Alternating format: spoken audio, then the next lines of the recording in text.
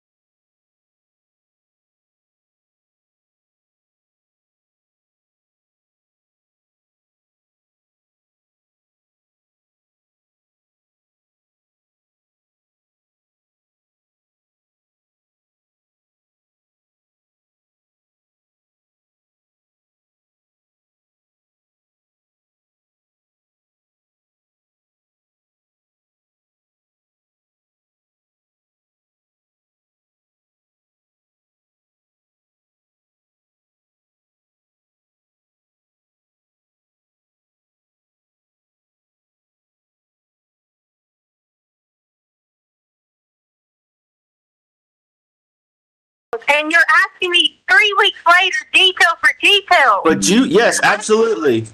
In your own words, now that you've slept on it, now that you've recovered a little bit, you're starting to remember more and more and more. So what I want to know, Giving you everything I remember. okay, the detail I want to know is what did Quincy Brown do with Gannon? That's the detail I want to know. That's the question. Where he took him, I don't know. Where they went. Don't you think for a second if I knew that, Albert, I would tell you. Where did he take him from? That's a starting point. Where were you at when he took him? Home. Okay, so yesterday it was a bike accident in. I already told you the bike accident. You already talked about. Fine, but I'm saying yesterday he was taken from Douglas County. Today he's taken from El Paso County at 6627. Right, but then you changed it, then you brought it back, then you changed it, brought it back. I said that to you because you just want me to say whatever they got you thinking. I'm thinking what I'm thinking, okay? Nobody, these freaking police have not told me a damn thing other than my son is missing and that they're supposedly looking for him. You're the only one telling me anything about the situation.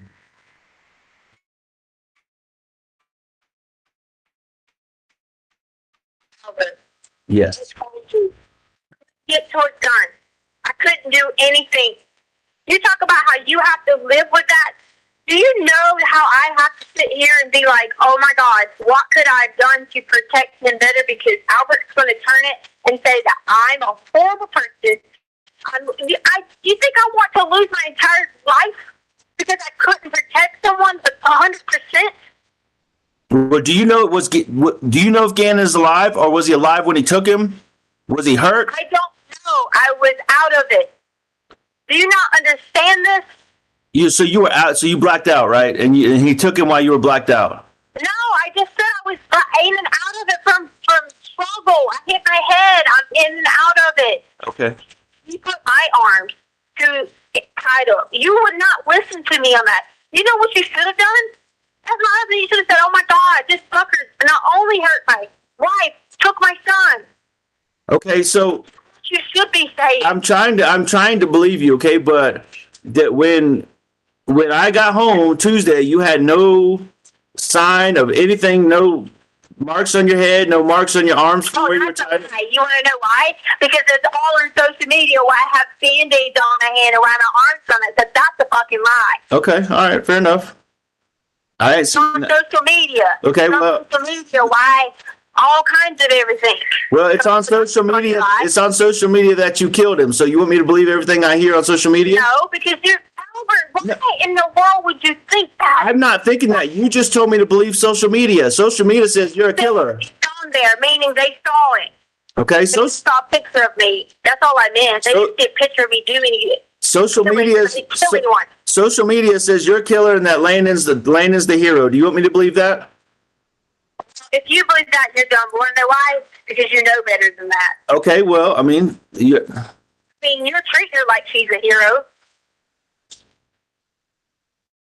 Exactly what you're doing. Instead of being with your wife, you've been with your ex-wife. no, I haven't been with nobody. I told you, I've been with my family. It's supposed to be. You can attack me all you want to, okay, but it really doesn't matter. Yes, that's an attack. Business. You should be with your wife. Okay, well, what's with all this crap you're sending her now? You're telling the world how much of a piece of shit she is, but now you're trying to. Anything. My shit has been hacked. Don't believe nothing unless it's my daggone Yahoo.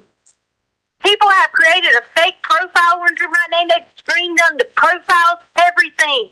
People are the only thing I have secured is because I contacted Yahoo. It's my Yahoo account. Okay, You can listen to anything from anything else. okay, fine, but you sent her a message that said the same thing you tried to say to me initially about this ransom and these phone calls from DC. So yes, I do believe that you sent her that.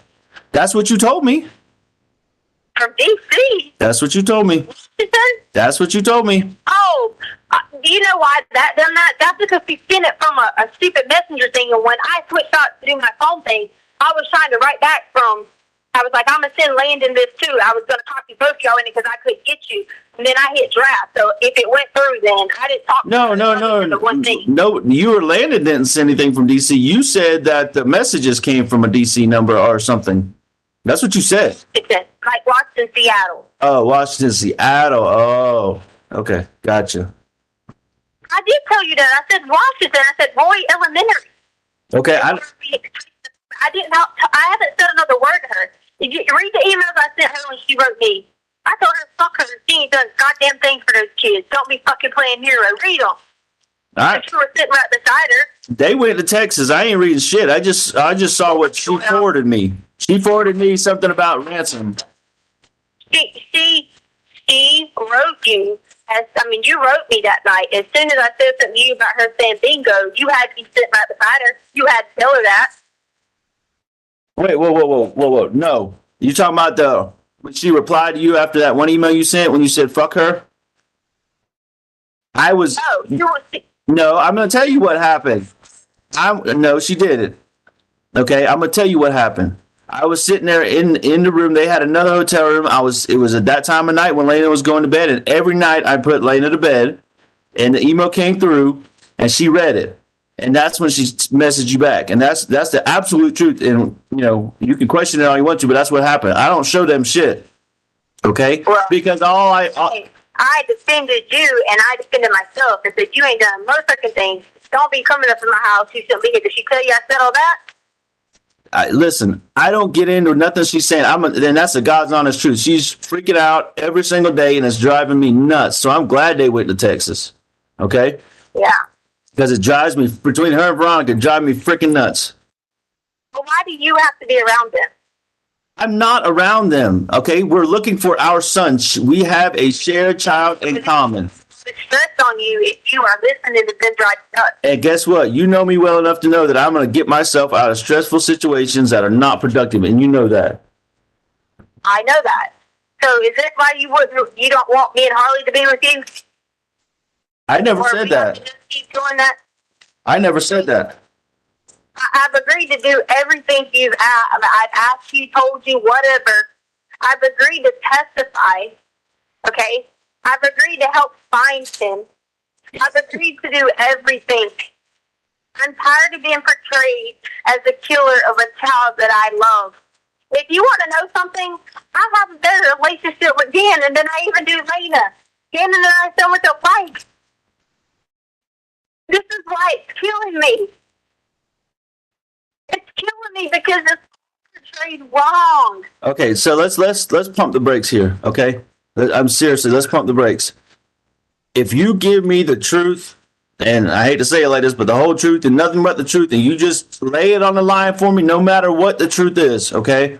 The absolute truth. I don't want no more Quincy lied on the road, Quincy bike accident, Quincy hiding in the house, okay? Quincy's secret messages, ransom. I don't want no more of that, okay? This is driving me freaking nuts, okay? I just want the truth, and then hey, listen to me for a second. I want the truth right now, and then I'll be willing to meet you. Meet me? Meet me. Like, just meet me. That's all I get is to meet you. Listen. Hello? Listen, I'm sitting right here. I'm trying to work with you, okay? That's a start, okay? That's a start. I told you yesterday. I told you yesterday. My family. I told you yesterday the biggest thing in between us right now is the truth. And we have a big gap between us and the truth right now. Okay? All right? I'm not promising you. Listen. Plan of being with me. I'm not promising you anything, okay? I want the truth, and I will promise you. I promise you a meeting. Yes, you're my wife, okay? I'm not promising you anything today other than a meeting. You give me the truth, you get your meeting, you get your face-to-face, you get to see me. All this wonderful things you send me on email about how much you want me. To be with you. Okay, you get to meet with me today. That's what you get. You left, and I'm offering you a meeting. What is it? Just a meeting? I left, or I was taken away. No, you left out. That against me about me. No. You brought your ex-wife to our home, and that was wrong. I didn't bring nobody. She got her ass on a plane and came, and the messages show that you told her that you would support her when she got here. So we're not playing this game. She is irrelevant in this conversation. I asked Albert, and then what did I do? I got on the phone with you, and I said, I don't agree with this. Okay, fine. You know what? My son's missing. I don't care about stupid, petty, you think I'm hooking up with her. It's about Gannon. So you give me the truth, and I'll meet. It's not about hooking up with her. It's about you. But that's all you said. Tisha, stop. Put the brakes. Be on TV hugging your ex-wife. Actually, I should, because she's the mother of my son, and I'm not playing this game with you, okay? Do you want to meet? Do you want to meet or not? Do you want to know what? Do you want to meet or not? You want to know something? You should. Well, then guess what? This wife of yours has done everything that sorry-ass motherfucking mother hasn't done. Okay? I'm not arguing with you about that. I'm not arguing anything. Do you think I got a hug from you? You got plenty of hugs. You got plenty of hugs until you decided to bounce and come and get your shit and bounce. I asked for Valentine's Day. I said, hey, let us come stay. Do you think you gave me anything? But you can give her conversations every day. You can talk to her every day. Listen, you've been begging me. Listen. You tell the shit to the kids. Let me tell you something. Listen. Do dare you? You're not making Me. you're not making yourself believable to me. You offered the truth, okay? You offered lie detector test. I don't even believe you're anywhere close to here. That's why you're dodging this meeting. Okay? That's the God's honest. In a meeting. Yeah, you I are. paid you for days. Yeah, you are. You're dodging this shit. Come to your hotel. You won't even tell me where you're staying. Well, I asked you the same question, and you won't even tell me where. You tell me. I gave it to you. You said the North End. Place I was staying. You said the North End. Bullshit. Bullshit. Say America. Yes, I did. Bullshit.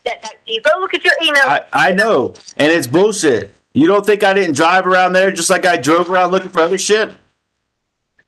Drive around there. I don't have a car. All right. You're gonna find me. Screenshot me a receipt right now. Send me the receipt from your email because I know you got it because you always get them. Okay, so don't play me, homie. All right, send me the shit and then I'll believe you. Second, do you think for a second that I pay for this? Do you think that? All right, fine. All right, back up. You give me the truth and I'll drive to freaking Extended Stay America right now. Give me the truth.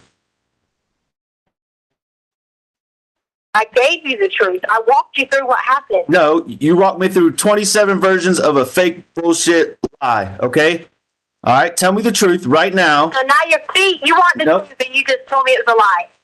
No, You're not trying to be on my side. I am. I'm trying to meet you. You literally just told me it was a fake bullshit of a lie. You just told me none of it was true. Tisha, I got to ask you every day. You just told me that. I got to ask you every day, like yesterday was the bike accident. That was the first time I heard that one after 3 weeks. Okay, now today I call you back, willing to work with you for lie detector test, and that's a bullshit story.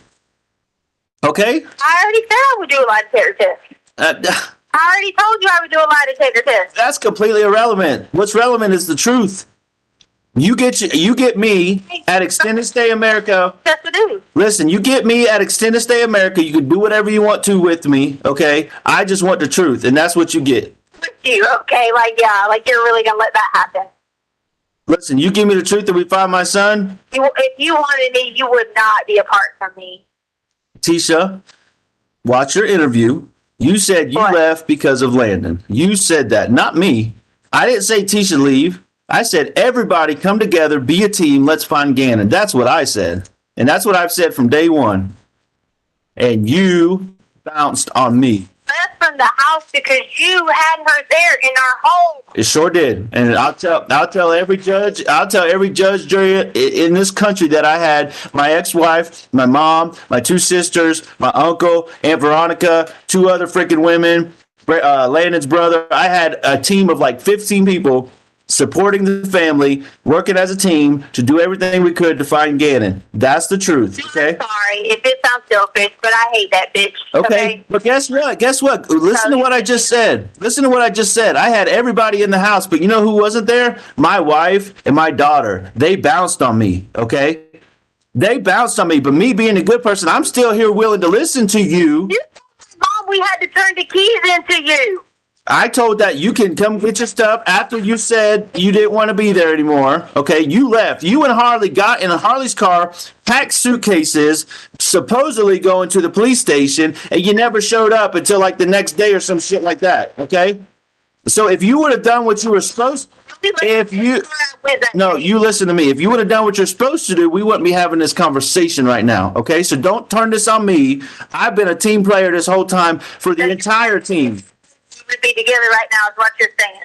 If you would have never left, we wouldn't be having this conversation. You got your shit and you bounced, okay? What we need now is the truth. So you're saying if I wouldn't have never left, we'd be together right now. I'm saying you bounced, okay? You bounced. Okay, see, that's your point. You don't have any. You don't want to be with me. That's not what I'm saying. It's not about our relationship. It's about Gannon. And you're dodging me when I keep asking you for the truth, saying I'm going to drive to you at Extended Stay America. She's hung up.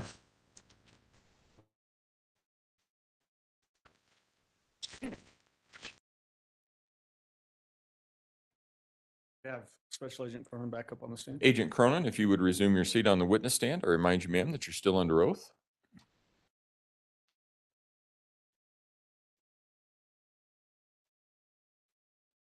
Good morning, ma'am. How are you? Good morning, sir. Um,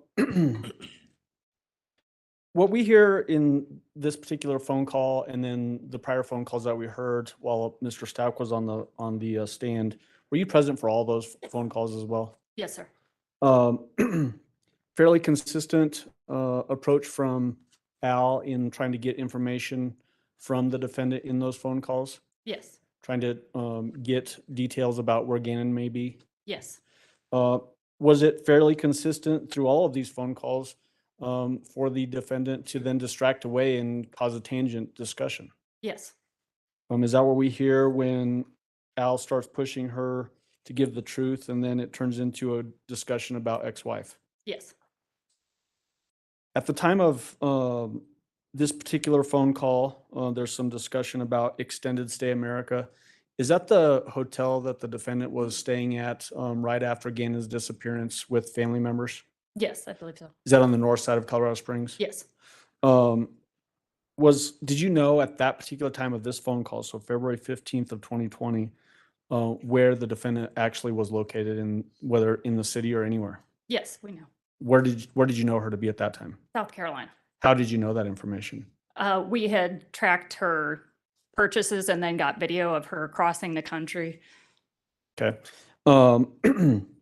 So when she's agreeing to potentially meet, if information is given, was she implying that she was still here in the city? Yes, she was. In your opinion, was that a distraction attempt by her? Yes. Throughout the course of your involvement in the investigation and what you observed, was it fairly common for the defendant to try to manipulate the investigation the way we just heard in this phone call? Yes. Was there any indication that Quincy Brown was involved in Gannon and Stauch's disappearance? No. Did you have a chance to look up who Quincy Brown was? Yes. And who did that turn out to be?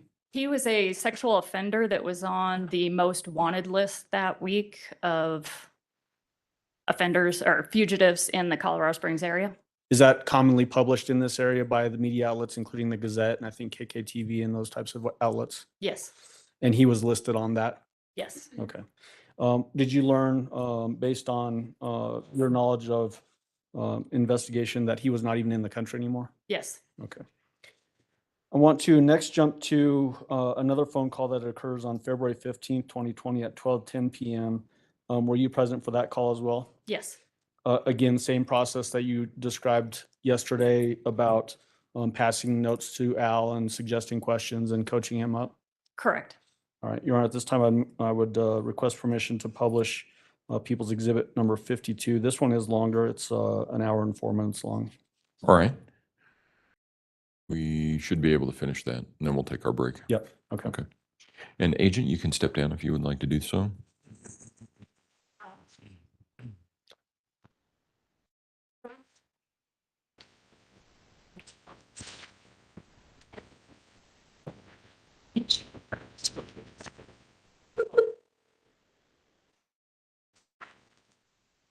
Hello? Hey. Hey, can you hear me? I can hear you. Hey guys, really So- quick. Good morning, by the way. So I just Do got you off the want phone to with that see Amber lady. A wide shot of the And- courtroom or up close of Letecia? I don't know. I Let me kind of know feel in the stupid comments. now because she's like, no, I ain't heard from nobody about nothing like that. That's how we sent her a message.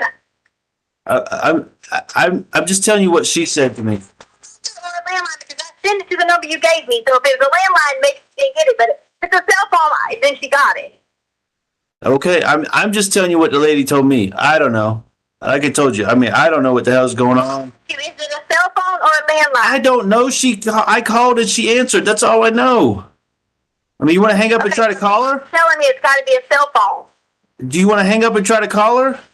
I mean, I'm just so sick of this. I'm just listen. Things were great. I hanging up to call the No, you FBI. don't have to. I'm just saying, do you want to hang up and try to call her instead of message her? What I'm trying to say is, like, I just want things to go back like they were like Christmas. Like right when we got the two puppies, all the kids were there. Everybody was so happy. Kids were playing their Switch. We were playing with the puppies, and it's just life was just like happy as could be. And then and then here we are. I just want to go back to that, Tisha. Why can't we just get back to that place in our life? Over. What? for a second that is not on my mind every single day, and that's not what I want. I put in so much effort in Christmas, and what you're saying, how much effort I put into Christmas and holidays for everyone, and you think for a second that's not what I want? I go out my way for all of our children to have tons and tons of clothing, everything I saw that the waiter has online. Who do you think bought it? Who do you think did all that? Don't you think I love doing that? Want that? And I pray every day. That's exactly. I wake up every morning looking for you. Then realize I'm not beside you. Then realize I'm not helping the kids get ready for school. You think I don't know that and want that? I wasn't going through some turmoil where, oh gosh, I don't love my life. I hate myself. No. We had a great house. We have a great family. Like, really? So don't bring up Christmas and how you want the dogs. You think it's going to bother me that I don't get to be like, oh, gosh, this year was this? Guess what? 17th, I always tell you happy anniversary. 17th, month by month by month. Think that's not coming up? Think I don't want to do that? You think the kids? Think I don't think about that every time? Oh, because you know why Landon pops up against to be the Saints? This is the 100th day of school. I got the kids in the school. I kept them in school. I homeschooled them. You think I don't want that? Come on now. Well, how To like doing all these different things when Gannon finally gets to middle school, because maybe, just maybe, the whole point of us selling our Twitter was for him to get called to hockey. I'm so excited. Seemingly, he might be interested in the sport that I can be at the schoolhouse and be a part of. You miss all this and want it? Well, how do we get it back? How do we get back to just a month and a half ago? That's what I want to know. Because a month and a half ago, there was 5 people and 2 dogs. Now it's just me. So how do we get back there? Albert? Like, I don't even have, listen, I don't even have Lena. She's in Texas right now. I'm freaking. That is your fault. Let me just go ahead and tell you. Because you shouldn't allow that to happen. That was irresponsible on your part. Okay? And you can think that I'm wrong or for whatever reason you want to. I don't agree with that, because at the end of the fucking day, she's still a drug. She still don't take care of her kids, and she still don't have a place to live. I wouldn't have let my child live with her. So that's on you. That's not me. I didn't make that decision and would have never made that decision. But she's coming back. Don't get me wrong. She's coming back. I'm just talking about this weekend. Okay, she's down there with them. But even then, how do we get back to the 5 of us? The 5 of us, me, you, Harley, Gannon, and Lena. How do we get back to that point? How do we have a family and 2 dogs and a 2-story house and all the things that we had and 3 cars and the American dream? Right now, I'm living the American nightmare. How do I get back to the American dream? I need you to help me get there. Albert, the first step is we figure out what the people in this world are cruel. Okay, they are. People are cruel. Okay? You, in your mind, know better than us. That American dream you just talked about, we would have never had it if any of those 5 people in our home would have been cruel. If any of those 5 people would have been out to hurt people or do bad things to people. Okay? So that's the first step that you need to realize, is that this is not me against you. Yeah, of course, people always, in marriages, you're going to have disagreements. But you know good and well, we literally just got off a cruise for our anniversary. I made sure that the children were in the best care possible, with someone staying there, not only with Harley, okay, someone in the adult that can make sure that they had everything they needed. Not a worry in the world. You know, I've always done that. I had always security systems installed. Check the ring gap. Check check alarm. You know me as that person, so until you put that in your mind, that's the first step. Because you can't be against your wife on this, and you can't be thinking what these people are thinking online that I'm this stepmother, because that's not true. Without me and God, the children would not be in our home, and without you and God, the children would not be in our home, because they were in horrible situations. So in order to get back the way it is, we need to figure out who can help us. Who can help us figure out the best way to get Gannon? Whether whatever it is. Do you want me to give him my leg? Do you want me to give him my arm? No. Listen, I'm telling you, I told you this yesterday. I feel like this is all going to be my fault in the end, okay? Because I was gone when this happened. So don't sit there and offer your legs and arms up when it's my fault. I'm not going to let you say that. Here's why. Okay? Let me tell you here's why. Because when you were in Oklahoma for 5 months, I had to be the one waiting and checking to make sure the kids were okay. I had to be the one driving, making sure this, that, saving people, barely getting time with them.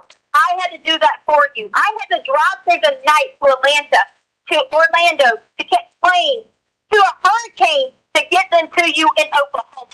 Right? But you got to understand. Let me tell you how I feel. Let me tell you my feelings. What is one of the most important things to me that I always say? Protection, right? And I failed in that because I couldn't protect my son, and I couldn't protect you from getting your head smashed and all these other things, okay? So that's how I'm feeling right now. But how do we get back to what we were with our 5 people in our family? We are that. Why are we saying get back to it? That's what we are. No, because I'm one person. Gannon's unknown. You and Harley bounced. Lena's with Landon. Okay, that's not 5 people. That's 4 people somewhere and one person unknown. So how do we get Gannon? How do we get Gannon back? Number one. Let me ask you a question, okay? We're gonna sit for a second here, and we're gonna say, all right, we're gonna focus on 2 separate things here. First thing is we're gonna come back to getting Gannon back and all that. But let me ask you what you just said. Let me answer to what you just said. You can't think in your mind that that's what you want to get back. If you now, let me back up and say this. Heath and Harley didn't leave. This is what happened. Heath and Harley came back after they took absolutely everything from me. I went in. You were laying on the sofa, and I tried to talk to you. I said, come to the bedroom. Let me talk to you. Okay? I tried. The next day, you helped them. You did. Instead of just calling to say, hey, listen, they want to take Harley's car, and they want to take her. You didn't never say that. Okay? You could have been trusting and said that to me. You know good and well. I have a lot that I worked hard for to throw away. You could have called me. You could have said that. Instead, they chased us down, and your child that you're saying you want back in your life and you want was put in handcuffs like he's buying underwear. Listen, you're right. Hold on. I'll stop you right there. All that's my fault. You're right. I could have stopped it. I could have said, no, leave the girls alone. You're right. Okay. Keep going. Tell me the rest of it. So when I come back, okay, after all this, we had the most important thing that you knew I needed, the most important thing that means the world to me and all of that was our items, specifically my diamond rings were in that car. I tried to reach out to you to say, can you please at least ask them, can we have those things? You wanted nothing to talk to me because that means the world to me to have my rings on because I took my vows for better with you. And I tried reaching out for you. Hey, they have my rings. They have my ID. I don't even have money because they have my card. You wouldn't even talk to me. So then you wonder why? I said, if my husband would not even talk to me, he would not even warn me that my child was the topic to put in. Okay? And not to me because I was yelling at Harley not to move. And I was threatened and told they were going to shoot me right there. It's on camera. Well, listen, I'm sorry. That's my fault too. Okay. No, I want you to know I'm telling you, all this is my fault. Okay. I'm acknowledging that. Keep going. I'm just trying to be a team here. But then you tell everybody I leave. But when the truth is, you didn't step up in any of that and say, hey, babe. Okay, all right. No, I'm gonna stop you. I'm gonna stop you there. You told the world on camera you left. I didn't. So let's clarify that, and then you can go on. Okay, go ahead. Go ahead. Why I wasn't. They asked why I was not out there. Okay. Listen to me. In the situation, I'm sitting here getting all my things taken, and people think I don't have feelings. Why this stupid girl was sitting up in her house when she went days without calling her kids. She didn't even complain on her birthday, which was 4 days before. And you think I was angry? You think I was sitting there mad, thinking you don't give a fuck about them? Yes. Call me, I'll take the blame for that. I'll take the blame for being stupid that you would let that bitch run in our house the way she did our children.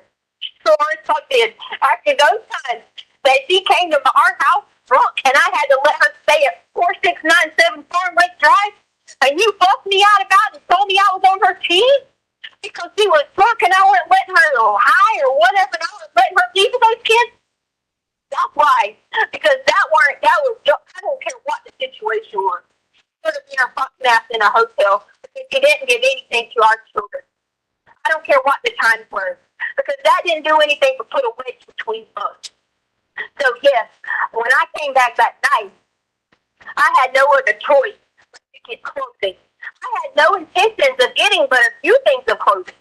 So then when I see this bitch or other people, I'm not going to name any names, but you told me who or not, with my motherfucking clothes on, and then I see people, you can say what you want to in a time like this, you should worry about that. I'm not worried about the material things. It's the principle in my home.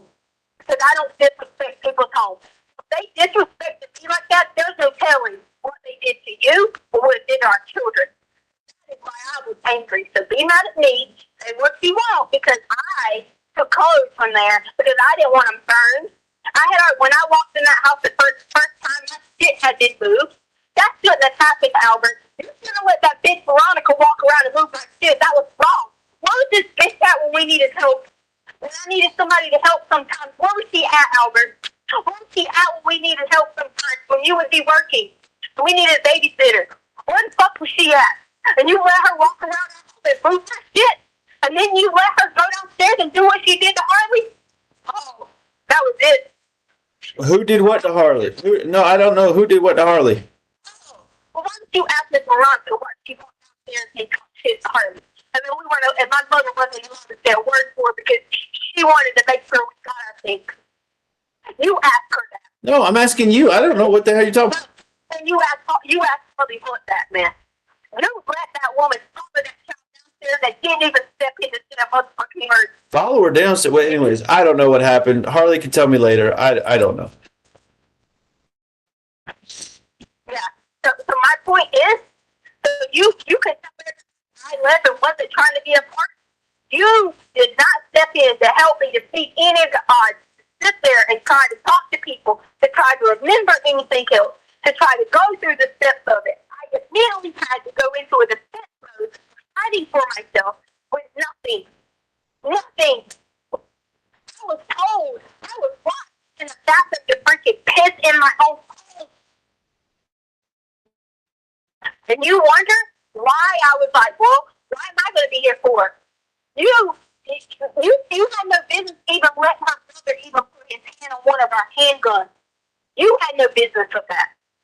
Hey, you better stop right there because I was in total control of those weapons the whole time. You will not do that to me. Go ahead.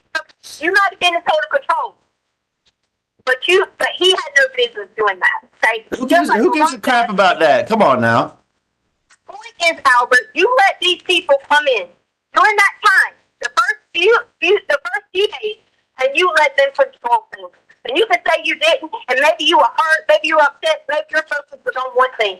And I understand that, and I try to do nothing but say, okay, thinking about that in my mind, and I still love my husband, and I still know that he was not in his right mind there.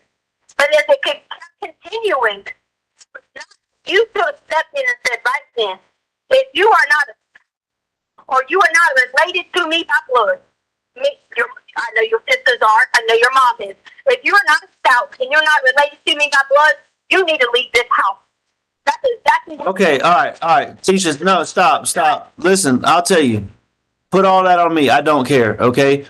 We can fight about all that for the rest of our lives. You're right. I let people come in that house that ain't got no blood relation to me. You're absolutely right. Okay, but the bigger issue here, and I've let you go on, so I'm trying to be respectful and let you talk and talk, but all this is about you and your damn stuff, not a damn thing about Gannon. Yes, it is. No, yes, it is. No, you asked me how. I said we're going to talk about two separate things. That's what I told you. So that's the first thing. Now, the most important thing is Gannon. You asked me the question how to have everything back, American Dream, like you said, in December. Because you just realized where your actions could have been different. You realized where my actions could have been different. So until we have trust, put those actions back together and bring it back together as one, Albert, as one. You didn't marry me, or I didn't marry you in order to turn our backs on each other in tough times. That's not how it works in life. You know me better. I know you better. You know you've had to live with the past of the things that your father's done. I've never once said to you, I don't trust you with my child, and I feel like you're bad around them. Never once. Actually, you have said that, which is bullshit, but go ahead. I'll listen to you. No, I did not. You were talking about something Landon was trying to get me to turn on you. Okay, all right. I'm talking about in our home. You know good and well, if I went somewhere and Harley was there, I was never worried for a second. All right, so stop. You're not okay. Stop. Let me interject, okay? Because this is supposed to be about Gannon. This part one was no. Listen, please listen. So we can go get Gannon. Okay, the problem is here. You said until we have trust. The problem is we're not there yet. Okay, because a few minutes early. No. Listen. I'm gonna tell you why right now. Okay, I'm gonna tell you why. And then I'll let you talk. Okay, please listen. I'm gonna tell you why. Because okay, I've taken the blame for everything that I'm responsible for in this situation. Probably more than I should have, but I'll take the blame for all of it. Okay. Quincy Brown's got the boy, okay? But the part that I still don't have trust about is when I brought up the fact that there was a puddle of blood in the house, you mentioned a head wound. You didn't even say a damn thing about that. Not a peep, Tisha. You blew right past it. So fill in the blanks for me. No. What are you talking about, a head wound? I never said to you about any kind of head wound. Now, see, this is where you... No, you did. You said in the bicycle incident, which you later told me was not true, but you... I already told you I made that up because you would never believe anything I said. Okay, so how did the puddle of blood get there? Because it wasn't there before we moved in. So, okay, tell me about the puddle of blood in the corner. No, you said the wall.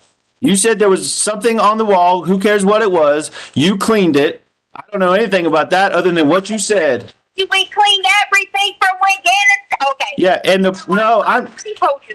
no, you didn't because we haven't talked about this. There was a puddle of blood the size of like one of those paper dinner platter plates. It's significant, and that was on the concrete, which means it had to be significantly bigger and more thicker.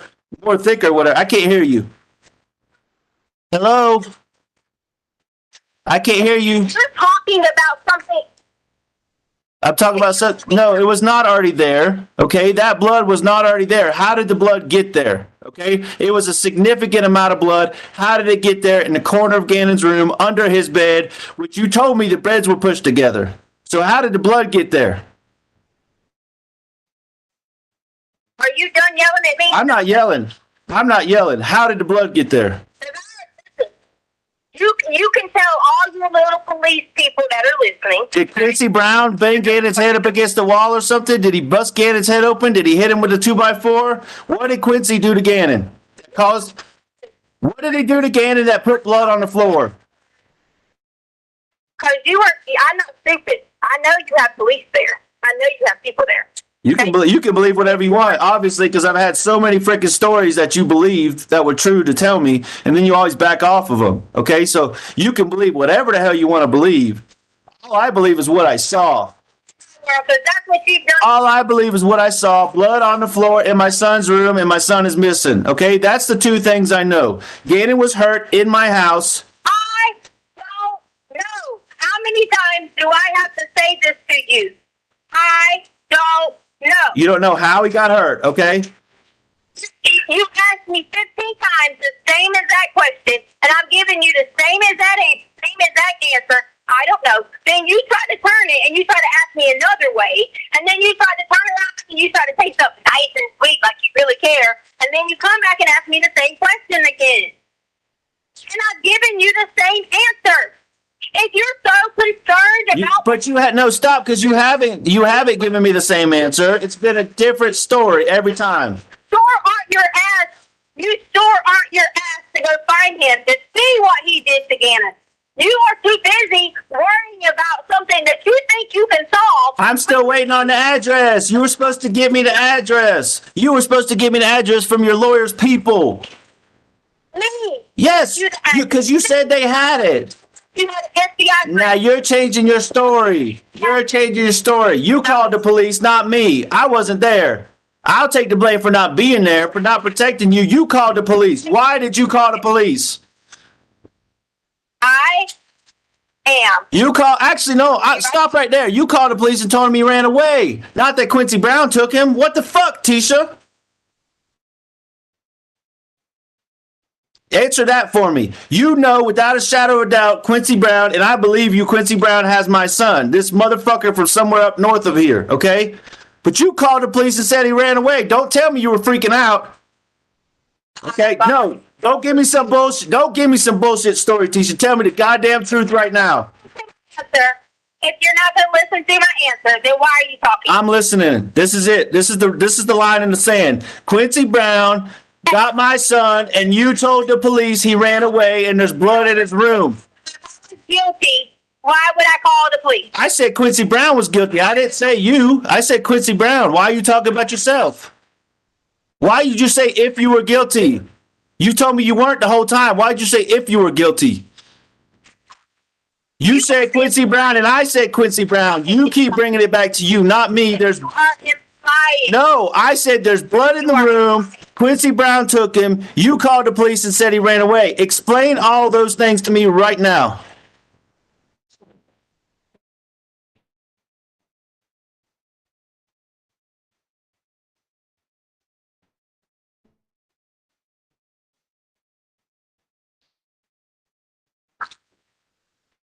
Albert, What? you calm down. I'm going to answer your question. Oh, I'm calm. I'm as calm as I can be. I'm calm as I can be. Because I'm not stupid. Yeah. I'm not stupid either. You fucking lied to me and you fucking lied to the police. I'm not stupid either. So you better get right. I told the police when I got there what happened. Man, you told them he ran away and the whole neighborhood was looking for a runaway for days and days and days. You're lying. You are now lying, and I'm calling you out. You're lying. That is not true. That is not what happened. When they interviewed me, I told them exactly what happened. But that's not okay. I don't give a fuck what you said. You told me he was a runaway, so I called, and I cursed the lady out on the recorded line. Told her to get there for my runaway son. Okay, you never once told me Quincy Brown had the boy and there was blood in his room. So you better get it straight right now.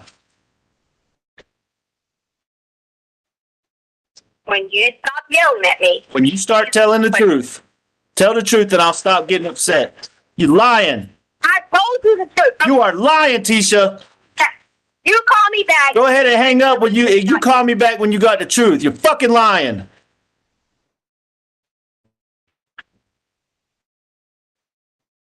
Are you done yelling and cursing at me? I'm done. Go ahead. So, for a second, for a minute, I need you to just breathe. Because you're yelling at me. And I can't even answer a question when you're screaming. And every time I go to open my mouth, you're screaming and yelling at me. Every time there's a lie, I'm going to call you out. So let's go. Let's see. There's nothing for there to be a lie. Okay, I'm just going to warn you. I'm firing a warning shot right now. You lie, I'm going to tell you you're lying. Go ahead. Look, I haven't even said that. You're still running your yap. All right. You're still running your yap. All right, I'm shutting my yap. Go ahead. Still running your yap.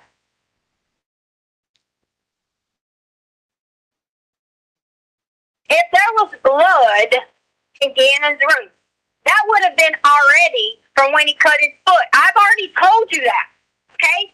I told you that his arm from him getting burned was bleeding some, and so was his foot. I've already told you that. Okay, you're lying. You're lying. Stop. That's a lie. Change it again because that's a lie. Here's the game we're going to play. Every time you lie, I'm going to call you out. You can't bleed that much from a burn.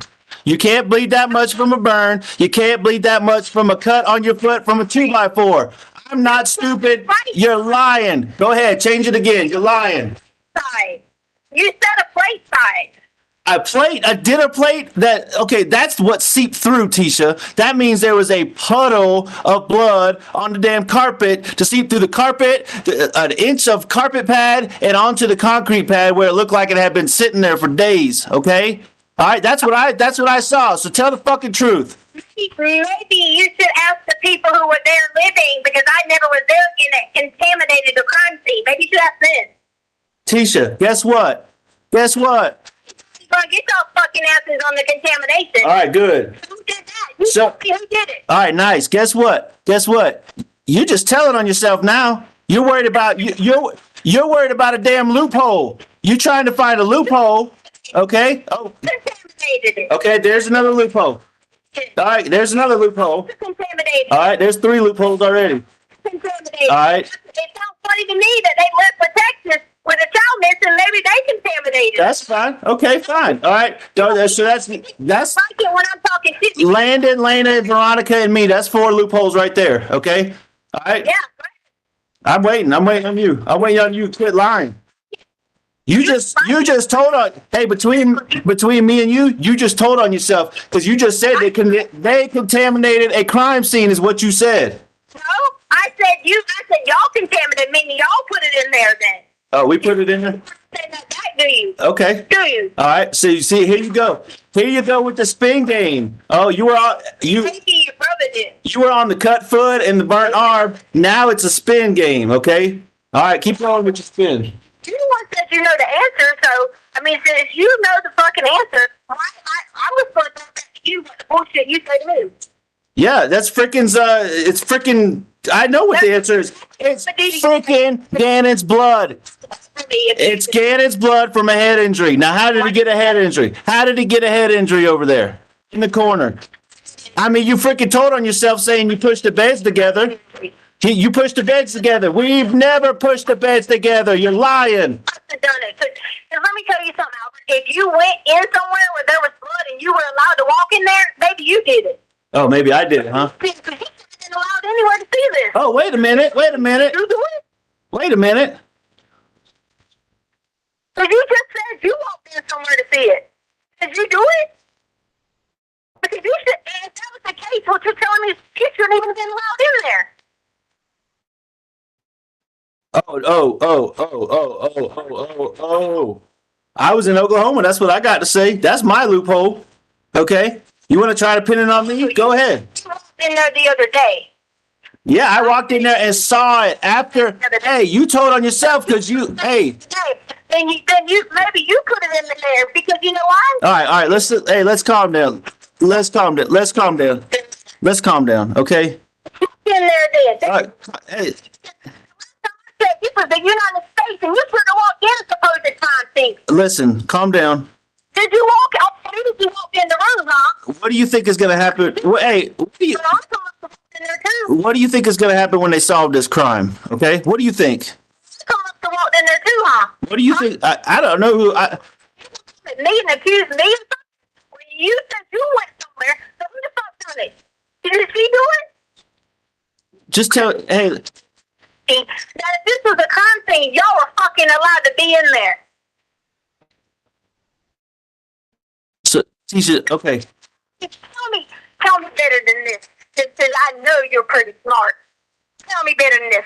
So you admitted to me that you were allowed to walk into a crime scene. No, I said I saw it. Don't twist my words. I saw it. I saw it.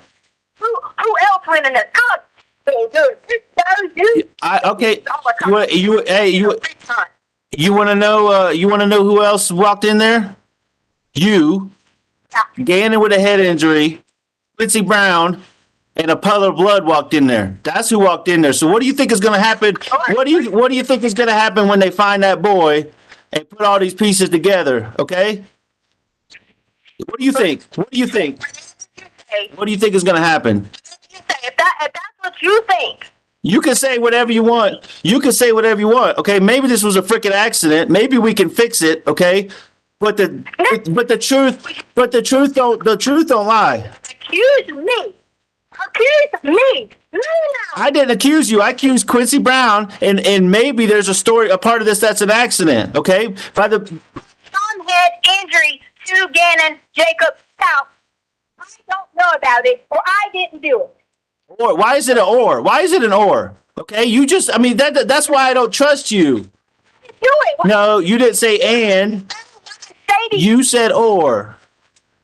You're going to do this to me. Listen, all of this stuff doesn't matter because by the time I saw a puddle of blood on the floor, Gannon was already gone, okay? He was already walking sluggish to the truck, okay? And he's God knows where he is if he's even alive.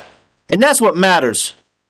Okay? I'm just Sluggish to the truck. Yeah, absolutely. Absolutely.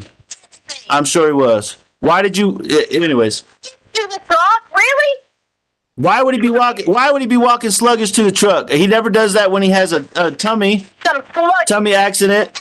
How can you determine sluggish from a video? The same way you can determine a shadow means somebody's getting out of a truck. Okay, the same bullshit. Okay, Any different than walking? you can listen. You claim a shadow. You claim a shadow means Gannon got out the truck. We never saw him. We saw him walking to the truck. We saw him walking to the truck. Against Quincy Brown, and you Okay, good. I was walking sluggish when I cut my finger. Gannon was walking sluggish after he had a significant head wound with puddle of blood on the floor. haven't seen Gannon walk sluggish. Okay, I'm telling you, he was walking sluggish because he was hurt, and there was a puddle of blood on the floor, and it's probably his blood. I haven't seen no freaking evidence, but I guarantee you it's his blood because it all adds up, Tisha. And he was walking sluggish because of that, just like I was walking sluggish when I cut my finger off. You hit the nail on the head, honey. I don't even understand. Like, you're talking. See, this is what's not making any sense. You're trying to say that he got hurt, but yeah. I don't even know that he got hurt at Oh, why? Oh, I'm glad you caught yourself. video. So you're saying he got hurt Monday morning? I'm glad you caught yourself. Yep, I'm glad you caught yourself though. Hey, listen, let's stop, okay? Because this is going nowhere. We can fix this. No, I want Gannon. I don't want you in trouble. I'm blaming Quincy Brown. Okay, I'm blaming freaking Quincy Brown. I want my son. Just failed to tell me how we were supposed to be backed away in our American dreams, and you started screaming. No. In the middle of the wall. Because of my son, it's my son's blood all over the freaking house. Okay, my son's blood. If it was Harley's blood, you'd be screaming too. You're screaming, and it's not even your son. You saw this blood in this Gannon. I'm assuming who else's blood would be on the floor. Assume. Okay, good. Yeah, you got me. I'm assuming. I'm making a serious, legitimate assumption, putting all the pieces together. That is my son's blood. Lena, hey, is Lena cut up? Are you cut up? Is Harley cut up? No, Gannon's the only one missing, and we don't know. So yes, I'm assuming. Okay, I'm not cut up. I wasn't even there. I'm going to tell you this, Albert. You can tell me whatever you want to. Now is the time when we fix this. Right now. Okay. Okay, and I'm telling you right now. You shut your mouth for 30 seconds and listen. All right. Instead of yelling back at me. All right. Gannon Stauch was not sluggish other than if his stomach might have been hurt and his foot. There was nothing wrong with Gannon on Monday morning. He had his switch, was playing his switch, and there was nothing wrong with him. Okay, fine. Maybe he was a little tired because the boy stayed up tonight with his stomach hurting, which I messaged you about. Okay, fine.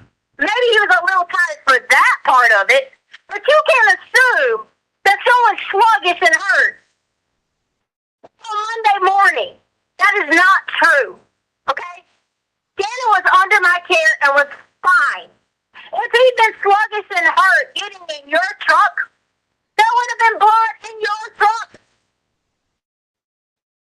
Wait. You, dude, people are all online talking about he was looking like he was drugged. Really? Gannon, drugged. I mean, he takes his medicine. One, okay, his stomach was hurting. Okay, he had a lot of Miralax in his system trying to clean him out. So you did get, so wait, I want to stop you because you said you didn't give him anything. Now you say you did give him something. This whole time you didn't give him anything. No, you're a fucking liar because I told you I gave it to him on Saturday night. Okay, maybe. I don't remember that, but now you say you said you doped him up on Miralax. I already told you this, so don't try to correct me and tell me I'm lying when I know for a fact. Okay? He was probably very tired. If you go back and look at your phone, I messaged you up until 3 or 4 a.m. in the morning. Because we didn't sleep. I'm sure Elena went to school completely exhausted. So if he walked out maybe a little bit tired, and you saw that, then blame me. Because you know why? We didn't go to sleep. So now he is tired and sluggish, and a minute ago he wasn't tired and sluggish. If you think that, then that's why. Okay, all right. I'm just trying to clarify because you said he wasn't, now he is. Okay. I can't hear you. I said if he would have had his head injury that you're talking about, okay, he would have had blood in your truck.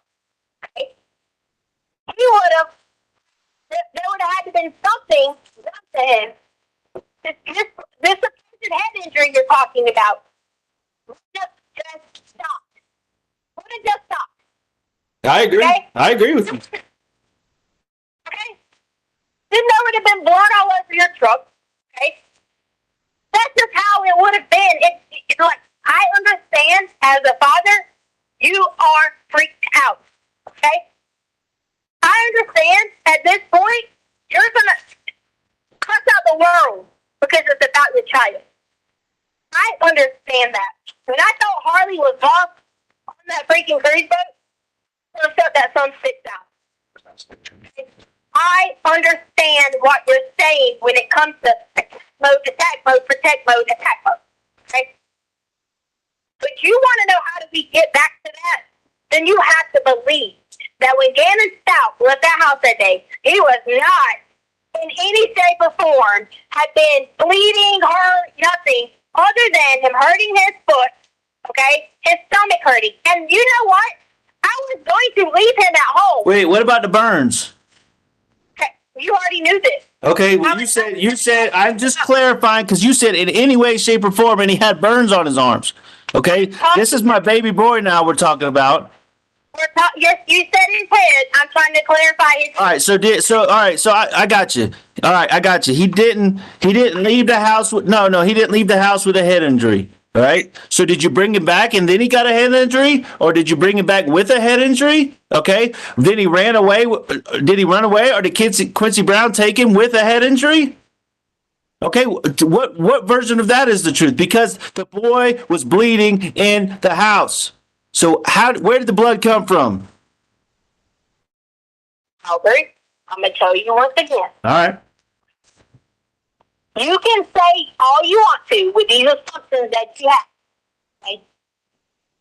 Gannon has already been bleeding from his foot. Okay? I had already cleaned it up outside. Did he bleed in that corner? Did he bleed in the corner of the room? Okay, I'm sorry. Can I talk? Okay, go ahead. He had already been bleeding from his foot. We had at that point in time fixed the room. The only reason I put the room, cleaned it up, or whatever, was because later on I did that before you got there. So you cleaned up the room before I got there? Okay. Fucking listen to me. As far as making the thing back up, fixing his Legos back right, I did that. Cleaning the wall, right? Huh? Cleaning the wall, right? That was part of the cleanup? cleaning the wall. You said, Gannon and I have already done that. okay, I'm just trying to put the timeline together. You're talking about cleaning something prior. Like, it was prior to what you're even talking about. Okay. This is what you're not understanding. Well, I'm trying to understand because you told me you cleaned up the rape scene in his room initially, and now, you know. Yes, my clothing, and I've already told you that. Okay. Okay? I've already told you this, Albert. What about the corner where the blood was? Did you clean that up too? Okay, was that part of the cleanup? And that's fine if that was part of the rape cleanup. I mean, but was that part of the cleanup? Okay, now you're trying to go up. No, I'm trying to understand all of this. You never told me the rape wasn't true and the bang in your head wasn't true. You told me the bicycle wasn't true. You didn't tell me this part wasn't true. So did you clean up the corner too? Was that part of the cleanup?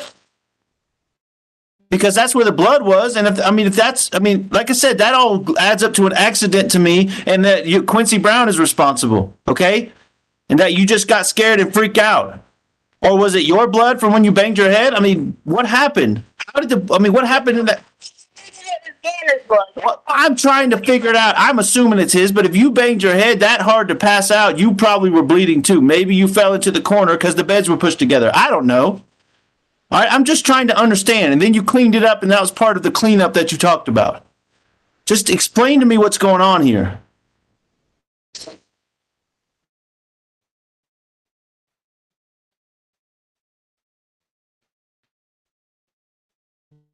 It is embarrassing to explain to you, Albert. It's embarrassing. It's me. It should be embarrassing to me, babe. Don't call me babe, because you don't really want me as a babe. You're not trying to be loving to me. I'm trying to find out what happened to my son.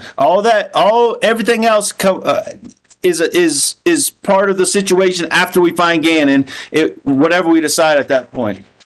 In Gannon's blood. In the corner? Wherever it would have been on the roof. Okay, keep going. I'm gonna shut up because this is freaking me out. Don't even start with the whole freaking me out like you care. I care if it's. I don't want nobody to bleed. What are you talking about? So you cleaned up your blood and Gannon's blood in the corner? Why didn't you tell me that? I did. You just said I told you about the cleanup part and whatever about it.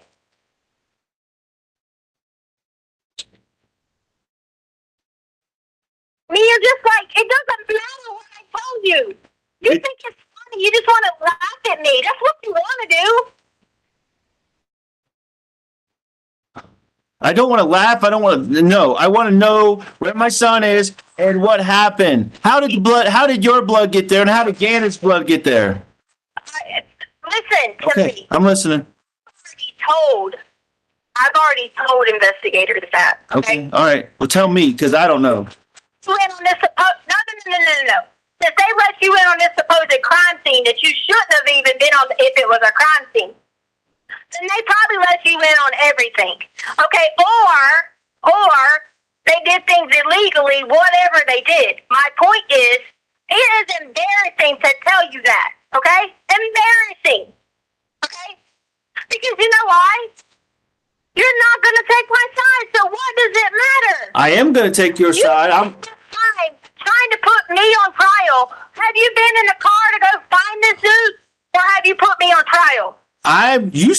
Listen, you told me you were getting the address or the phone number or something from the attorney's assistant. Okay? The reporter's got to do a whole report on it. Okay, so why can't I have the address and go there and... It's supposed to be on the TV in a minute. Okay, so I can't do anything because I got to wait for the TV report, the breaking news story, when you have the information? Come on. You don't got to wait for the breaking news report. Listen. Hey, back up. You're tight with Amber and she's protecting you. No, all I know her is from a voice on the phone. Listen, what I want is what I told you I wanted initially.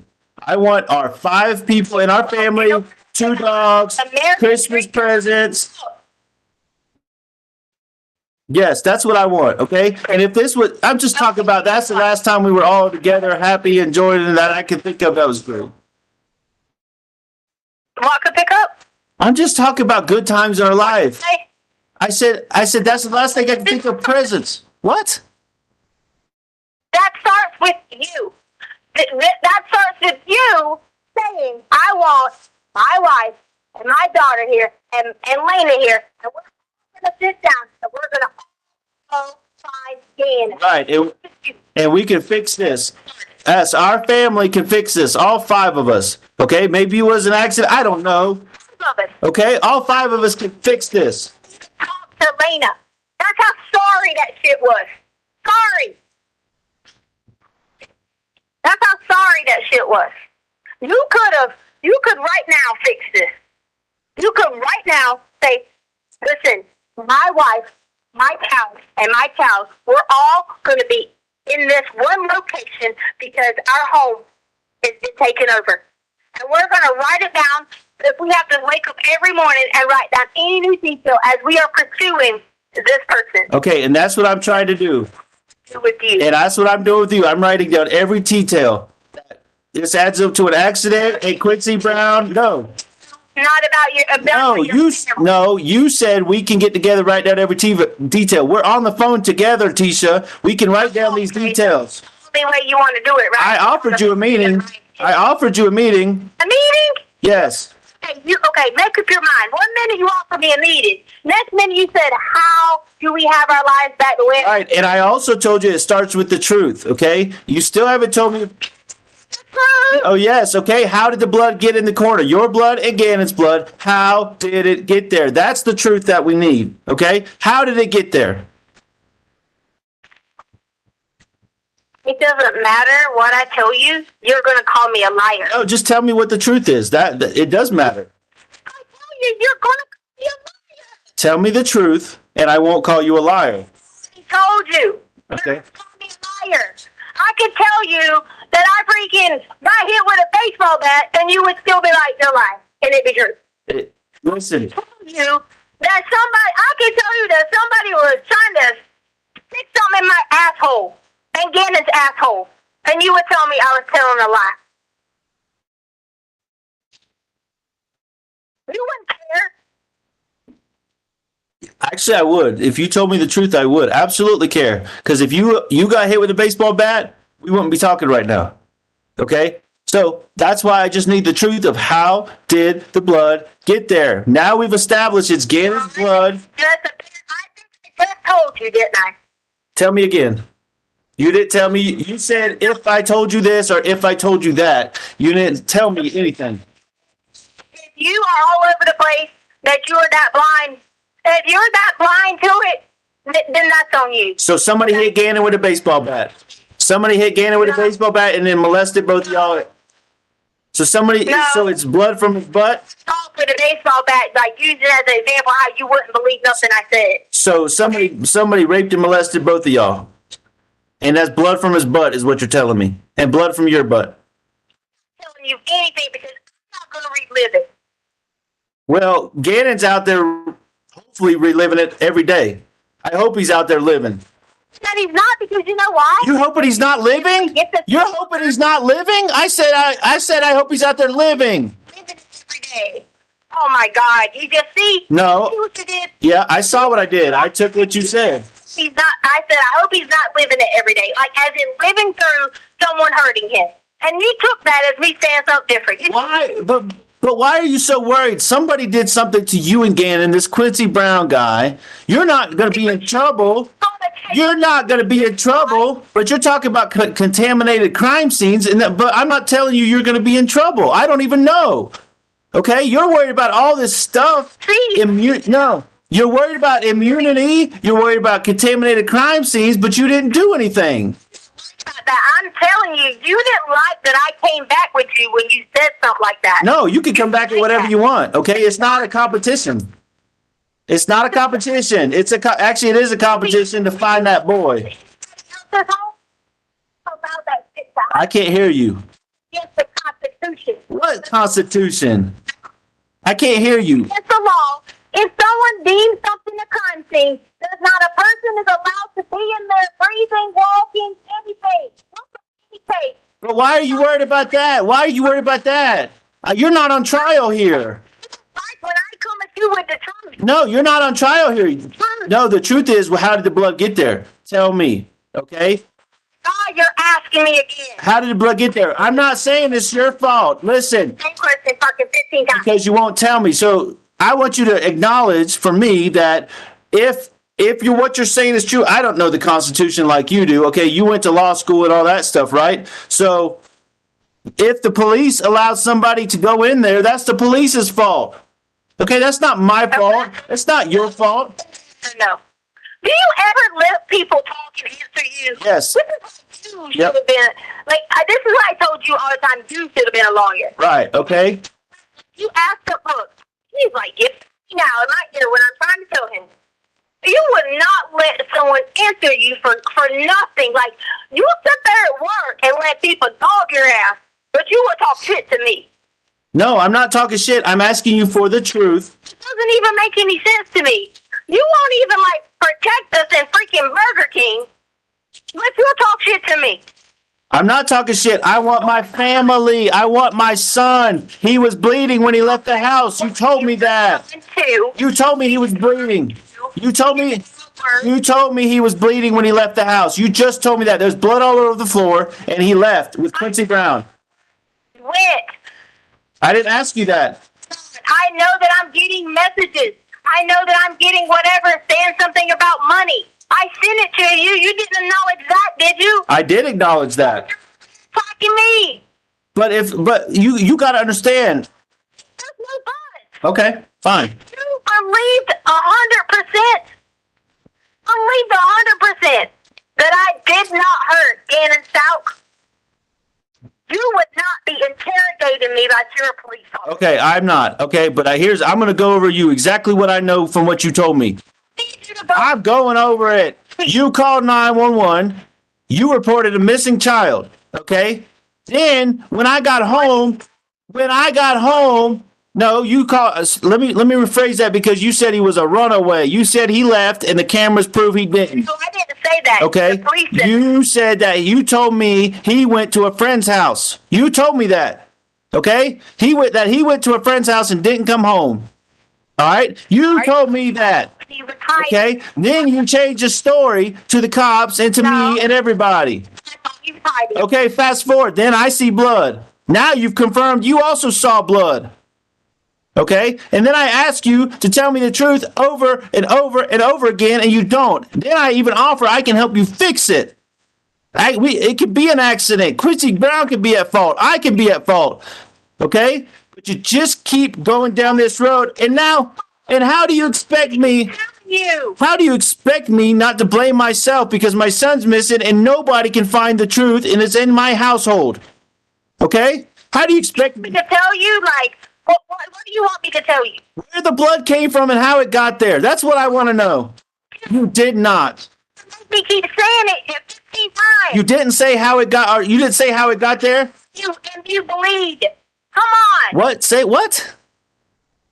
If you get hurt, you bleed. Okay. How you got hurt? Common sense. You got hurt and you bled and you and Gannon bled in the same puddle?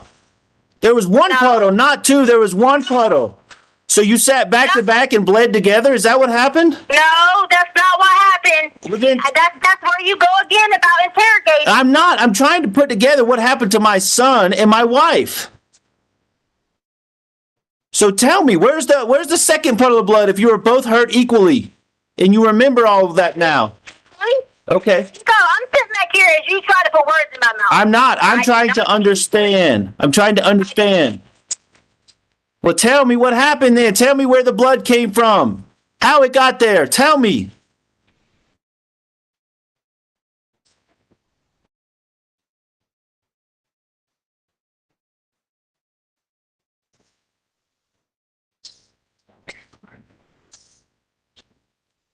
I can only go on what I heard. Okay. Tell me what you heard then.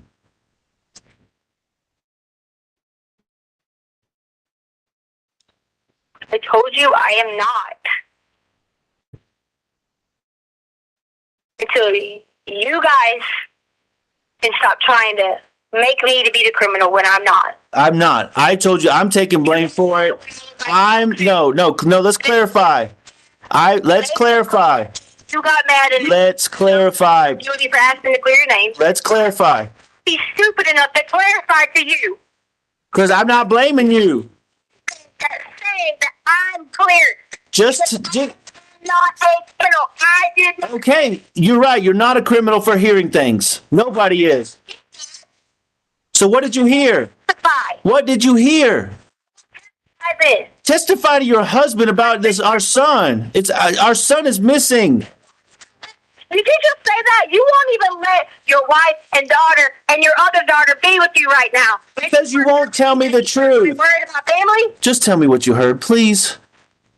Yeah, but you better believe Lena was with you. But yeah, Harley's supposed to be your daughter too, right? You took Harley. Wait, right? I want my family. You and Harley chose to leave, and I never asked you to leave. Okay, I wanted it the whole time. If she was trying to worry about you, she was about you wanting to pay her car payment. You changed clothes on her. Why?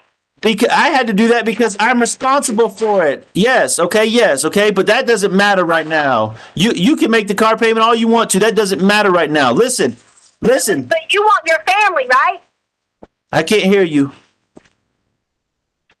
I said you want your family, right? Yes, I do. You want your family? I do.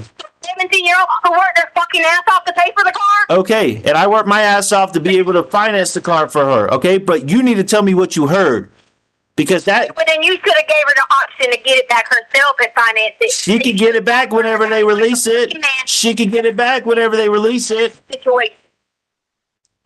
All right, you said earlier, listen. And a scam would have treated her in that situation. Yes, exactly. And a father, hey, don't tell me how a father is supposed to feel. You're talking about what you said is most important to you, which is things. You said that. Items. Okay? I'm talking about what's most important to me.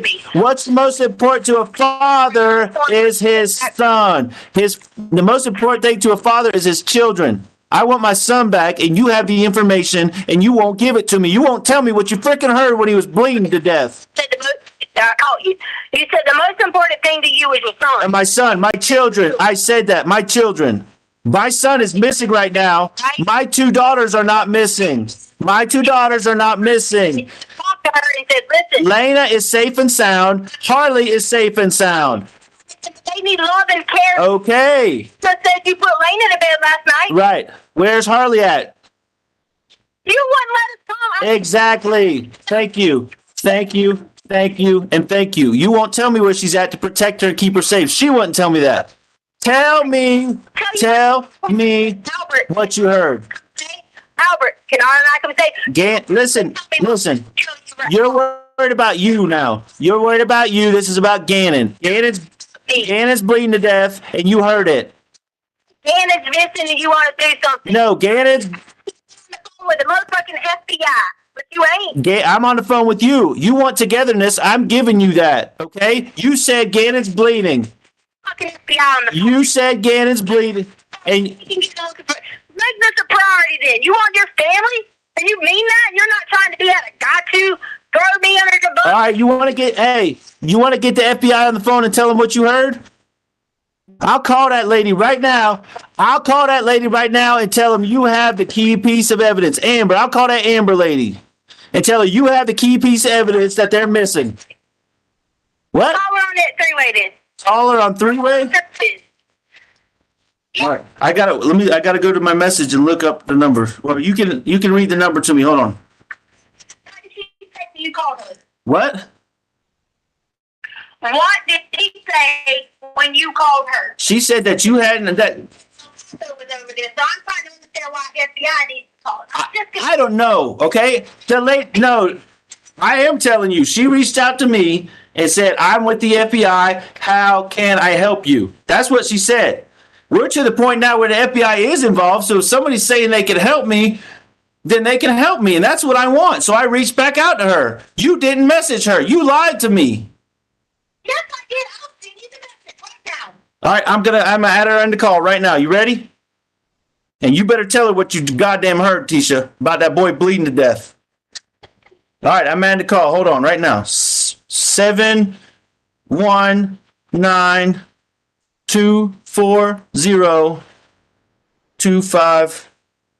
719-240-2516. All right, three-way is starting. Don't go nowhere.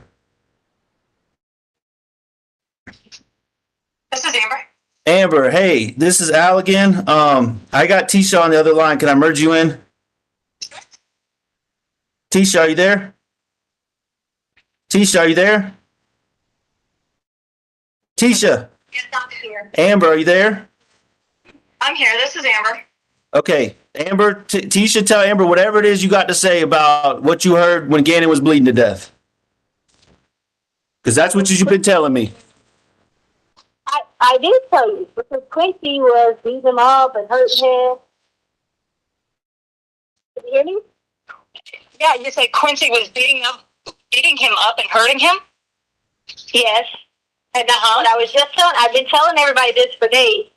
Mm-hmm. So maybe, because obviously I am FBI and not El Paso County, I'd like for you to kind of go through this story with me. I know it's awkward. I know it's weird.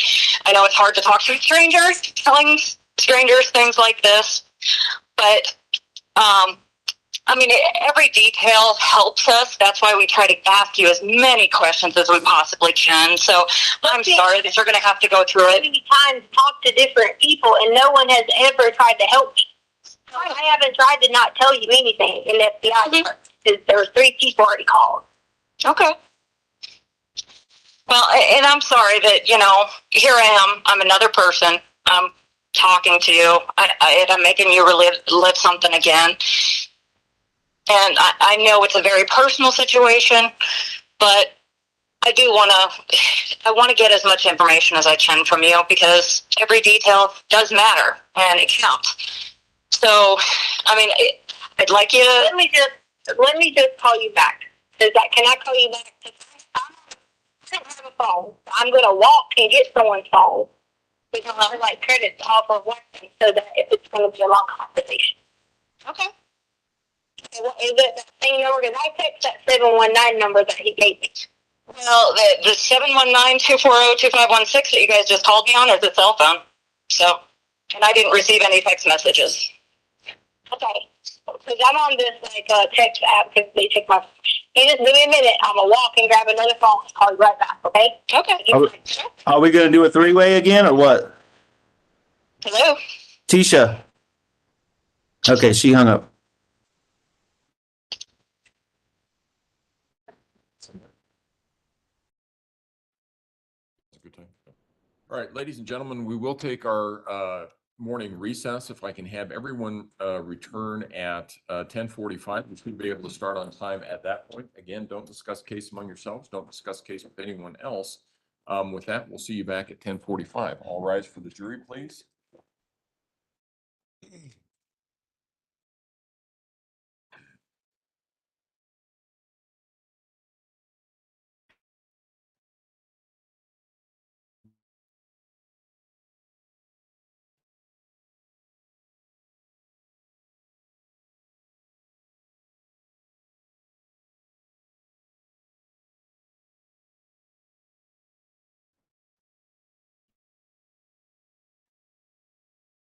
Thank you. May all be seated. Record should reflect the jury has left the courtroom.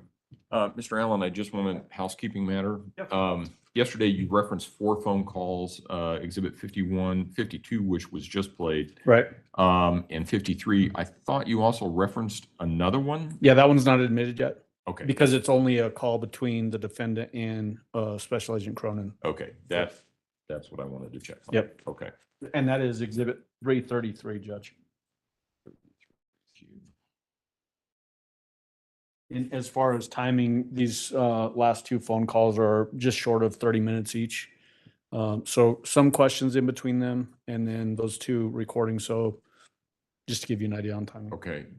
When we come back, I take it then that you will have Agent Cronin back on the stand for a few minutes are you going to play 333 next, or I don't know what the timing is? Yeah, 333 is actually next. So I need to get her back on the stand, ask her some questions as it relates to that last call, then do a foundation for 333 and then play it.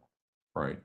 And that should, let's see, probably put us mostly towards the noon hour. Okay.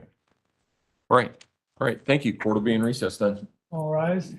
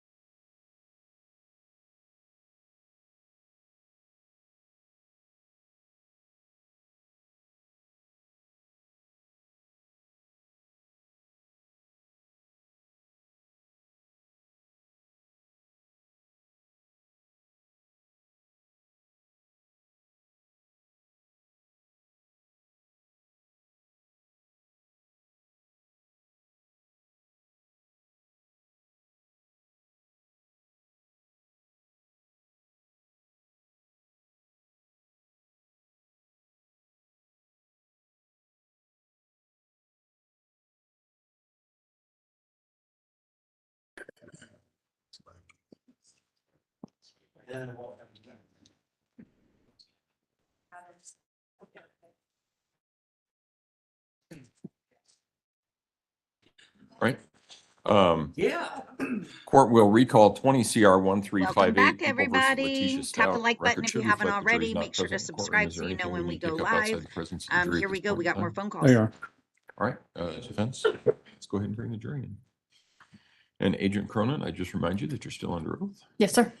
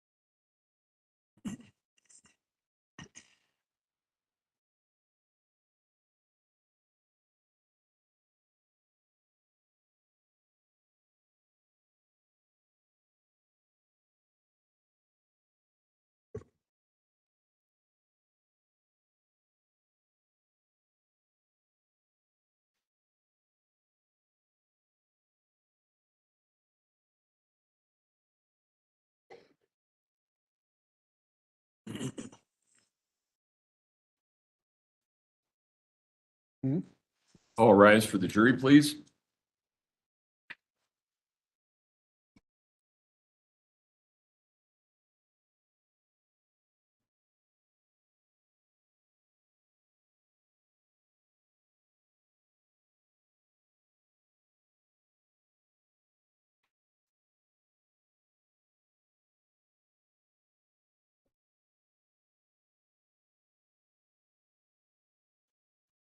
Thank you. You may all be seated. Court will recall 20 CR 1358, People versus Letecia Stauch. Record should reflect the jury has returned to the courtroom.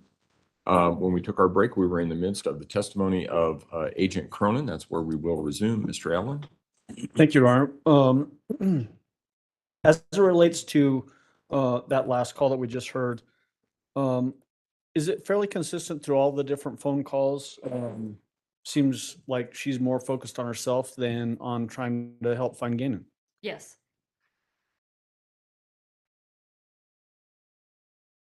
Was it consistent that there would sometimes be nuggets of truth that she would give wrapped in things that were untrue or distracting points? Yes, it seemed that at times when she'd be specifically talking about Gannon, she may tell you something to explain away evidence that was advertised that we found, or maybe hadn't been publicized that we had found. So when you say hadn't been publicized, so pieces of evidence that only somebody involved would know about? Yes, like the talking about the blood in Gannon's room. Okay, that was never put out in any social media or in the media at all? Correct. The blood on the wall or the blood on the floor. Okay. And yet, was she then exhibiting some pretty strong knowledge of that blood being in existence in these phone calls? Yes, she was providing explanations for why the blood might be there. Okay. Was that similar to the board that was found up on the S curve in southern Douglas County? Correct. Talking about the board, it was in the news media that we were searching in that area, and that's when the discussion of the Craigslist looking for a bicycle story came about. So another way of trying to explain away why she would be in that area and explain why maybe GPS is showing her there. Correct. Okay. I noticed in that phone call, and want to have you comment on it, that in the portion of the phone call, the vast majority of it's just her now, correct? Yes. And then at the end, it sounds like there's a three-way call where you're actually brought into the call. Yes, when they were talking about bringing me into the call, I stepped out of the room so that way I could take the call. Seems like demeanor changed quite a bit. She's getting very confrontational with Al throughout that phone call. And then when you get on, very calm. What was your take on that? And Your Honor, I'm object to speculation. No. No, I understood the question you were asking the witness what her understanding of it was. Exactly. Yep. Okay, overruled. The significant pause in her speaking when they hooked up the three-way call gave me the impression she might have been reluctant to speak with me. Okay.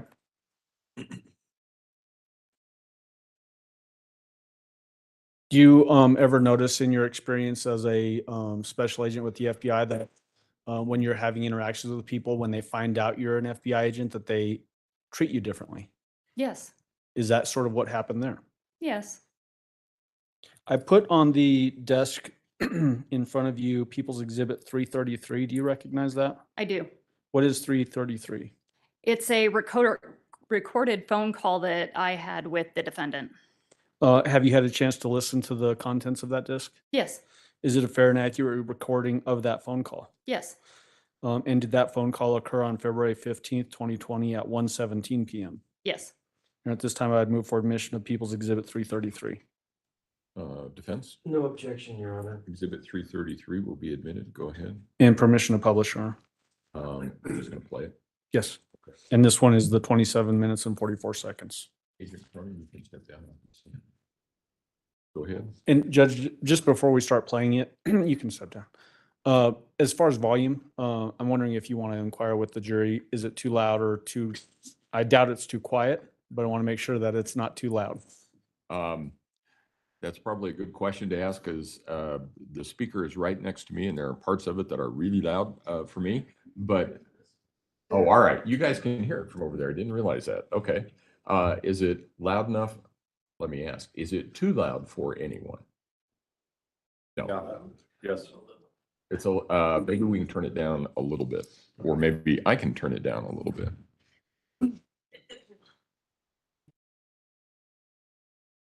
Okay, give it a shot. This is Amber. Hello? Hi, I'm calling you back. I had to get someone's call. Sure. All right, Tita. Well, like I said, I know that this is an awkward thing for you to have to keep going through this over and over again.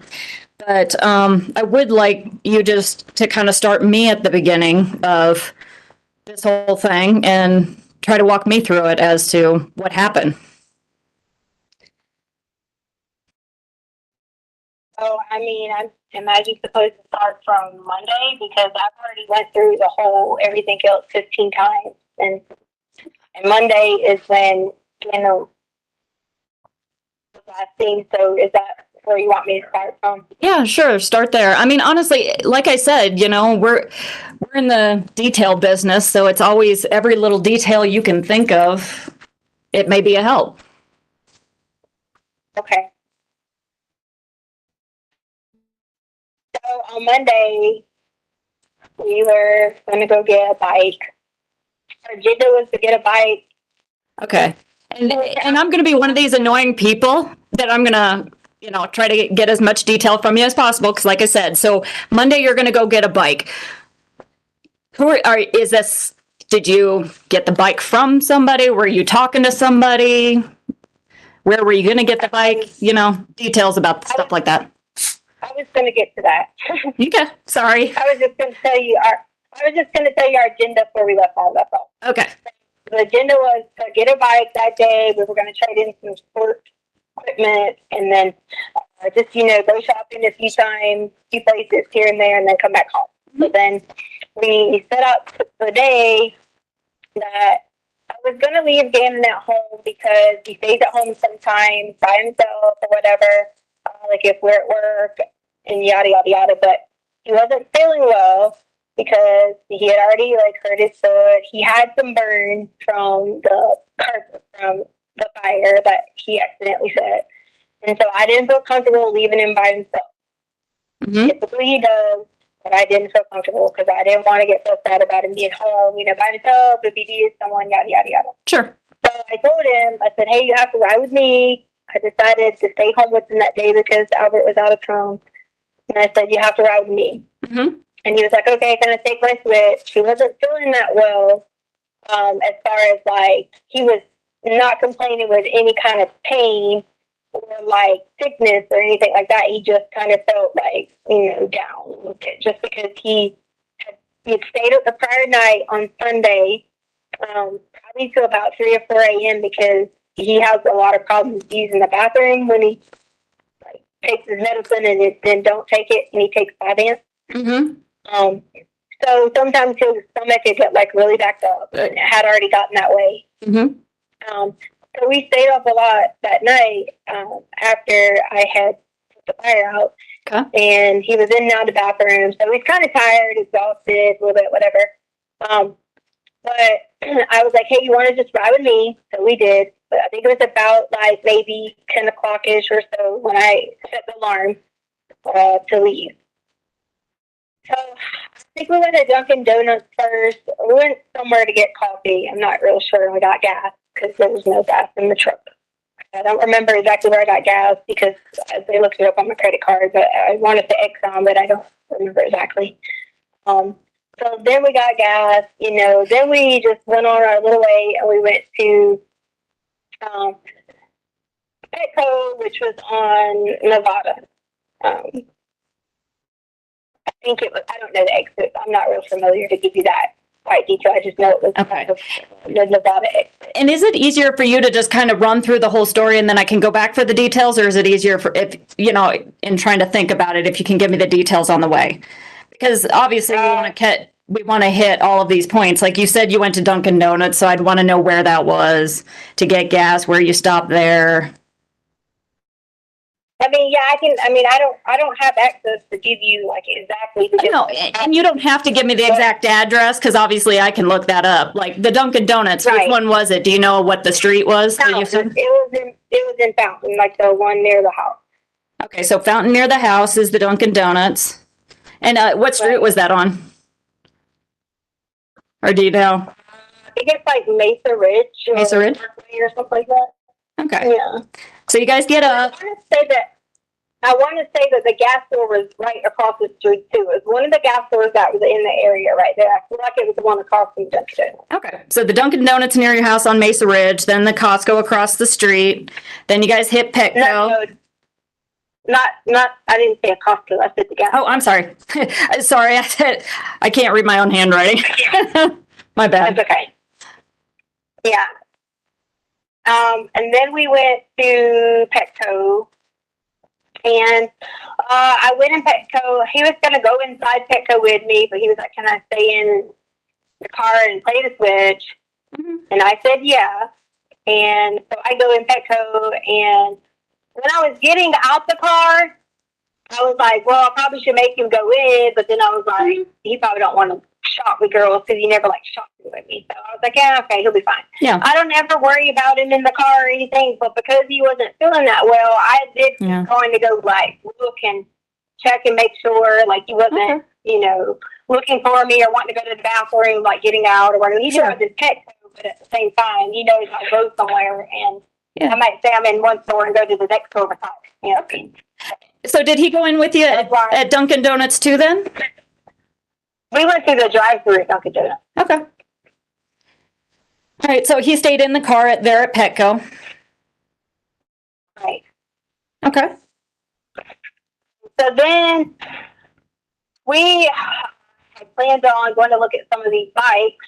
Mm-hmm. So I was like, okay, I have the information on my phone, so I don't know. Like, they have my phone, so it's just in there. So you said you were going to go look at these bikes. Was that, were you going to a store? Were you going to meet, a specific person, or were you going to look at the bikes? Right. That's how I looked up a bunch of things online. So I had the people's information where they said they had emailed back and said just when you get close, you can come by and look at it. Okay, so where all did you search online? Were you looking at, again, was it like stores, or you're looking at, was it Craigslist, or what was it? It was local Craigslist to Colorado Springs. Okay. Like just Google Springs, Craigslist, or whatever. Okay. So you were looking up for Craigslist. Did you find, was it a lot of them, just a couple of them? I didn't go to do it yet. Well, I hadn't got to that part to tell you that part. Okay. So you're looking up a bunch of places on Craigslist as to where you might do it, and then did you arrange to meet somebody? No. Okay. So what happened next? You looked on Craigslist.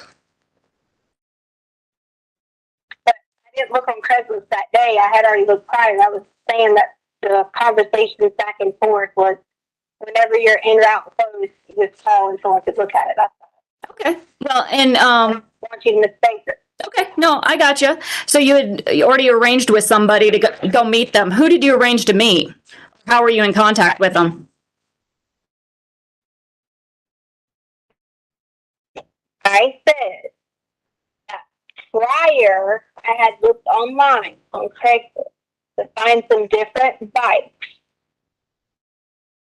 On email, when you reply to Craigslist, you know how you have like Yeah. emails? Okay, I had gotten their information. Okay. In my phone, I had messaged, and they said, when you get close, if you plan on coming up as in north, Okay. message whenever you wanted to come by. Okay. So you were emailing with them back and forth, and they tell you to call them when you get close. So they gave you their telephone number.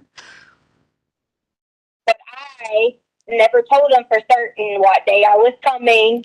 I just had it all, hey, we're going to go on Monday to me and Gannon. There was no specific person that I was like, this is not even relevant to anything. I Well- just wanted to let you know that was on our agenda. Okay. Well, and that's, it's just, we're trying to recreate every moment that we can, because you never know what's important. So you were going to make this plan to go talk to somebody at Craigslist. You were emailing with them. You're going to call if you get close. What happens next? So then we were going to run out of time because we had already been in town for a little bit, and we had to make sure we were heading back to get Lena. Okay. Because Lena would get off the bus. So I ended up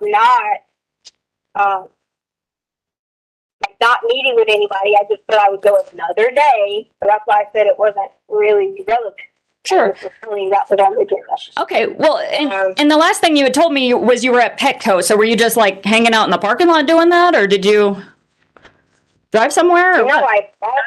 I bought things in Petco. Well, yeah. It's just, as you were saying, you were kind of out and about. So I didn't know if you made another stop or what was going on there. No, I went to Petco twice. So by the time I went to Dunkin' Donuts, the store, Petco twice, and I don't even remember if I went in another shopping store because it's already been how many days. Well, what'd you go to Petco twice for? I mean, did you like go to Petco and then have to head somewhere else and then come back?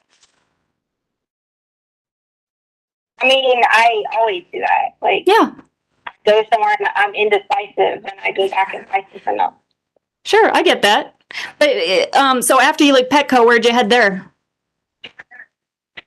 Man, I don't know exactly. I just was going to different stores. I mean, I don't even know if I even did anything else. I feel like I went to the TJ Maxx, but I don't remember how to tell you where the TJ Maxx was at. Okay. Well, I mean, was it still in Colorado Springs? It's on the north side, or? Yes, Okay. I don't know. So, I mean, there's only stuff on the north side of us, so I mean, I don't know. okay. All right. So you were at Petco. You went probably to somewhere else, maybe TJ Maxx, and then back to Petco again. Yeah. Okay. And then you said it was getting to the time. You're probably going to have to pick up Lena. Yeah, we were gonna have to go home to get Lena. So we drove home. I remember I went inside the house. I get out. Walk inside the house. Walks inside the house. I was gonna work out, so I had put like my headphones on. I was gonna work out till Lena got there.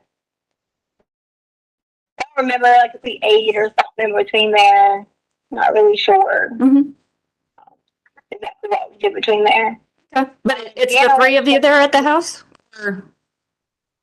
No, Just the two of Lena you? hadn't got there. Okay, she hadn't got home yet. Okay.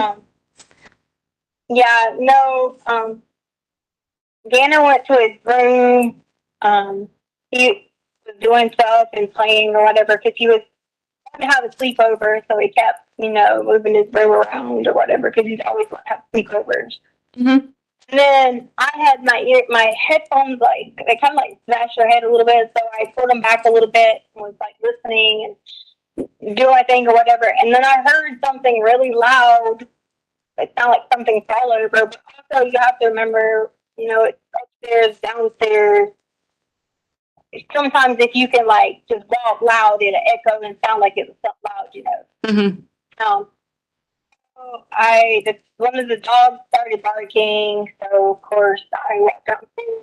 Gannon had his door locked, and I knocked on it. I'm like, "What you doing?" And I need to tell you everything word for word he said, or Well, I'm just trying to get whatever happened. So, I mean, what was he saying to you? You guys are just trying to. nothing. I have two boys too, so I totally get that there's the doors locked. Yeah, so he was saying he was trying to keep Lane out, and I was like, Lane ain't even here yet. Like, Yeah. he had this thing going where he's been trying to build this like memory box, because I always told him I kept a memory box for my daughter Uh-huh. from like elementary, and then I also had one for my growing up, and I gave it to my daughter as a box. So he's been doing everything with these boxes where he even put pieces of paper and trash in there. Yeah. It's say you guys a Nintendo thing that's like the cardboard, because you got boys, like the cardboard box that it come in. Yep. He would put it in. Huh? So he was getting all secretive about like this, and I was just like, "You're silly." I'm laughing, whatever. And then I come back upstairs, and when I come back upstairs, so like I had the garage open. At that time, I think I might have closed it. I'm not really sure. At some point in time, I went back upstairs again, and then I heard another loud noise. And I was like, "Oh my God, Gannon, what is he doing again?" Mm-hmm. And Lena hadn't gotten there quite yet. No? And then when I go down, I realized that someone was in our house. Okay. And so they asked me, what the description was. So, at first, all I remembered, was what he looked like or whatever. So I'll get back to that later. So I'm just going to tell you that I thought I remembered at first. When I initially called the police, I thought Gannon was hiding. Okay. Well, and we've kind of skipped a lot right there. So you heard somebody, or you found out somebody's in your house. Were you downstairs? Were you upstairs? I'm sorry. I think you're cutting out. I'm sorry. I might have said it and it was going out. It's just hard. I'm trying to get off the Wi-Fi or whatever. Sure. Let me try to get So- it. Yeah. So So you were in your story and you basically had said the last thing I was hearing was this, you're sitting there, you heard a loud noise downstairs, and then you realized somebody was in the house. So I realized somebody was in the house. how did you realize somebody was in the house? Because it's like, if you're upstairs, I mean, you know that Gannon was downstairs. Did you go down there I and just see him? told you, but I just told you that. I said I went down there. And Okay. did you not hear me say that? No, I'm sorry. It's probably cutting out. So you went downstairs, and what did you see?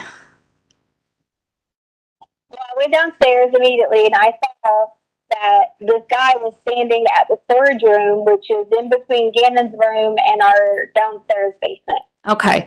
And as you're looking at this guy, what does he look like? He was dark-skinned. Like Hispanic, maybe mixed. I'm not real sure, like, as far as to give you a nationality. More darker skin. Okay. Section, about 5'7", and about maybe about 108 pounds. Uh-huh. I'm sorry. Did you say 100? Now, in my mind, I didn't just go over those. Yeah. Stats. Originally, I got scared, and then I just kind of. Yeah. Oh, I'm sure it's terrifying. I mean, I can imagine it would be terrifying to see somebody in your house. So, so you had said he was about 5'7", 180 or 108? Am I? Did I mishear you? No. 180. Okay, about 180. I say 100. I say 180 because my husband is like 200, Sure.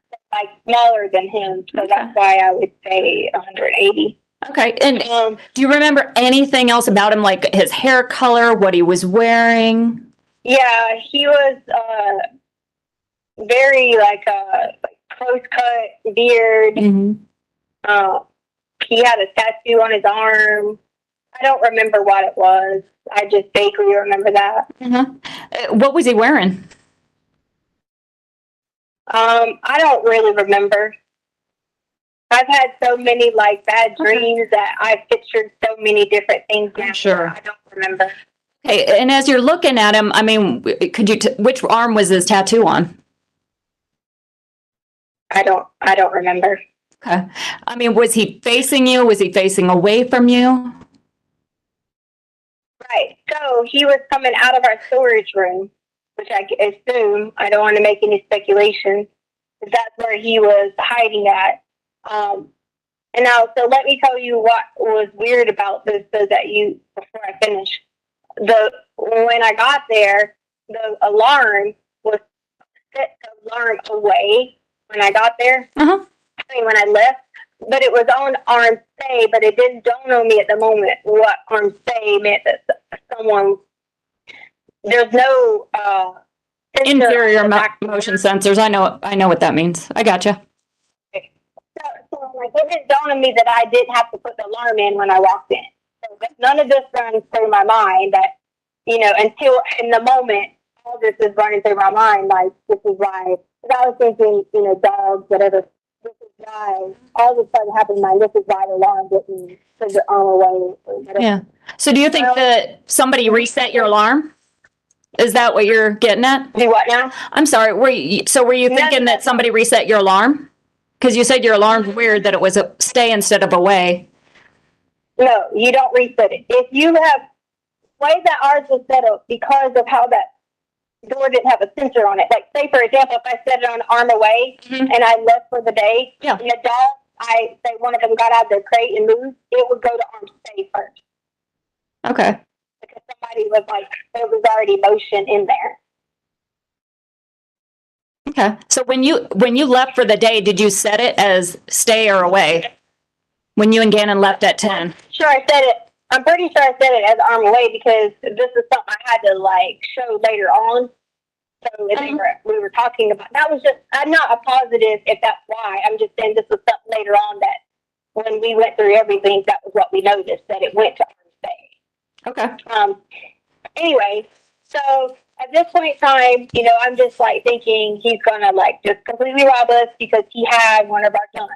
So at this point in time, I knew he had already been in our house somewhere, somehow, sometime, because in order for him to have obtained a handgun, he would have had to already, be in the house. Okay. Did you guys normally lock your weapons up? No. Okay. Where do you normally store them?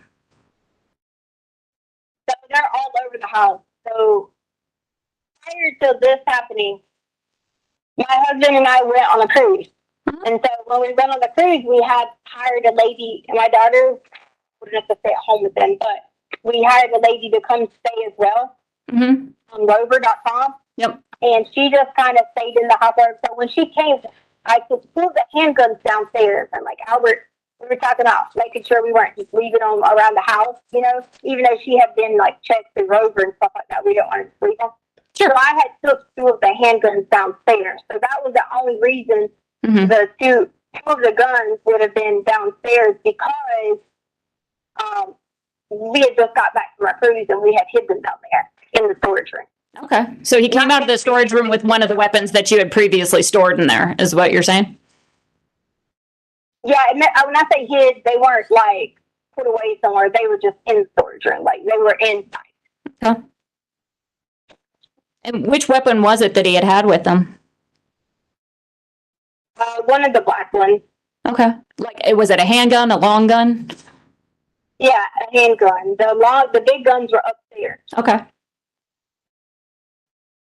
So at first I was in shock thinking, whatever you want, and I'm not gonna go through screaming what I said. I'm just gonna tell you because you won't understand me if I get like, you know, Of I've already course. been on the phone like 4 different times telling people, so if I can't go through screaming and all that again. Yeah, and obviously you don't have to scream at me. I understand.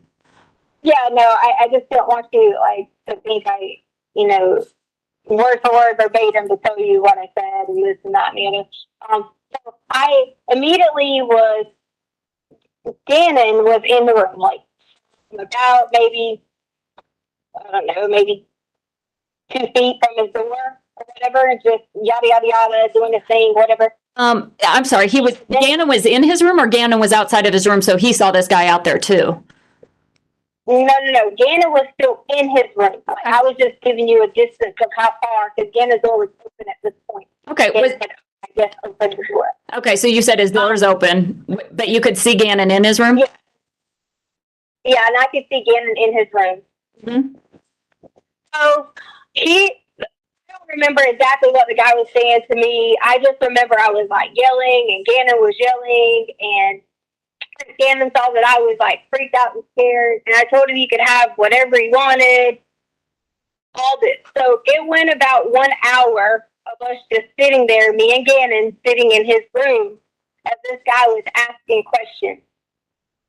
He was asking, did we own this? Did we own that? All I remember was about weapons and did we know anything about these people? He said somebody named Terrence, and I don't even know. I didn't have no clue who he was talking about, what he was talking about. My assumption was he had the wrong people that he was looking for, because we haven't even lived there that long and I don't even know these people. So what kind of possessions was he asking you about if you had? I mean, was he asking you about your possessions or somebody else's or what?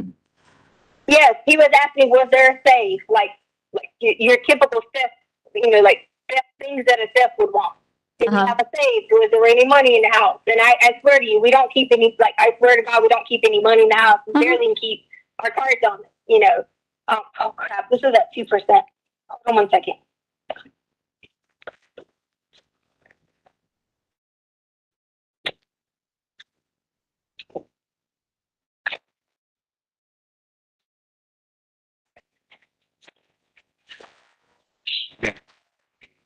Use your car charger in your car. Yeah, this is at 2%. 1 second, I'm gonna get the car charger. Sure. It should be right there. Okay.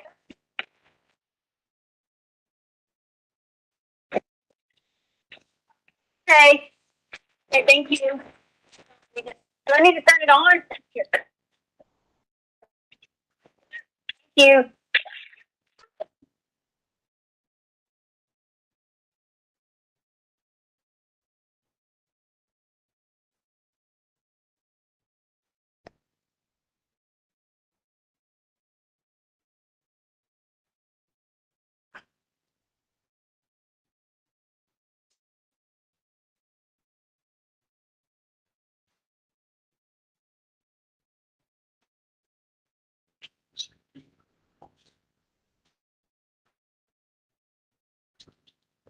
Agent Cronin, if you would stand, please.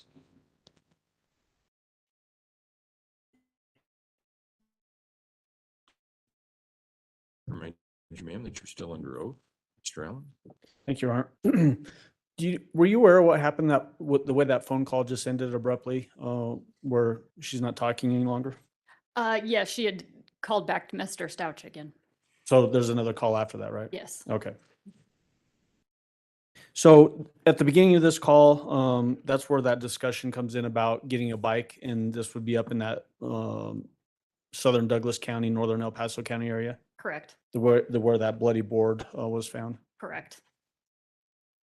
And you mentioned earlier, but is this what you described as her explaining away why she would be in that area? Correct. Okay.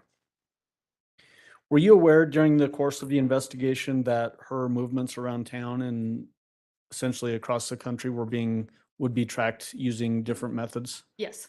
What methods were used to do that? Do you know?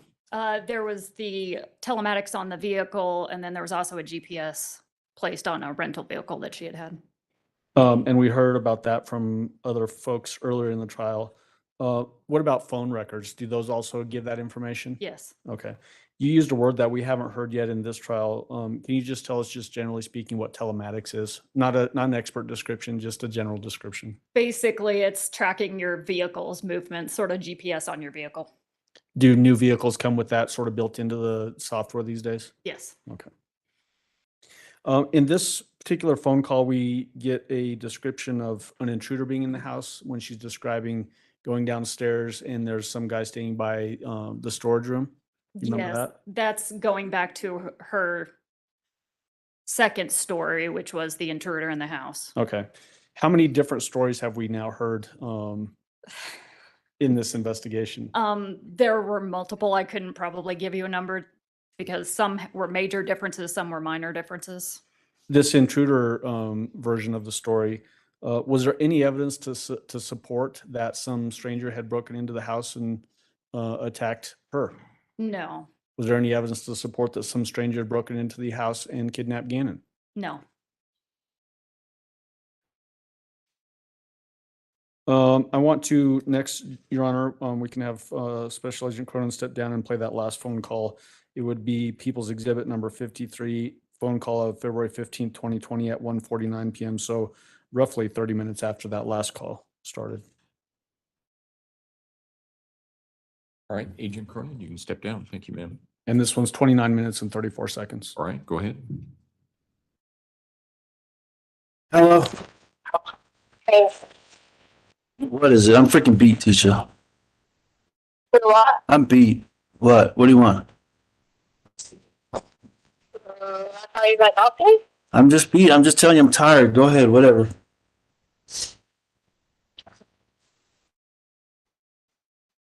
Why are you tired? Because this is freaking stressful. My son's out there missing, and I don't know what the hell's going on.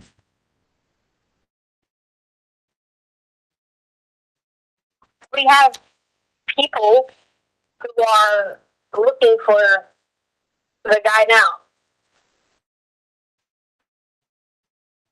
Okay. The Quincy Brown guy? Why do you keep saying the Quincy Brown guy? Like it's a joke. I'm not. No, I'm just. What did the FBI, what did the freaking FBI say? Are they looking for him now? Well, I gave her my information. Okay. I also got a call at the same time, which the attorney said he had just talked to El Paso. And he was like, you do not need to say another word to them. So you need to hang the phone up because I've already clearly gave them this information. And at this point in time, he was like, if they're not reaching out to help you, then they're doing nothing to help the investigation. He said, so he's getting back on the phone with El Paso. And El Paso is supposed to be doing the job because they're the lead agency, even though the FBI has taken over. FBI was working, they're not the lead agency. So he said to communicate with El Paso. And that's exactly what he did. So the lawyer is communicating with El Paso. Right. Okay. All right. I'm trying to keep it all straight. But you did talk to the lady? That's what you've been doing Yes, the whole time? just- Okay. Okay, you talked to her? Right. I talked to her, and then the attorney was emailing me back and forth because this investigative reporter went back out there to his house, and he told me, do not say another word Okay. because El Paso is the lead agency, and they could potentially be messing up the investigation. And at the same time, as much as, he's going to be wanting to find Gannon, he's also making sure that no one else is interfering because he said if El Paso is the head person, that's who needs to be doing it. He's already sent the information to them. Okay. He also already forwarded Nicole's going out there to his house and everything. Nicole? That's the investigative reporter that we hired. Nicole. Her name's Nicole. Okay. You hired an investigator. Hire investigative reporter. This is what whoever the attorney is in contact with. Investigative reporter, yes. I don't know if you hire them, I don't know if you pay them, I don't know what you do. I just know she's an investigative reporter. Okay. Why do you keep talking to me like that? Like, okay, like I'm on trial with you. I'm just trying to listen to what you're saying. So they went to find this Quincy Brown. Did they find him? I don't know what they did. El Paso is in charge. They should be communicating with you, the father. I haven't heard anything from these people. Have you talked to El Paso too, or just Amber? I was instructed by the attorney that everything had been sent to El Paso, Okay. who is the lead agency, and I did exactly what I said I was going to do. Okay. And I was on the phone with her, and he said, do not say another word, because I made sure that he was on the other line when I called her, which is why I told her I'd call her back. Okay.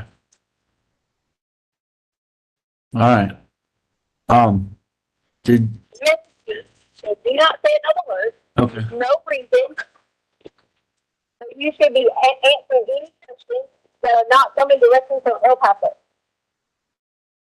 Okay. Have you talked to anybody? But you said you forwarded the information. But have you talked to anybody at the El Paso? Would I talk to, if I have an attorney, do you think I talk to them or my attorney talk? Okay, fine. I'm sorry. I'm just trying to piece it all together here. You're talking to this lady. You're talking to that lady. You're talking to Bethel. You're talking to Kate. You're talking to Amber. The investigative reporter is for me.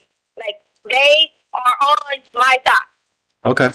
The attorney, obviously, is on my side. Okay. So that's who the information will go through. Okay. So, We reported it. okay. Now that you got people on your side, what can I do for you? What do you need me to do to help you get this information or whatever? To help me get what information? I already done that. no, I've done exactly what I told you. Okay. Okay. I mean, what can I do to help you? What do you need me to do? Just in general, nothing specific. What do you need? You tell me. I need you to be with your family so that when Gannon comes home, we can all be together and stop putting me on a trial. That's what you can do for me in general. You can show me some love. You can show me everything that I'm showing you. I showed you love. I told you, hey, I missed you. I love you. Oh my gosh, I want to be there to hold you. I want to hug you. I want to do all these things to you.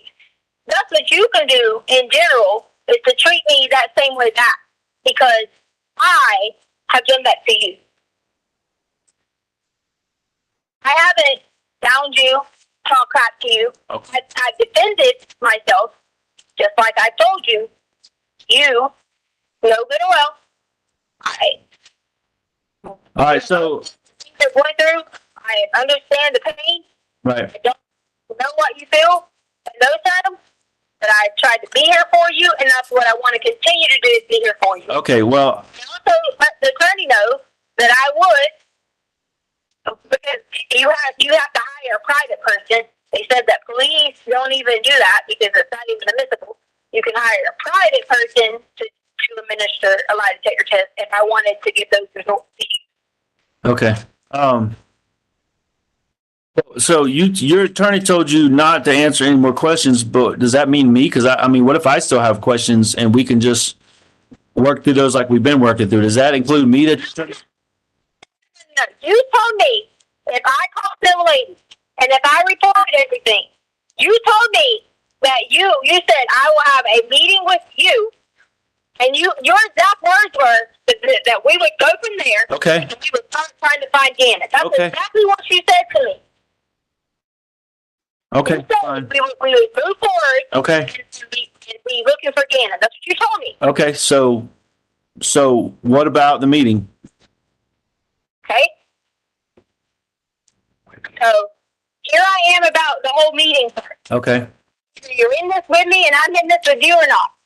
That's where I'm at with the meeting, because I have done nothing wrong. I am not a criminal. I'm not a monster. I'm not someone that needs to be. Okay. All right. Well, I've been treated. all that being said, when can we meet and where can we meet? The meeting will be deciding where we are staying at together to protect each other. Okay. I didn't say what the meeting was about. I said when and where, Tisha. That's the meeting. Okay, where are you staying? Why come we can't come stay with you?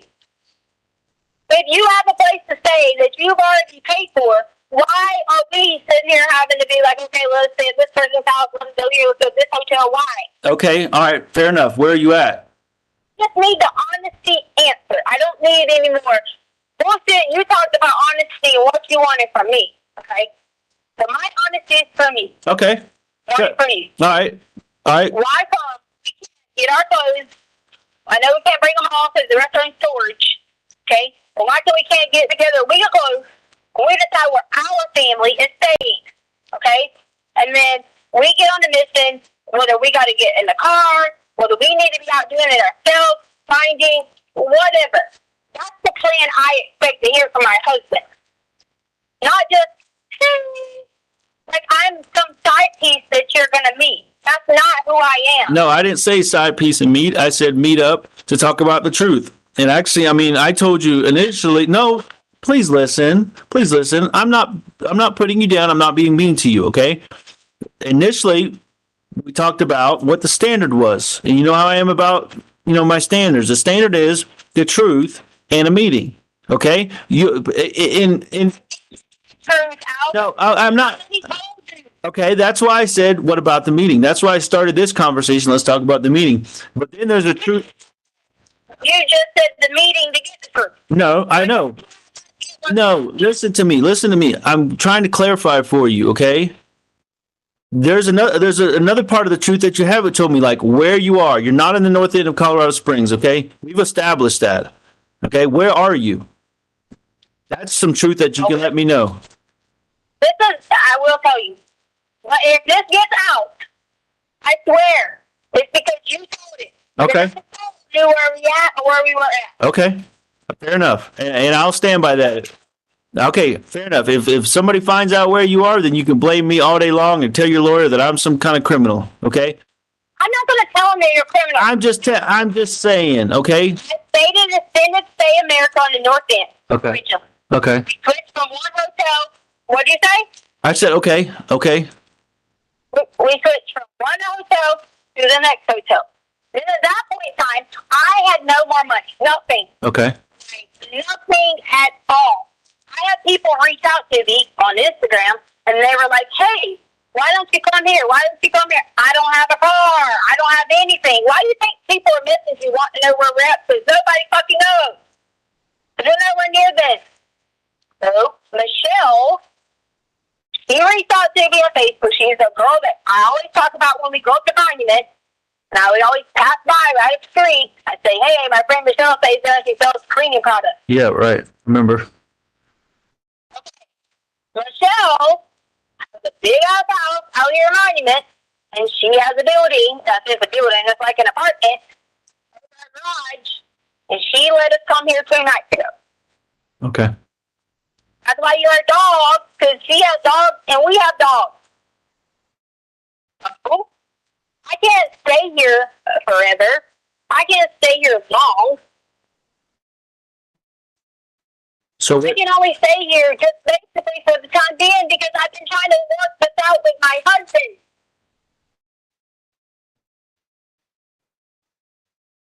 And you think like I mean, where do you think I got money at to like stay all these places? Like you act like I'm just like, just living at large, staying in all these. Oh man, I'm looking at the Hamptons and Hilton. I mean, all right, listen. You haven't had anywhere? Hey, listen. I'll get in my rental car and I'll come to Michelle's house and get you. Just send me an address. And where are you taking me? Because I know you. You'll try to play me, and you'll try to be like, well, whatever. So, am I coming to stay with you, or are you coming to Michelle's house just to meet me? And I need the truth. My intent would probably be just to meet. I don't know if staying together is the right answer now because of all the unknowns. Okay. Okay, well, if you don't want to stay with me, then that tells me that that's not in the. You don't want to be that picture perfect that you said back in December. That's not what don't tell me what I want. Opinion. I am. Give me the damn real truth why you don't want me and Harley with you. Because I want my son. Because I want my son. Because I want my son. The bottom line. And until we get him. Did not do this. Why would you punish me? Why is it an if? I don't want to do this. I want to do this. You wouldn't tell me what you heard. You wouldn't tell me the whole truth for days and days, for 3 weeks now. I'm willing to meet you, to stick out the olive branch as an effort for peace. Okay. Because yes, peace, because you haven't given me the truth until today. You've gotten closer to the truth. Okay. Or maybe you gave me the whole truth today. I don't know. We'll take it at that. But I'm offering you a moment of peace, a time to meet, a time to talk. We can hug or whatever. Okay. I don't want to stay together right now because then it's going to be constantly on my mind. It's going to be a fight. At least this way we can meet and talk, and then we get time to cool down, think about it. That's what I've been doing every day, trying to talk to you and then cool down and then answer you on the email if I can, if I feel like it, and then give it another shot the next day. That's exactly the same model I'm trying to teach you. I'm not teach you, try to do right now. Okay, that's it. It doesn't bother you that, hey, I should be providing somewhere for my wife, daughter, and my other daughter and my son to live while we're going through this. Right, but we don't know where. That doesn't register in your brain. It does. It does. Sugarcoat it. There ain't no sugarcoat it. It does bother me that my family got ripped apart when my son was taken away. Okay? Yes, it absolutely bothers me. So if you know, okay, that this dude has Gannon, took Gannon, why are you blaming me? Why I didn't blame you. Lay down beside your wife. Don't listen, because the only reason, no, the only thing I blame you for, okay, the only proof I have right now to blame you for anything is you called in a runaway when you knew he wasn't a runaway. That's it. Okay, we can move past that. You were scared, you freaked out. What? I'm not putting words in your mouth. That's it. Right, but you called it in a runaway. Fine, I understand. You were scared and freaking out. Okay, I'm just saying. To hurt anybody. Right, and I didn't want to get lied to. Okay, but I did. So that's something we got to work through, and that's what I'm saying. We meet, we talk, we hang out, grab a bite to eat. I don't know, something stupid, and then we take a breath. Okay, just like we've done the past couple of days, working our way up to a meeting now. Like we've been talking. We didn't talk for 2 weeks. Okay. It's baby steps here. You got to understand that my son is missing and I've got to get through this little by little until he comes home. And that story, okay, the runaway story, the only thing that I know to blame you for right now, the only blame I point in your direction, okay, that caused a gap between us. And I've said that numerous times. There's a gap between us. And the only way to get back is baby steps, okay? And you've got to respect that.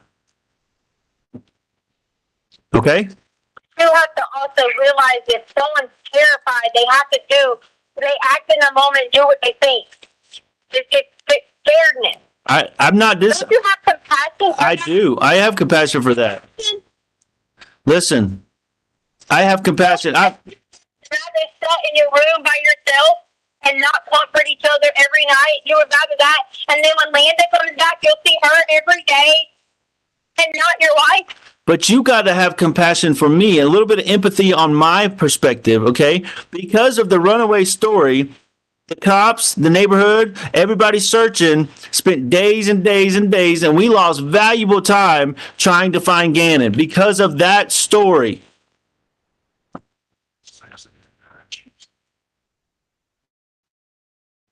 And now, okay, 3 weeks, now 3 weeks later, okay, I find out Quincy Brown, a sex offender, has my son, and the last story you told me was that somebody was trying to stick something up his butt, and now I got to think about a sex offender has my son, okay? So now you got to have some compassion for me. I do have compassion for you. That's why I wanted to be with you, to hold you. No, that's what you want, okay? What? No, I just said that. Having compassion for me is not telling me what you want. Having compassion for me is respecting what I need. And I need baby steps right now. And the next baby step is I'm willing to meet you. Okay? I'm willing to meet. That's the baby step. But, you need to send me an address of where you're at, and I'll come to you and we can meet. And if that's unacceptable, then got a car? Listen, I'm talking about baby steps to get us closer to Gannon and to family, okay? Meeting me is that next baby step. If you can't send me an address where you and Harley are, or at least you're at, Your question, how you got a car? Why? I told you I got a rental car. One of my family members helped me out with the rental car so I could search for Gannon and I could do what I have to do, okay? But if you can't... Why is there a claim on the insurance then? Why is there a claim? If you can't, we could talk about all that. That could be part of our meeting, okay? But if you can't meet me, if you can't tell... Why don't you just tell me why is there two claims? Okay, all right. All right, here we go. I want a meeting. You keep changing the subject, so we're going to have to take a 3 or 4 steps backwards from this point, okay? No, I'm going to do the meeting. I just want to know, did you let them take a car? Who take what car? Because there's 2 rental cars. I don't have 2 rental cars. I don't know what the hell you're talking about. You got somebody trying to PI me or something? What 2 rental cars are you talking about? No, you said they had a rental car and you had a rental car. Who's they? You said Landon had a rental car. Oh, yeah. Oh, Landon. Okay, listen, I don't know what the hell Landon's got going on. But Aunt Veronica's got all that money, and they went to Texas. That's all I know, okay? Whether they still got a rental car or not, I don't know. That's all been from her Aunt Veronica. I had to get my family to help me out, okay? And that's all that matters here. So I'm giving you the truth. I'm ready for the truth about where you're at, the address of where you're at, so we can have the meeting. If not, like I said, we're taking some steps backwards, and we'll try again tomorrow. And that's kind of where I'm at right now in this moment. We would take steps backwards because if I just wanted to be with you, that would be steps backwards. When you just told me to have compassion, so I'm just sitting here trying to talk to you. Okay, listen, Tisha, listen. Here we are. Backwards when I'm just asking. Just tell me, are you trying to be with somebody else? Just tell me. Am I trying to be with somebody else when my son's out there missing? So here we go. Change the subject. We change the subject back to Tisha now. All right. No, I just want to know the truth because I want. Well, I want to know the truth. You never answered my question about what you heard. Okay, so I want to know the truth too. But you know what? I bent a little bit. I bent a little bit more, and now I'm bending. Now I'm bending again. No, listen. Now I'm bending again and saying. Now I'm bending again and saying, listen, I know you're just not going to answer my question, so let's meet. But that's okay. I'll answer your question if you don't yell at me. Okay. Don't yell at me and What? don't scream at me. the question of what you heard. When you answer a question, you let me answer it and stop interjecting and treating me like I'm on trial with. Absolutely, you got it.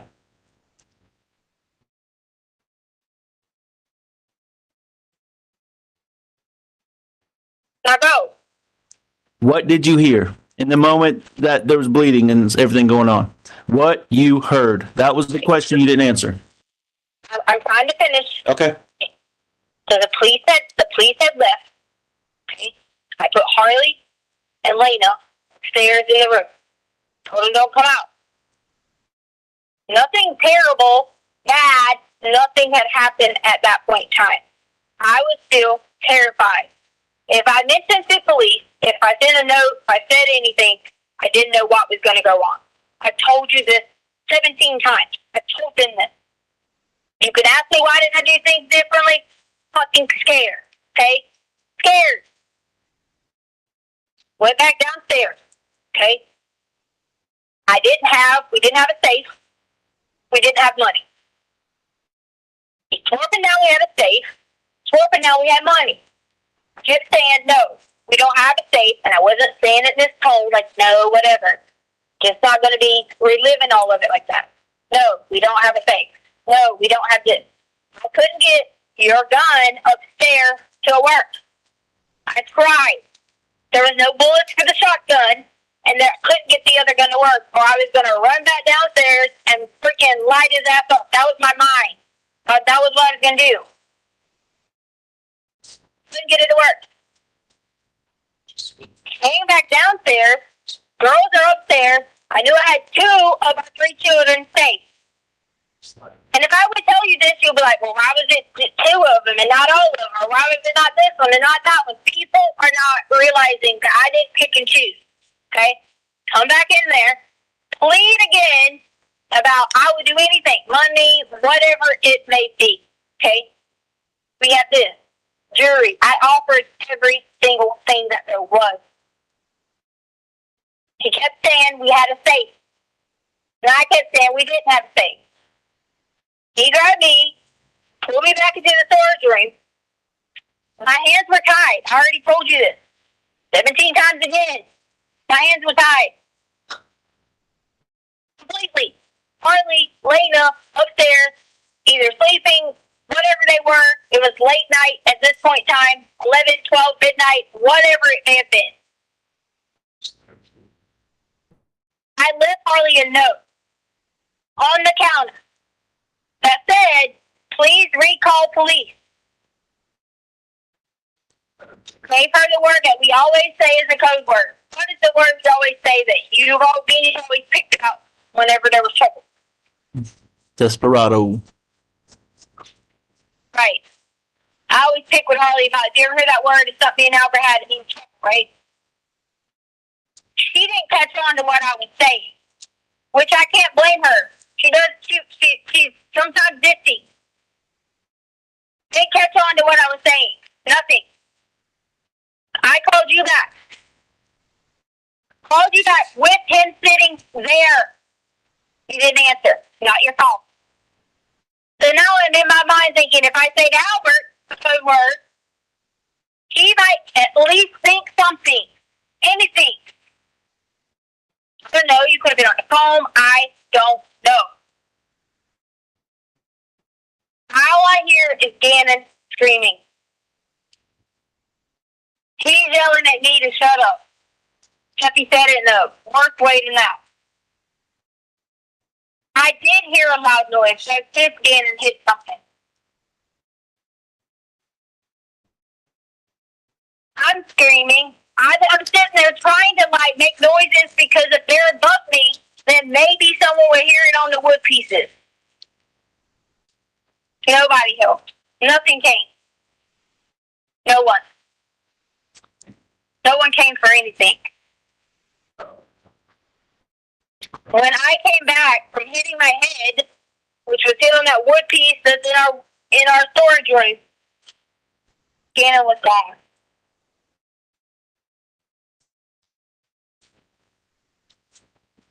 I freaked out. I get in my car, which I'm sure that they've probably seen on camera. That I get in my car, drive maybe once or twice around the neighborhood, thinking, what in the hell am I going to do now? Albert's going to fucking kill me. Everybody's going to kill me. That's all I kept thinking. And Gannon's gone.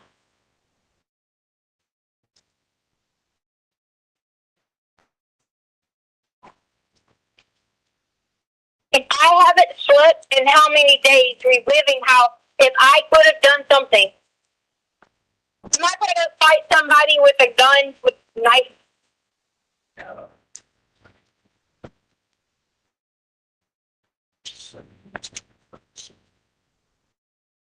I don't know how they live. I don't know.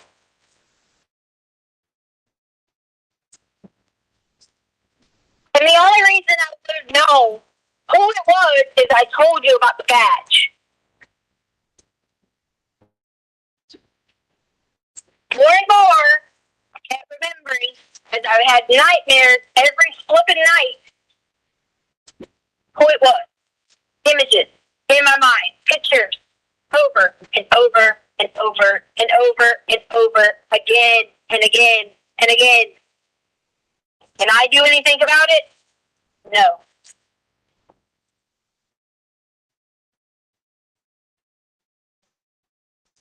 It didn't matter whether I said someone was something happened. It didn't matter what I said in that moment. My mind immediately went to, oh my God. You hear about this? I look on the neighbor's app all the time. Shit goes down and you don't, in your brain, you plan if something was to happen, what you're going to do. And then you can't. Your body don't let you. I'm not a person that even remotely tries to be a badass with a gun. Just don't lie.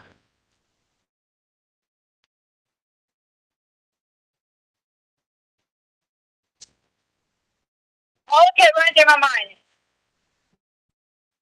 How am I gonna go find Gannon? How am I gonna go do this? We gotta get help, resources, and then if I say, you know, the fucker was in our home, oh, they're gonna tell me that I'm fucking crazy. I need mental health. I need to see a psychiatrist or some fucking shit. That's all that's gonna be told to me.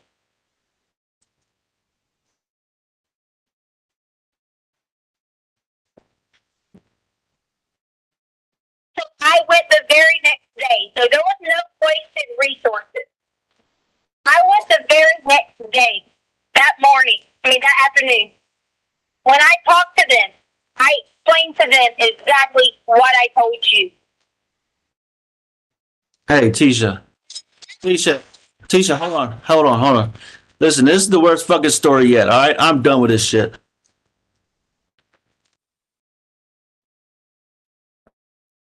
Agent Cronin, if you would resume your seat in the witness stand, I remind you, ma'am, that you're still under oath. I'm not sure as far as scheduling, we're pretty close to the noon hour, Judge, and I was wondering if you want to have her come back. I'm not going to finish with questions before that time. I'm sure defense is going to have cross. Counsel approach, please.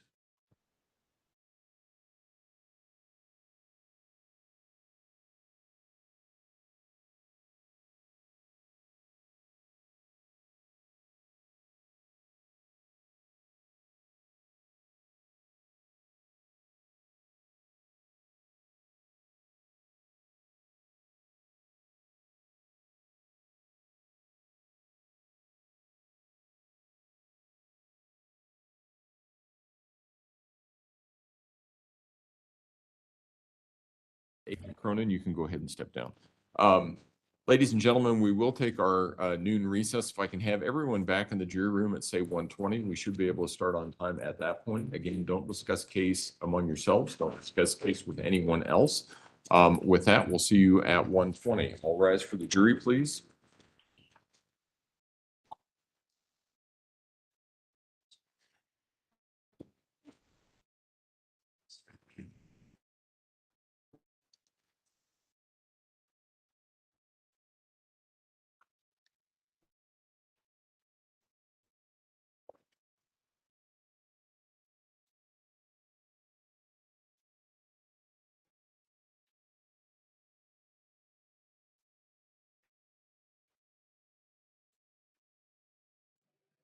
Thank All you. right, May all guys, be it's seated. Record lunchtime. should Take a reflect the break, jury has stretch it left. the out, courtroom. Is there get anything something else good we to need to eat, take love up on somebody from while you're custom? out there. Not at this I'll time, leave Judge. the stream Yes, up, sir. so Okay. if you want All to right. check Court in, will be in feel free recess. to. Thank you. If you haven't liked the stream, please do so. See you guys in a little bit.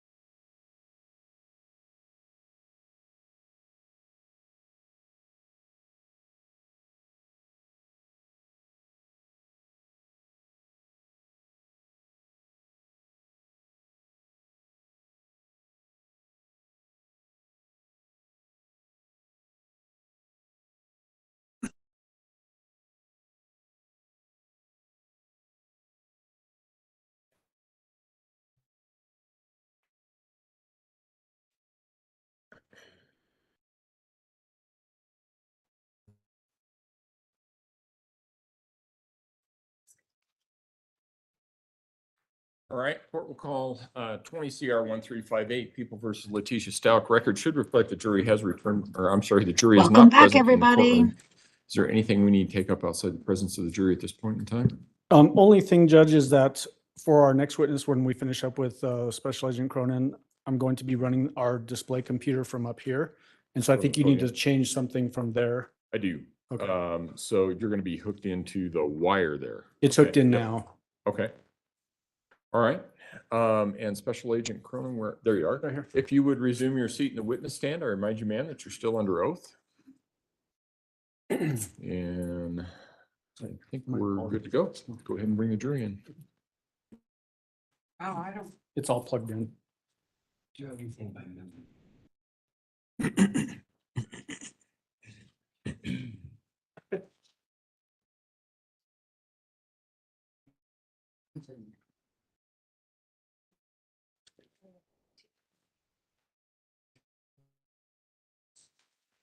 All rise for the jury, please. Oh. So we're still missing two? No. You only have. I know. I'm working it. That's okay. We need a good old fashioned psych after each one of those. Apparently.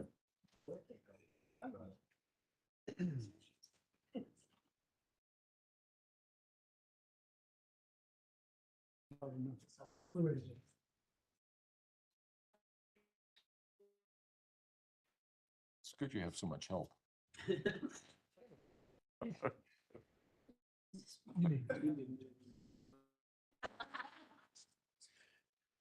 Okay. You can probably say, bring him in again, he'll hear it. All right, Todd, go ahead and bring them in, please.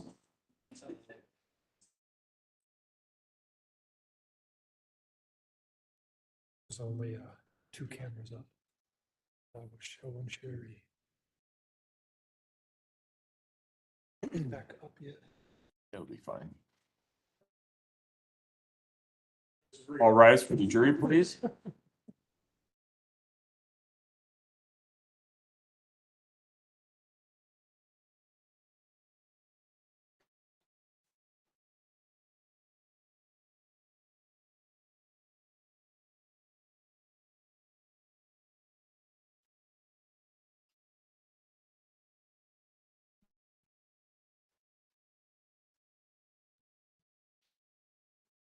Thank you. You may all be seated.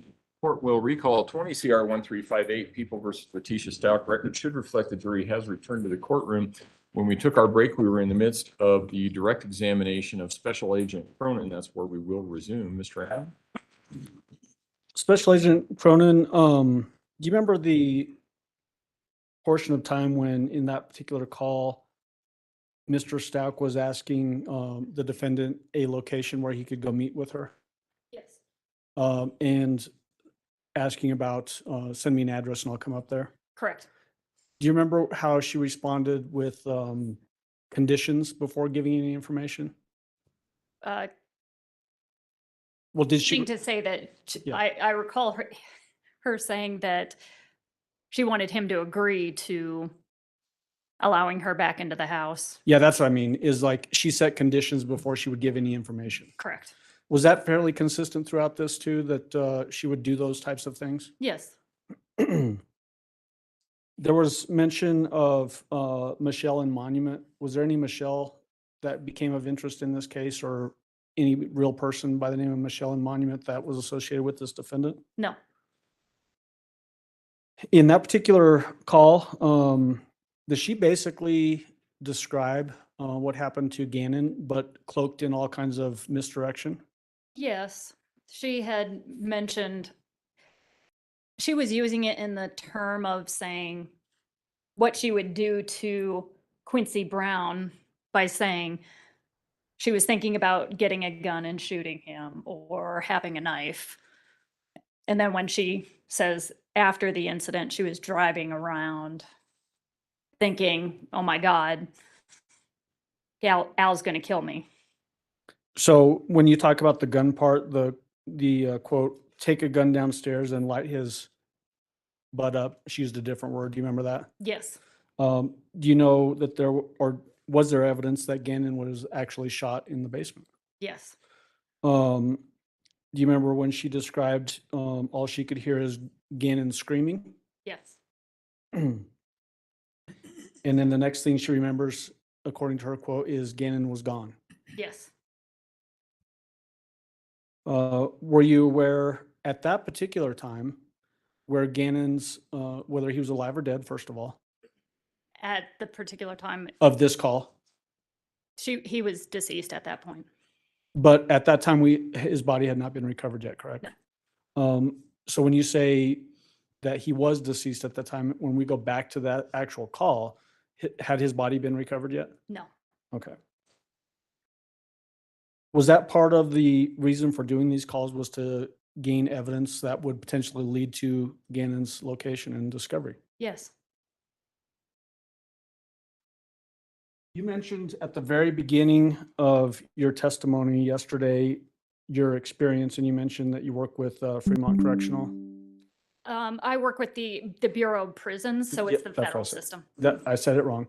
The Federal Bureau of Prisons. Do you have occasion to interact with people that are dealing with mental health issues? Yes, there's some inmates that have mental health issues. Have you had experience dealing with people that have severe mental health issues? Yes. What does that look like from your perspective? It's different. They may not have logical reasons for what they do. Did this particular defendant appear to have logical reasons for doing what she was doing during the pendency of this investigation? Yes. In your observations of her, did you ever hear her say anything about having severe mental health disorders, No. diseases? No.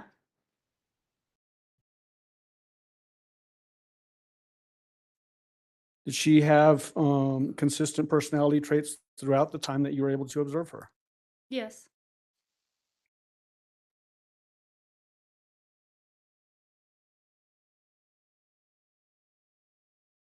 During your observation periods with her through these phone calls, you mentioned also going to South Carolina for her arrest. Did you have personal contact with her there?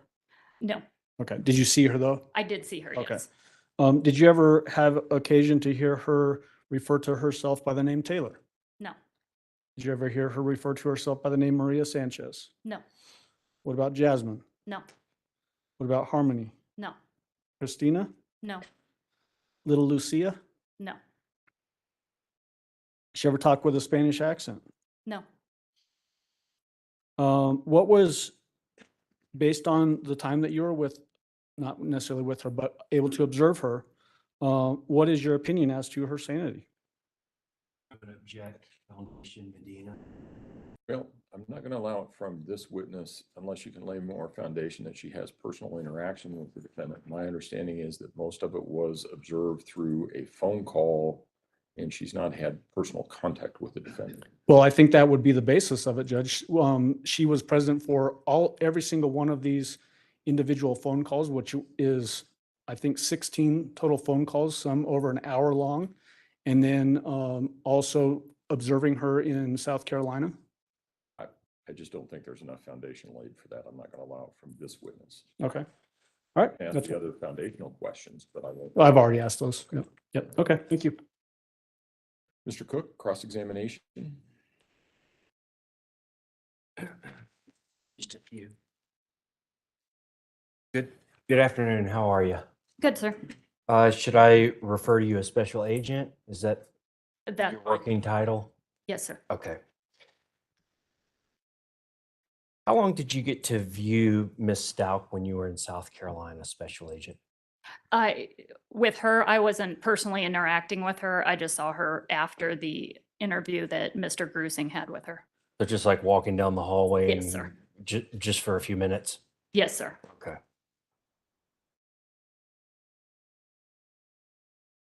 And you were with Gannon's father in the room during these phone calls? Yes, sir. Okay. And Mr. Allen had stated earlier you were sliding him notes back and forth about what to say.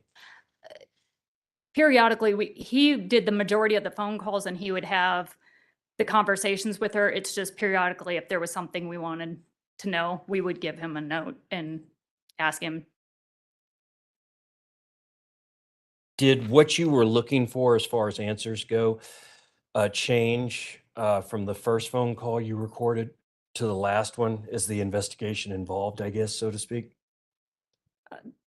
Our point was to try to find what happened to Gannon and get the straight story from her because it did keep changing. Okay. When did the warrant for the defendant's arrest go out? I couldn't probably tell you the exact day Okay. as to when that happened. How long after the warrant for the defendant's arrest went out was it before she was apprehended and actually taken into custody? Probably within the week, if I would imagine. But that's just a guess. I really can't recall. We got the warrant and then a team of us had to travel to South Carolina to arrest her out there. By plane or car? We flew by plane.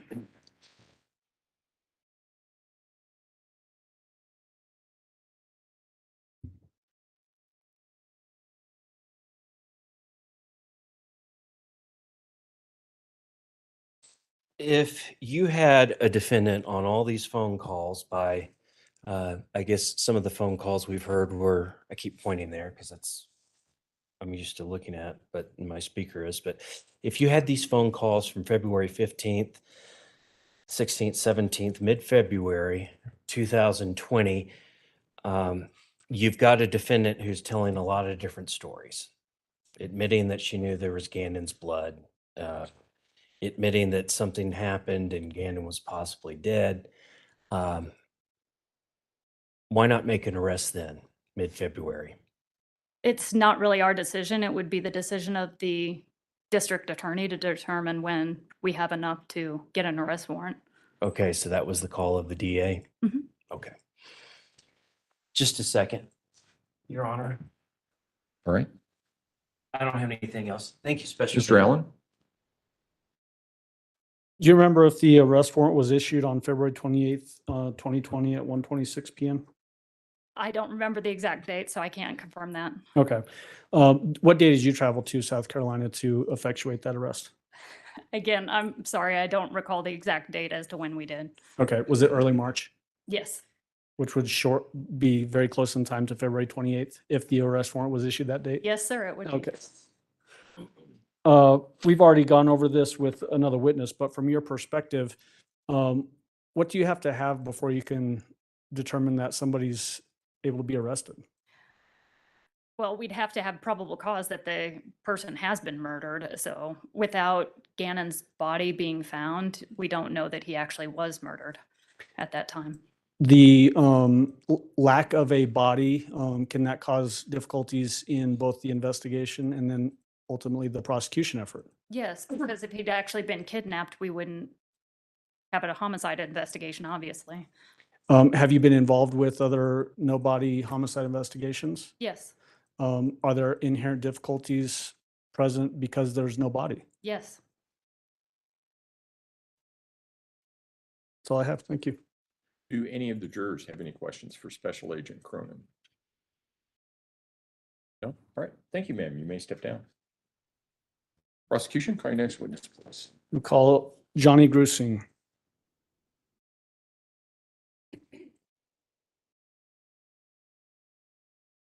And last name again? Grusing, sorry, Grusing. Mr. Grusing, if you would step forward and raise your right hand, please, sir. A little further. Do you swear affirm the testimony about to give in this matter will be the truth, the whole truth, and nothing but the truth? Yes, I do. Go ahead and have a seat in the witness stand. Please watch your step as you step into the stand.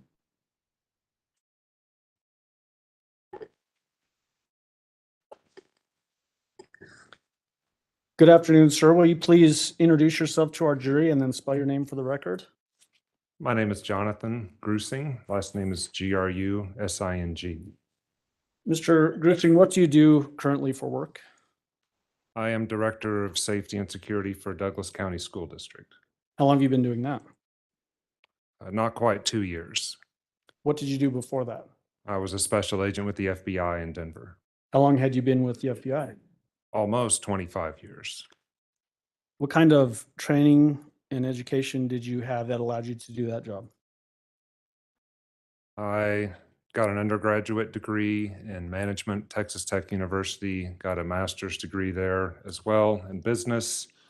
I worked in Dallas for 4 years while I was basically biding time to try to get into the FBI. What kind of experience or positions, I should say, or roles did you play with the FBI? So I was a special agent the entire 25 years. For my first 2 years, I worked terrorism matters, and for my last 23, I was primarily violent crime matters. What kind of cases did you work on as far as violent crime investigations? Up until 2006, I primarily worked kidnappings, fugitives, bank robbers, some federal jurisdiction crimes, like if there was a homicide in the prison. It was mainly that until 2006. And in that year, I was assigned a serial killer case. It was an informant of ours who the FBI did not know he was going around killing people and enjoying it. And I spent 15 years working that case. And that got me working closely with the profiling unit, which is called the Behavior Analysis Unit. I worked with them from 2006 until my retirement. What is the Behavioral Analysis Unit? It is a unit of supervisors with the FBI. They've also now incorporated homicide detectives, other federal agencies like ATF, alcohol, tobacco, and firearms. And they are basically a consult of experts in different categories. Like we'll have cybercrime is a new one, terrorism or threats, crimes against children, and crimes against adults. How is, I guess, either that discipline or that unit, how is it used in criminal investigations? So for my serial killer case, since I had never worked anything like that before, they consulted with me of how to approach someone like that, how someone like that functions, and how we might be able to find his victims, because we just had missing people at that time.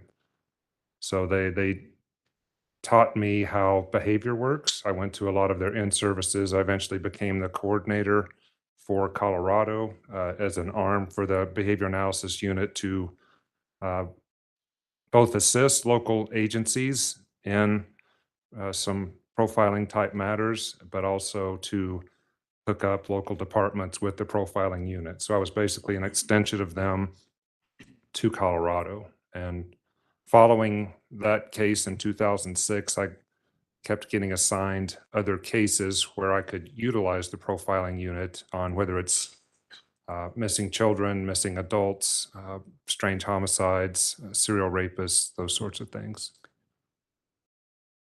I guess, how do you use that behavior patterns, or however you want to use the term, in trying to determine or help you as you're interviewing people? So, in attending a lot of their in-services, but even more so in working with people who did awful things, took other people's lives, the profiling unit had taught us that people follow a certain pattern of behavior. And knowing that pattern assists us in how to approach them and possibly get them to talk to us. It's not an accusatory manner. It's more of a manner on where we try to think like the offender, someone who's done an awful thing, and try to help that person wrestle with what they've done, and even almost explain to them what they've done and assist them in moving forward. So it's looking at the crime as best we can from the offender's viewpoint and trying to understand that person. Does thinking like the offender work in a generalized sense, or is it better to know something about the investigation itself and things that that person may have been doing or saying while the investigation is unfolding? Yeah, it requires a lot of homework. That's what they taught me, because when we would send a case to the profiling unit, they would digest it completely. It's not some magic formula where they know how people think. They would read the entire case reports. They would ask a lot of questions of the investigator, and then they would just give the investigator some thoughts on how they might move forward. It's not, they would never dictate, this is what you should do. They would say, here are some considerations you might have in dealing with the person like you're dealing with today. The transition for me out of the FBI and really towards the school district was in 2013. This was after the Sandy Hook attack on the first graders. I started getting yearly training, and it was more in depth on pathways of violence. Because we as the FBI were trying to prevent school attacks in particular. So every year we would do more in-depth study on behavior patterns, and we as people, how we go down a pathway of violence before we do something. And so that got me talking to a lot of school districts for the next, 8 years or so, which eventually led to the job that I'm doing today. So when you're talking about pattern of behavior, you're not talking, then it doesn't sound like a generalized pattern of a behavior. This would be a very specific pattern of behavior for a specific person and case. Yes, they call it the pathway of violence, and both the FBI and the Secret Service have studied that for years and years. What do you mean when you say that phrase, pathway of violence? It means that we as human beings exhibit almost predictors before we do something we're going to regret later. It starts with a grievance. A grievance means something that you perceive is done wrong to you. And so then you have to wrestle with how you're going to deal with that. And you have an idea of how to deal with it. And that sometimes for us is not a healthy idea. If we have stabilizers in our life, we'll go back and figure out a better way to deal with things. From there, we go to planning. And that's if you're going down an unhealthy or a violent pathway, you'll start planning what you're going to do. You take steps of preparation. Then you do what's called a breach. A breach is that you enter into almost a point of no turning back, and then you do an attack. And we studied that for years and years to try to prevent school attacks. And that's what I still do today with the school district. If we see a student or even an adult struggling with that pathway of violence, we try to find out what that grievance is and if they're on a pathway to harm themselves or other people. So in your experience, have you actually seen this pathway of violence go all the way through that pathway where it does lead to some violent act? Absolutely. How did you get involved in the investigation of Gannon Stauch's disappearance? I had been assisting the Colorado Springs FBI resident agency. It's a smaller satellite down here I was stationed up in Denver on numerous cases if they involved missing adults, missing children, just to come in and assist them with whatever help I could give from the profiling unit. And the supervisor, John Cronin, had asked me to come assist with the Gannon Stauch case. What was your role in the investigation? I didn't come in till about a little over 2 weeks later, and the investigators, both FBI and El Paso sheriffs, just asked me to listen to one of Letecia's phone calls to, I believe it was Al, and see if I can assist, because they had no idea where Gannon was, and to see what we could do as far as where do we go from here, because they believed that she was misdirecting the authorities and wasn't assisting in the investigation. So after listening to the phone call, I spoke with Al, the dad, and with the investigative team and said, I do believe if we don't accuse Letecia of killing Gannon, that she would continue to talk with us and maybe give us clues to what happened to him. So did that become a strategy for you as you proceeded to help out with this investigation, to not accuse her directly? Yes. Why did you believe that if you avoided making an accusation that she would continue to speak? She had already shown a propensity to change her story to fit the facts of the case. And I had seen that in prior offenders as well. And I figured that if we could just keep, Just a second.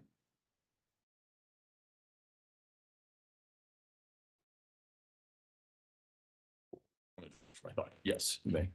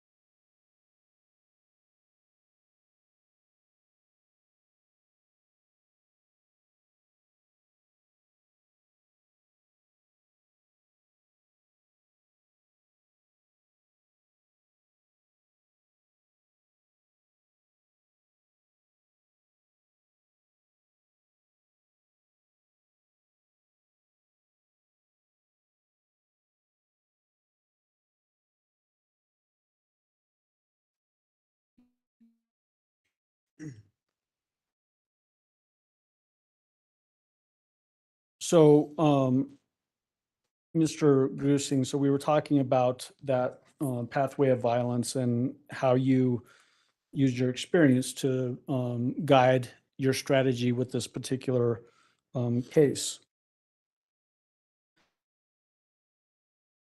What about this jury's heard a bunch of phone calls already, heard testimony that you were involved with both the planning and carrying out of these consensually recorded phone calls. Was it also part of your strategy to get her to just keep talking because she would give information sort of on the margins? yes, she was the last person to be with Gannon, and she was our best source of information.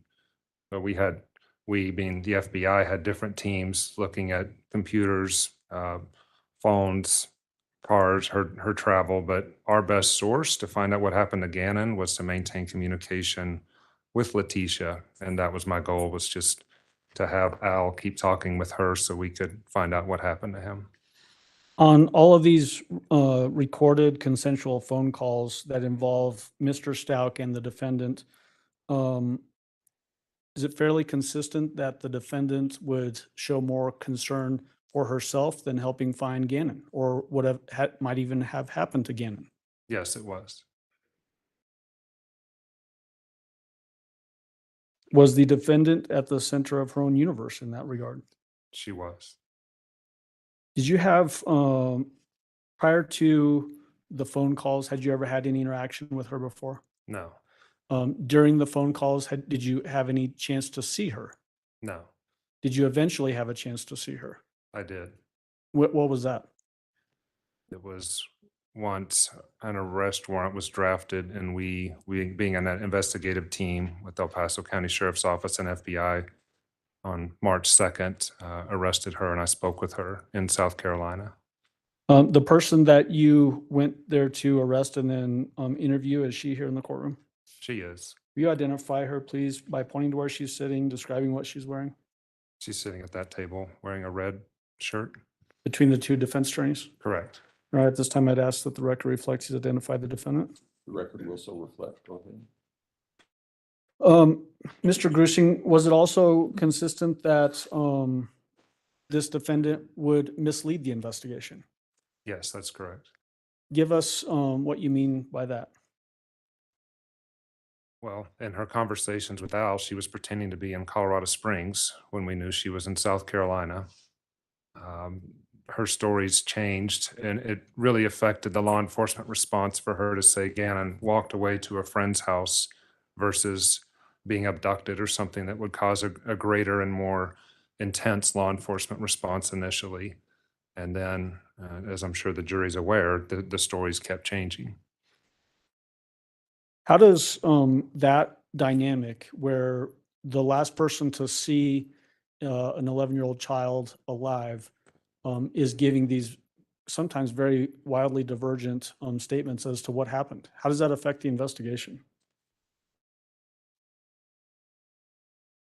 Well, it makes it difficult, but someone like Letecia can't help but giving out facts in the case while she's making up these stories. The stories are to avoid punishment for her possibly being responsible for what happened and being found guilty. And in my experience, that is what, both in my experience as an interviewer with the FBI and what I learned from working with the behavior analysis unit, that's what we as human beings do, is we fabricate and we misdirect to avoid punishment. Was it consistent in this case that different times during these recorded phone calls that she would try to shift blame to other people? Yes, Did that include Al Stauch? it did. Did it include Landon Hyatt, Gannon's mother? It did. Did it include Landon's ex-husband, Mike? Yes. Were there other people that she would try to shift blame to that were known entities, known people that were real? Yes.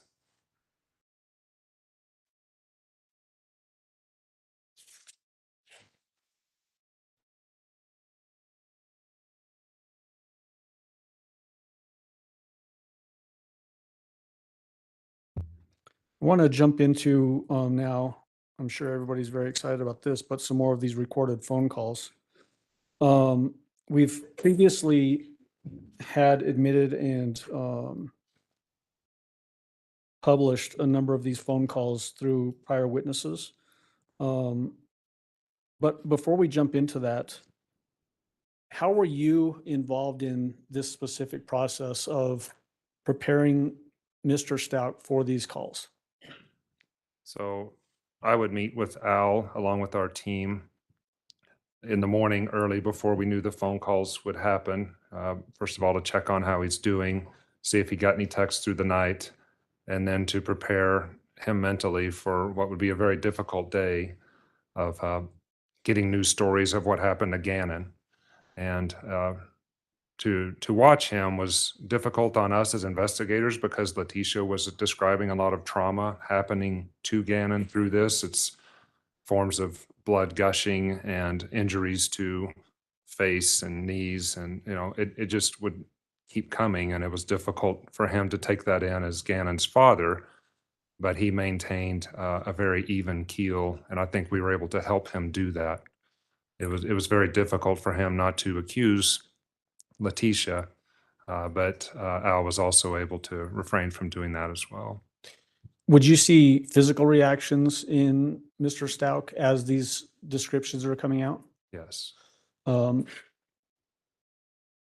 it important while you're doing this with Mr. Stauch to protect the viability of the investigation, meaning instructing him that he couldn't talk to people outside the investigation about these calls? Yes, he knew that, and as far as I know, he adhered to that. Okay. So I want to jump into People's Exhibit. Hold on just a second.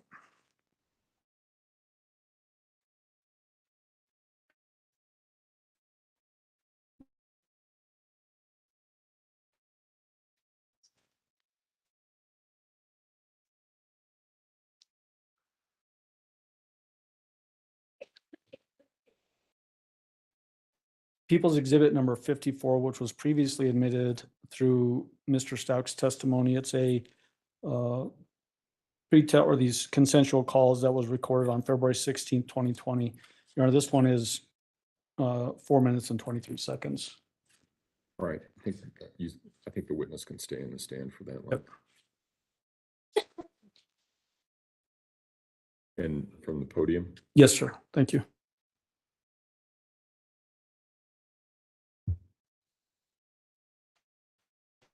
Hello? Yeah. So I just got off the phone with your girl, Nicole, and then I talked to the investigative reporter. You know what I found out? What? I found out where Quincy is. So Okay. we're making progress. His family at the house believes he's been in Mexico for over 2 years and hasn't been back. Yeah, no, that's not true. How do you know? Oh, okay, whatever. If you're not gonna listen to me, I did. I listened now to you're you. gonna listen to your thing and make up these stories. Really? No, I listened to you. I listened to your contact of Nicole. I listened to her, the person she sent, okay, who was the investigative reporter that you were referencing. So all that was true. So thank you for telling the truth on that, okay? The part that's not true is Quincy Brown. He's been in Mexico for 2 years. Quincy Brown is not involved in this. God. Mexico? You don't know Mexico. That's what his family said, not... Yeah, that's what his family said. Oh yeah, okay, the family said Mexico? Yeah, because they've been looking for him too, believe it or not. Go figure. Uh-huh.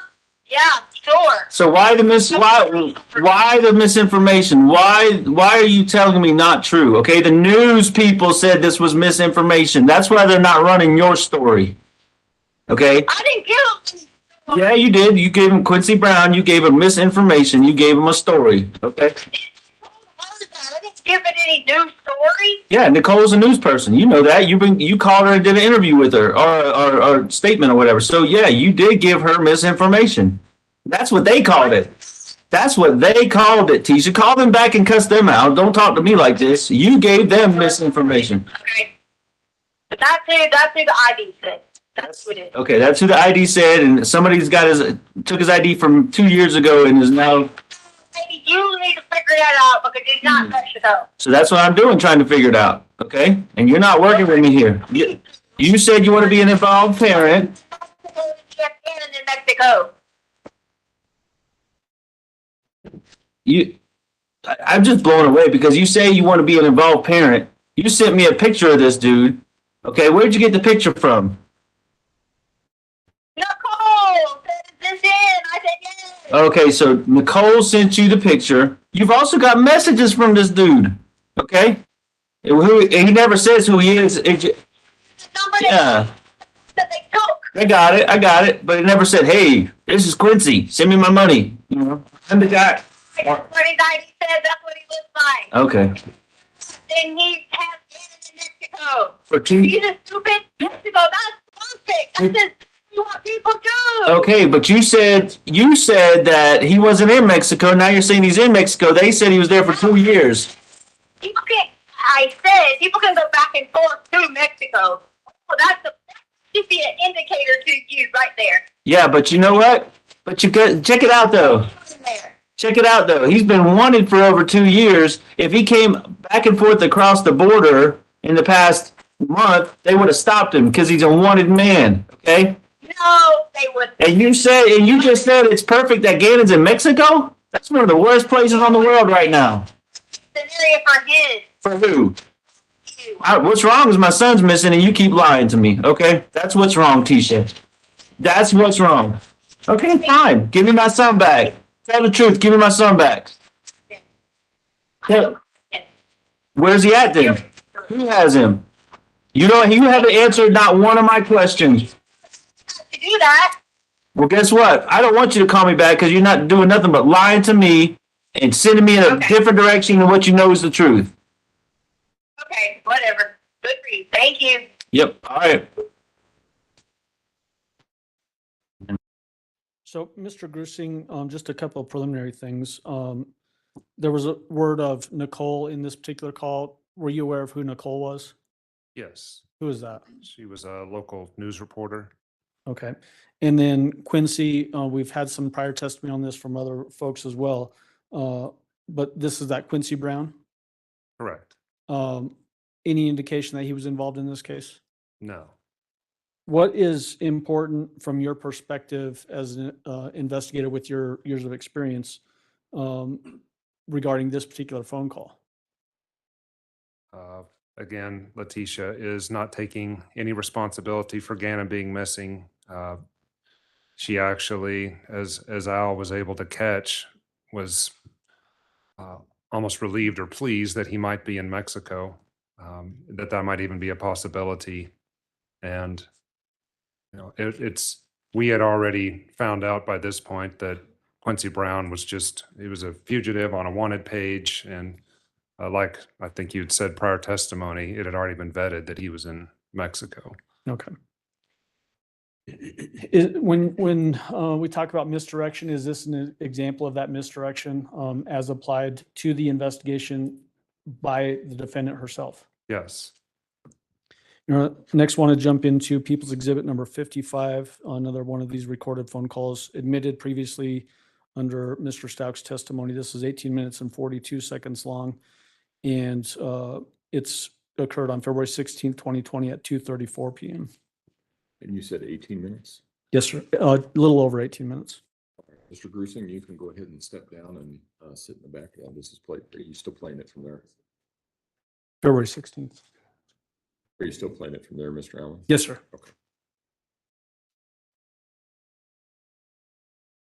Okay. This is about that other. Been wrong. Yeah.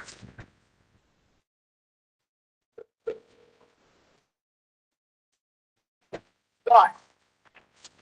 Do what? What? I'm just trying to help get to the bottom of this, teacher, like you said in the message. Like, I'm just trying to do this for Gannon. Yeah, but this whole time, for 3 weeks, you've been just like all these people. So you know what? I'm gonna be just like you too. Full of speculation, full of lies, full of craziness. I'm gonna be fucking crazy as hell, just like them. So you're starting that now? That's the truth, huh? You're starting that now is what you're telling me? No, I'm telling you, no, that's just what, I mean, that's how you treated me. So No, you think no. that I've been sitting there playing into your game and all the listening and people. You think I'm stupid? No, I'm just trying to like I said, I'm just trying to get to the truth and get to Gannon. I mean, you no, you think I'm stupid. Then you wanted to get to Gannon? Yeah. And you think I'm not gonna fucking be a fucking crazy ass? You think that for a second? You think I'm not smart enough now? Oh, I've invested a lot because, oh my God, I worked at the ground you walked on. Okay, but that being said, why would you give me Nicole's number? I don't Okay. work at that No, store. well, that's fine. That's fine. We're miles away from that. So, but for Miles away from what? miles away from the truth. First of all, because this Quincy guy's been gone for 2 years. The news said that, not me. Okay, all right. The news said that. They also got it confirmation from the sheriff. Okay, that this guy was not involved. Period. It's misinformation. If that's what they say, then they have the answer. Okay, well, but between me and you, why can't we just move past Quincy? Okay. Because you're not trying to move forward in your life with your wife and your family. And as long as you treat me like that, act like that, I'm going to be the same damn way. Okay, but hear me out. Hear me out. You treat me like shit. Okay, all right. Do you think I'm supposed to come be your hero? Okay, listen. I am trying to get past that point because Quincy being involved in this. We don't have anywhere to live in those fools. And you still been lay up in a hotel? Yeah, but you had me believing Quincy until the news in the El Paso told me it wasn't true. But no. You don't care. I do. I no. Don't fucking matter to you. Okay, so you've been telling me stories this whole time. Is that what you're telling me? You've been lying to me intentionally? No. Why not? So Because but you got to know. I think you're freaking out because I don't even have to tell you. You know that Quincy being not legit anymore is not good for you, and it's not good for Gannon. okay. All right, so listen, I want to start over with this, okay? I want to start over, and no, I got you, and I want you. If you had me, you would have abandoned me for 2 weeks. Okay, but listen, when I started talking to you on the phone, the most honest you've been to me in this whole freaking process is when you asked me and you showed me that you cared and love for me. You asked me, you said, Albert, do you love me? And then I answered and I said yes, right? No, Albert, you don't. No, but no, listen to me. I said yes, okay? Get on the phone with and tell them all how many. Tell them. I said yes, and what you said, okay? What you said, if this was an accident, will you stand by me? And I said yes. I said I will stand by you if this was an accident. Many people did you start texting and telling them that I'm lying? I just want to know because this is where I know. This is why I know you never were trusted through the whole 2 weeks. You were trusted. How many people did you? I didn't get on the phone and text nobody about this. And I know you're surprised by that. You can be, okay? Whatever. You ain't told a soul about no names or nothing.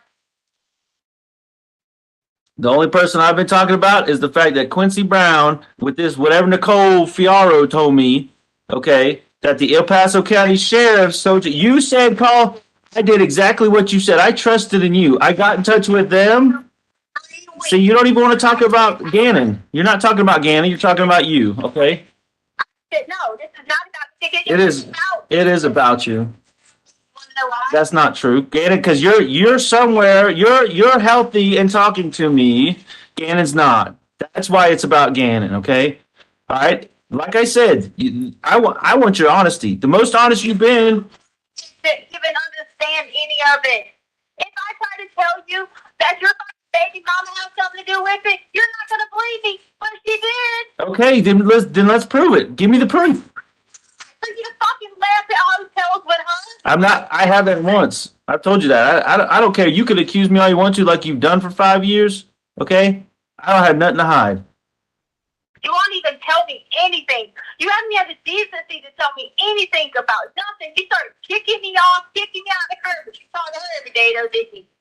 Not really, actually. No, because she's your children's mother, right? Yeah, yep, absolutely. And you have information that you're not telling me, and you have the chance to show that you're better than her. Okay? If she's involved in this, if she's involved in it, let's take her down.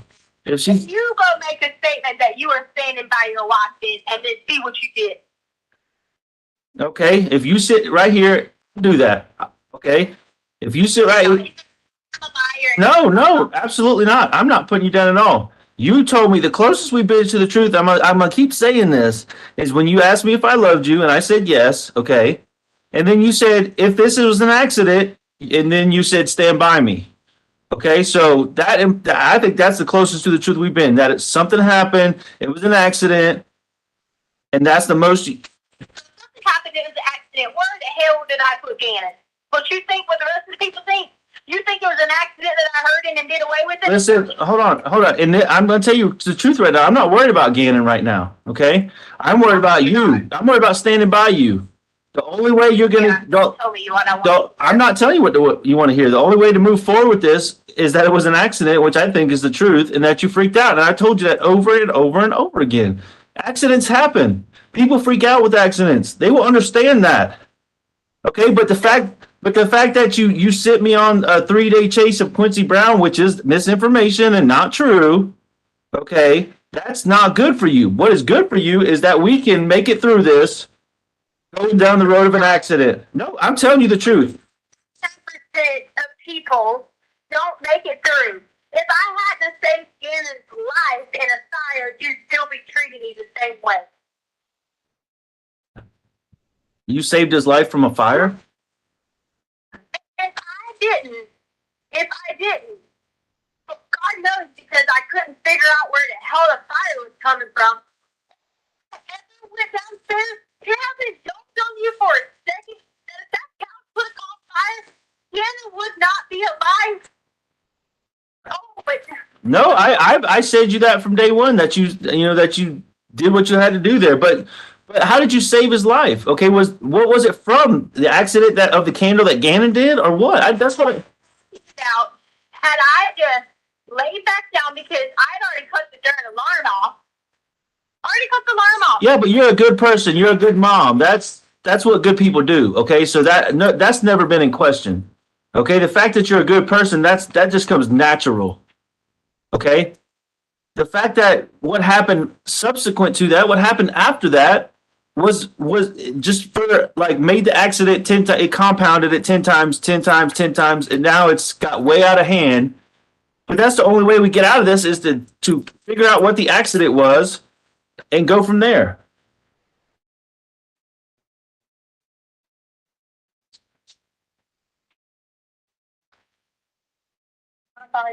I can't hear you. I'm asking somebody because we don't have any food. Okay, all right. Yeah, I see. All right. Thanks. That's really great, right?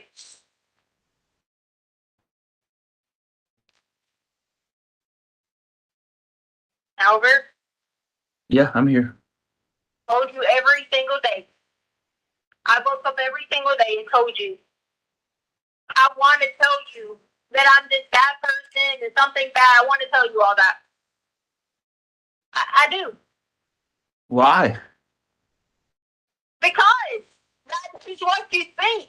You have trashed me to everyone. I have not. Prove it. I have not trashed you to no one. I have not put anything out in the public intentionally so we could get to the bottom of this, me and you, okay? And here we are trying to get to the bottom of it. I'm sure you had your family thinking I'm a murderer. My family's not even here. I'm all alone again. I told you that. My family just wants to find their nephew, their grandson, their cousin, okay? That's what they want. How about Lena, their brother? Lena's losing her mind because her brother's missing. You think I don't want to see Lena? I didn't say see Lena. I said Lena's freaking out because Gannon's missing. What are you talking about?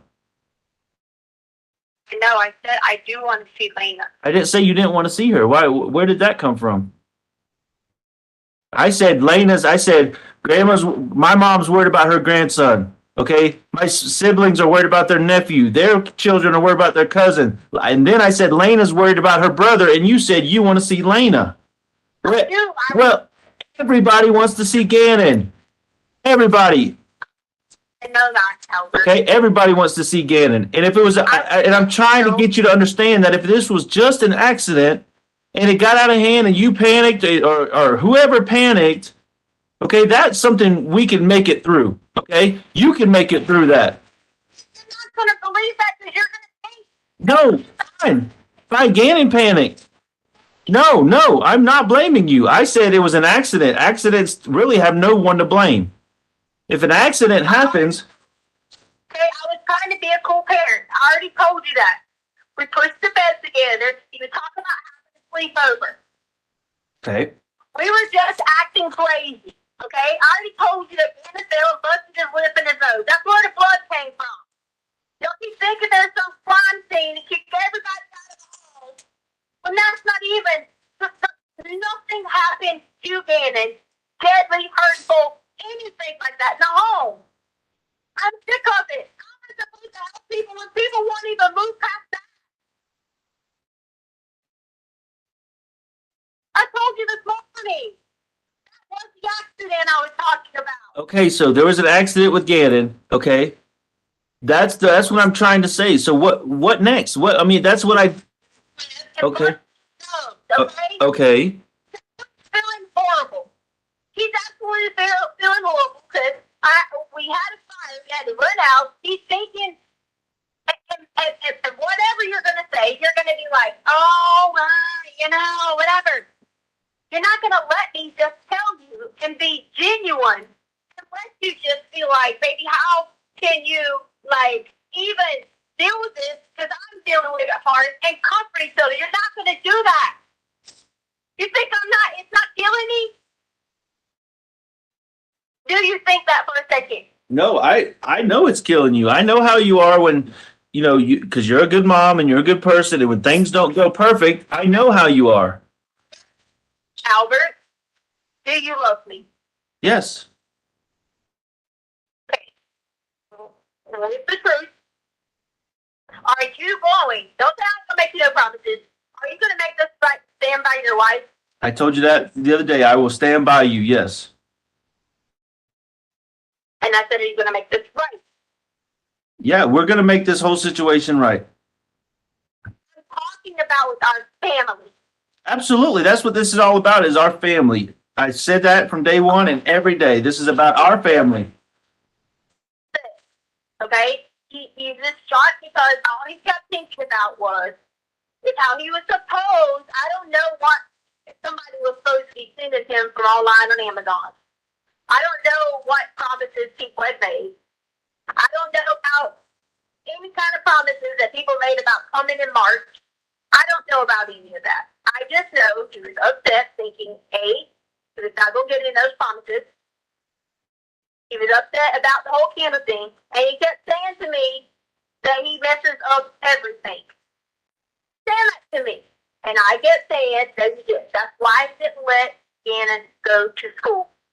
He felt horrible with himself. He felt really bad with himself. He was very upset. So we go on our same trip. We went on everything about the bike. We did all that. All that's true. We did all that. We go to Petco. We did all that. Okay. Then we leave. We're supposed to go meet somebody about the bike. Then end up and I realized that I did think somebody was following us. That's the God's honest truth. Because when I got on, they got it. I got a turn, they got it. Swear to God, I thought somebody was following us all the time. Anyway, so I realized that I didn't have phone or directions, so I turned around. Come back up to Petco. Go back into Petco again, and still playing the glitch. He's still whatever. So back to stuff for a second. If you think for a second on some video, he might have been whatever, he had busted his nose and his mouth. Did you think I want to send him to school like that? Honestly. Did you? I mean, obviously not. Okay. I did. And then I was sitting there feeling so sorry. He didn't have bad burns. It was therapy. They were a little bit bubbly, but I was able to jump on it and put it out. So then we go back to Petco, and I said, Gannon, hey, we are going to have to hurry up, get back, and get Lena. Albert, when I got back, Gannon was not in the car. At all. I didn't even know that he wasn't in the car. From when you left Petco? Feel horrible because I feel like one of those people that didn't realize that they left their baby in the car.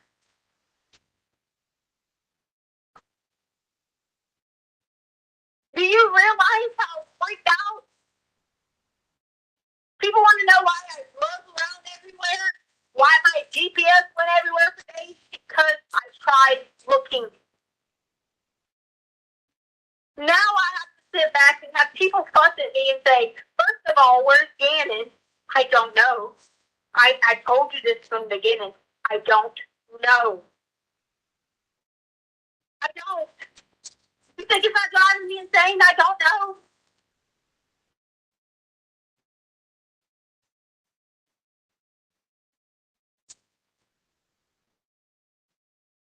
You think I have to feel like whatever you have to like said something about the music? I didn't even pay attention.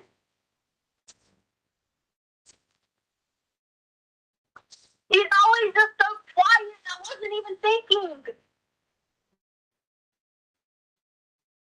And then I go into Petco, thinking surely he's going to be home.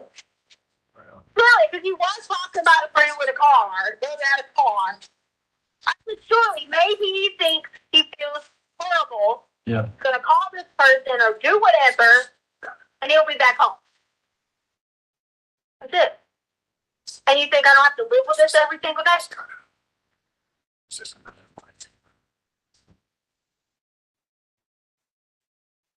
Hello? I'm here. I'm just listening.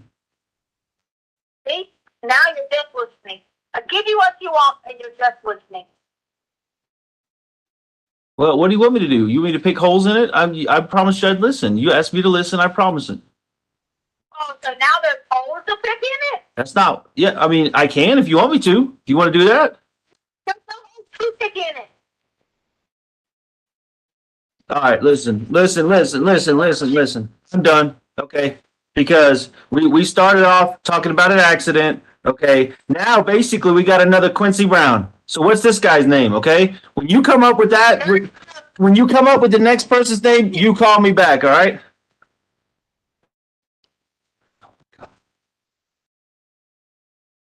Mr. Grusing, if you would resume your seat in the witness stand, I remind you, sir, that you're still under oath.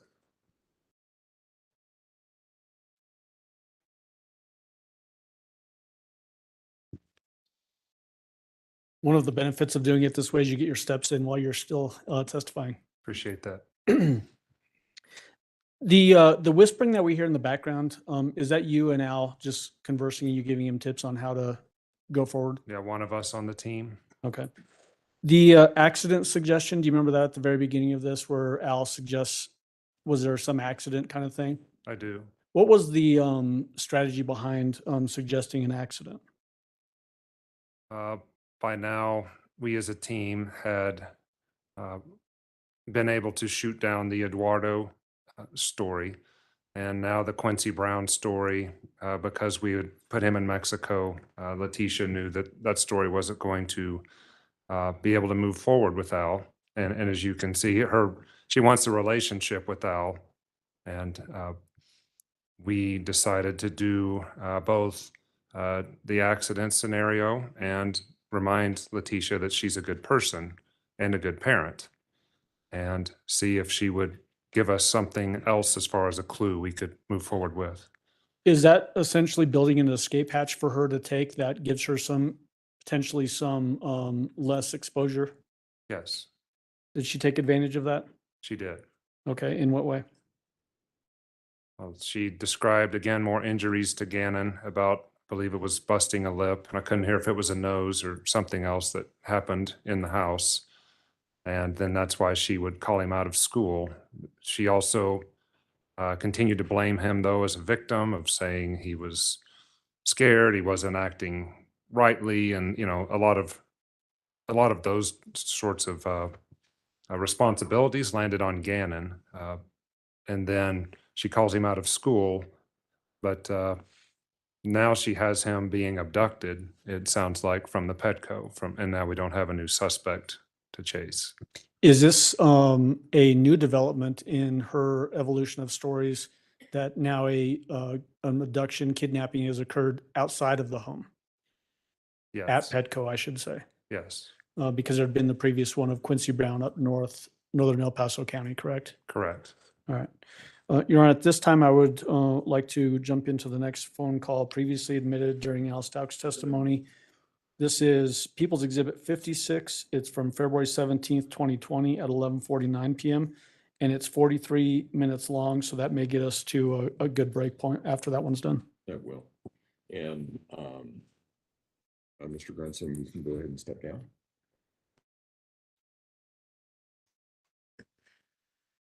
Playing now People's 56.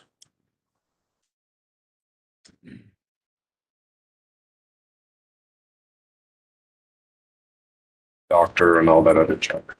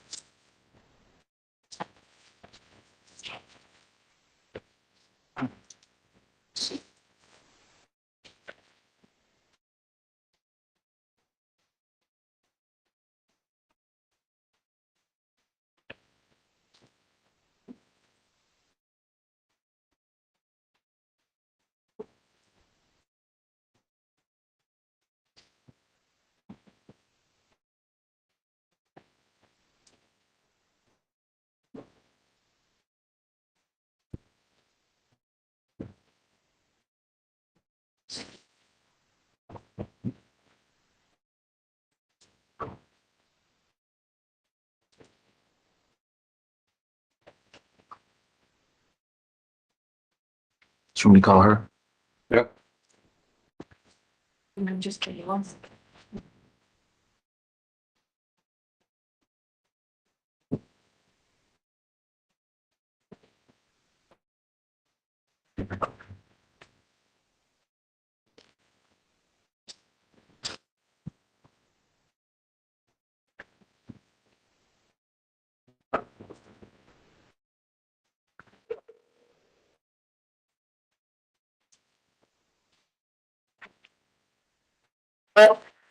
Hello. What's up? Huh? But just got back to the doctor. What for? Really? Yeah. I've already told you this, but I didn't have a period and I'm 5 weeks pregnant. Okay. How'd it go?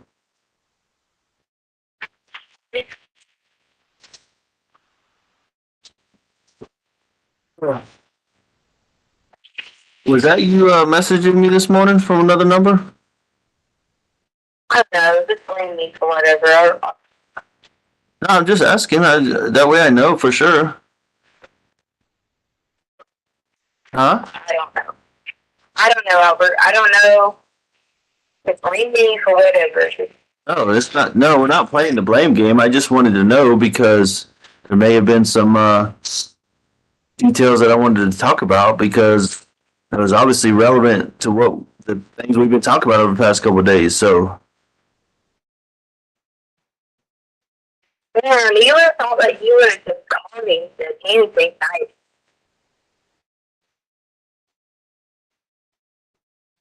Keisha, you know what my mind's on. My mind's on Gannon, okay?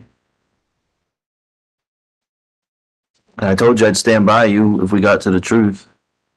So, I mean, that's what my mind's on. My mind's on the truth about Gannon. I've given you the truth. I've given it to you, and then I've given you 15 different things that were not true, just to prove a point.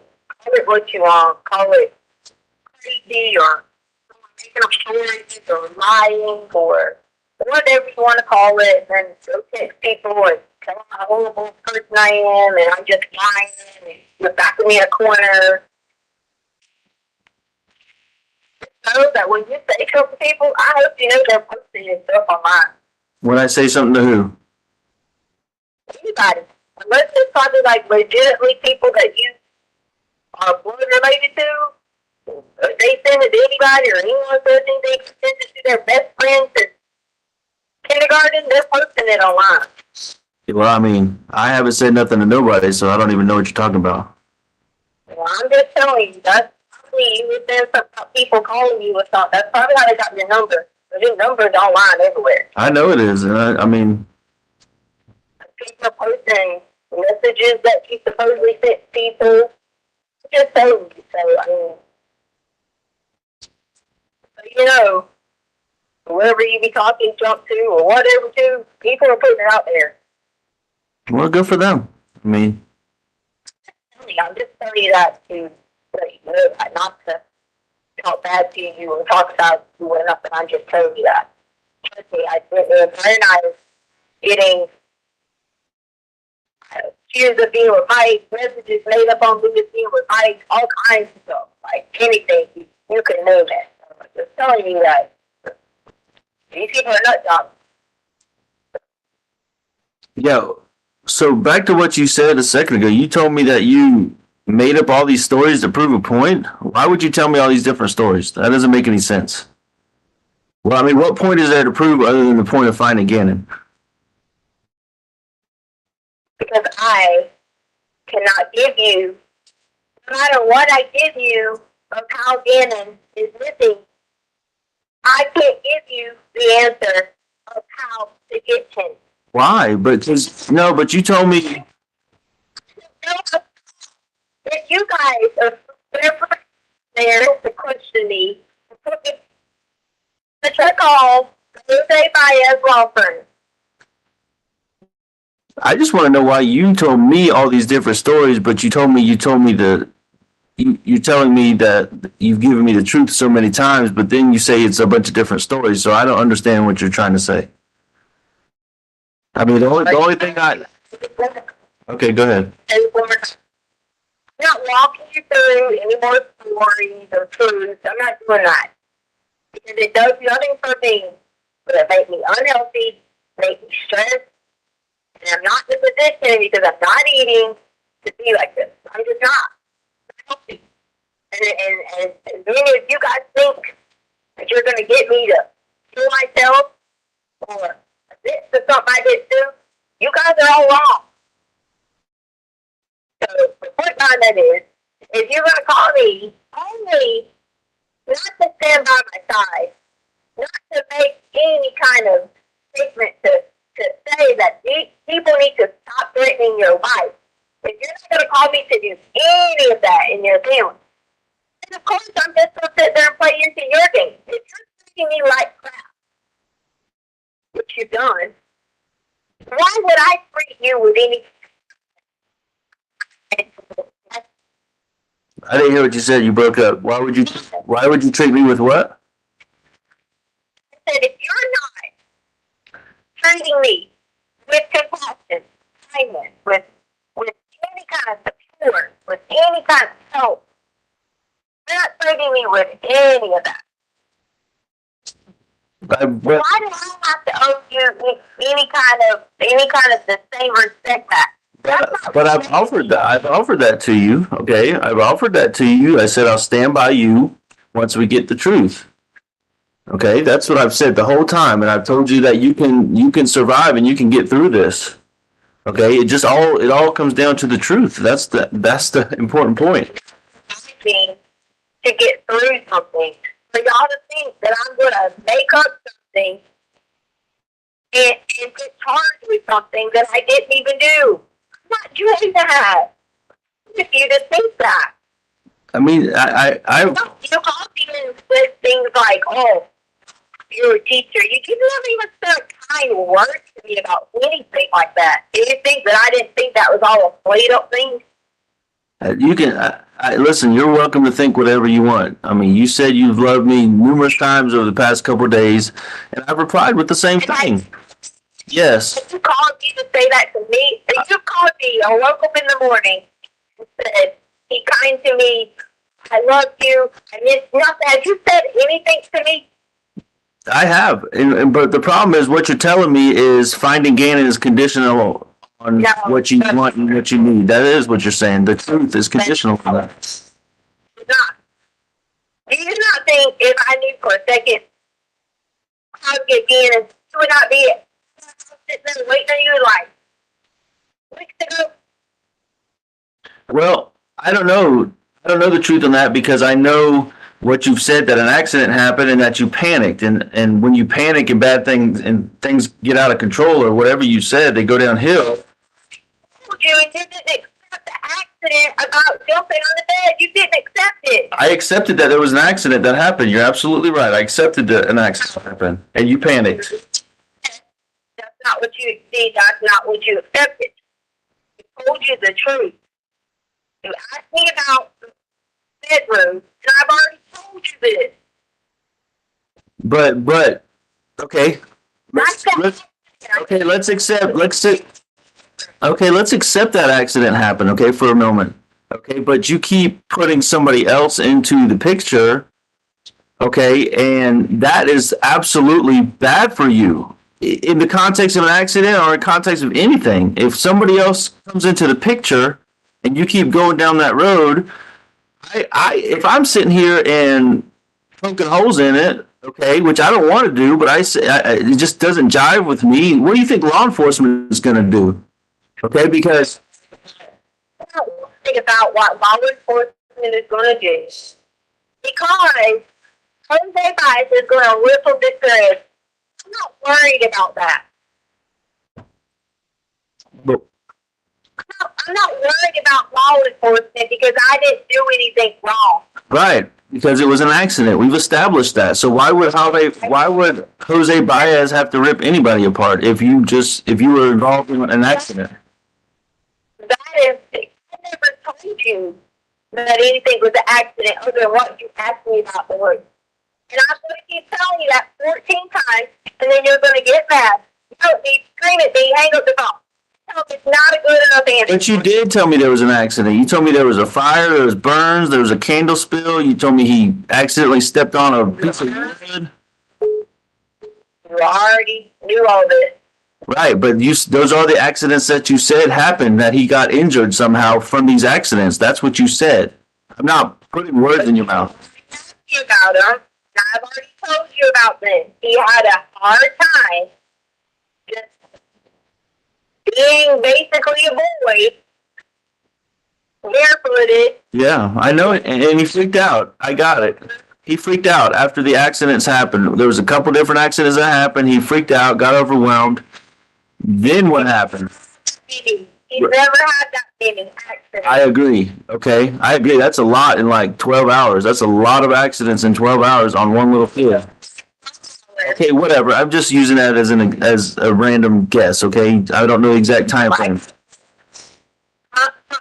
Me explaining anything to you, if your people want more statements or whatever, they know I've listened to you who I have as my representation in a pre-investigation. I listen that to you. I'm not going to sit here and walk down 15 more trails again with you for you to hang up, yell at me, scream, and Well, I'm your husband. I'm not the sheriff. I'm your husband, and it's my son that's missing. that you've done. Yes, he does. A father does. A father does. Okay. And once again, I'm trying to do this because I'm feeling the guilt of not being there to help him through all these accidents. Okay? So I'm trying to do what I can outside of the law enforcement, okay, because you don't freaking trust them anyways, and they've screwed a lot of this up. So I'm sitting here trying. Trust them? Do I trust him? Not based on what I've seen. So that's why I'm going straight to you, straight to the last person that saw him. I'm not. If I would be the last person that saw him, then I would be the person that has him. So then who was the last person that saw him? This is No. okay. I don't know. So you don't know who it was. I don't know anything. I just told you. I don't know anything because I've been emotionally beat down. By who? Emotionally beat down. By who? What? By who's emotionally beat you down?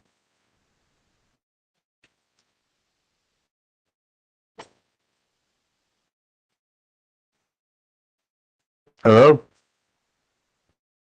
Albert, I understand that as a parent, you know that 100% of your mind is focused on someone that God gave you the ability to bring into this world. Okay? If anybody knows that, I understand that. Well, but you're contradicting yourself because you told me. Okay. No. I'm not even Okay. Yeah, I'm sorry to interrupt. Go ahead. I'm sorry. I don't have anything to say because as soon as I was finished, I couldn't even finish the second part. I sent it without you attaching it. Okay.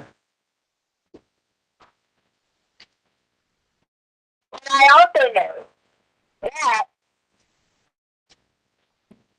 you should be, under no circumstances, be one with me. Because that's what God intended you to be.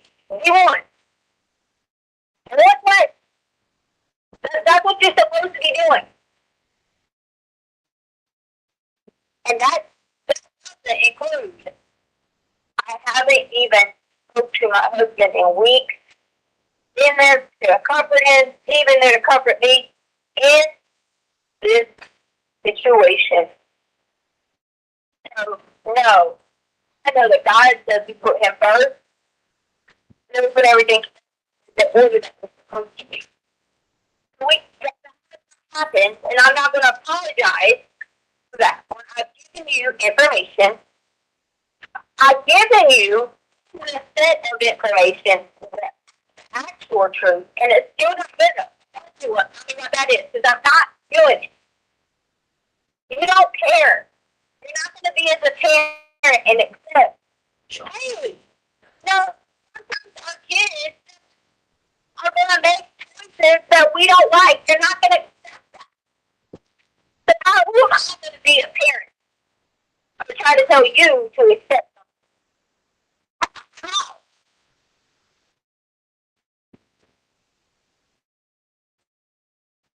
Because other than me trying to make up a story to keep someone else looking bad, to protect the child, then I'm still that.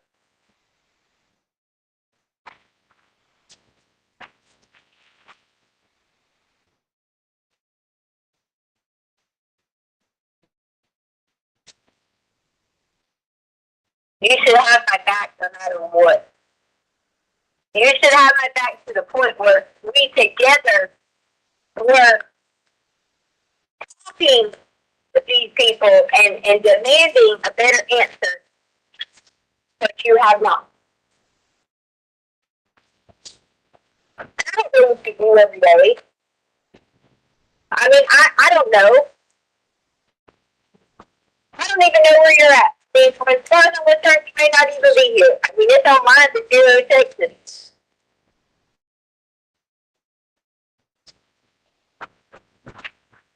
I don't know anything. I don't even, I almost was late to say, you are my teammate.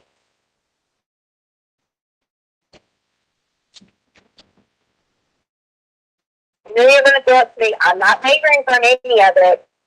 I'm not. This is that you tell me exactly where candidates right now. I'm never going to vote for my family again. This is the two basically put on me. I don't know what these are. This ain't going to be on.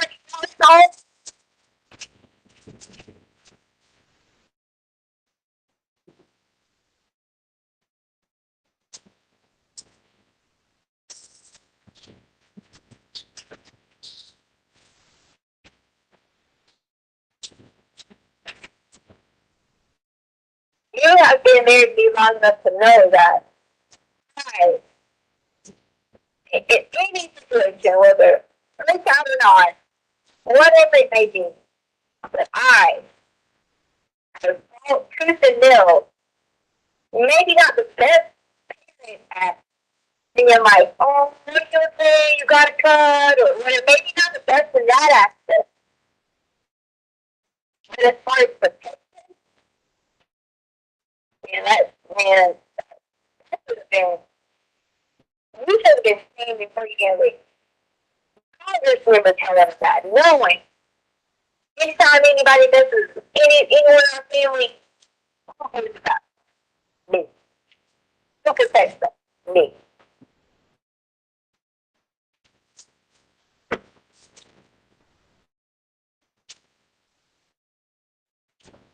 I could give you out. I would. All right, can I talk now? Huh? Sure, thank you. All right, so I'm gonna. I know you don't want to hear this, but I'm gonna walk you back through where I'm at, and then I'm gonna let you know how I feel. Okay? All right. I fully believe that something happened. It was an accident, and that you panicked. Okay? And that you keep putting somebody else into it, and as long as you do that, it just doesn't look good for you. And I'm trying to be by your side when I say that, okay?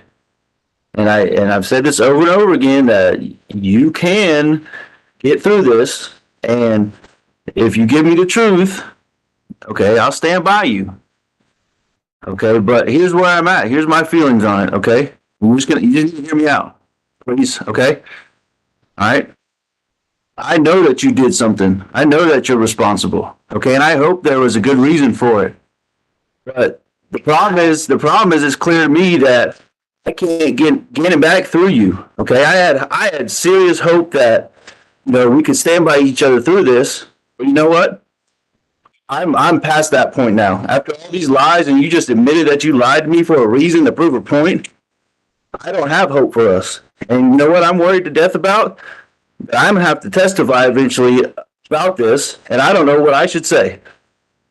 I have no clue what to say about this because now I'm put in the position of the truth or my wife, and I don't know what to say. I don't know what to say when I get called up there to testify eventually.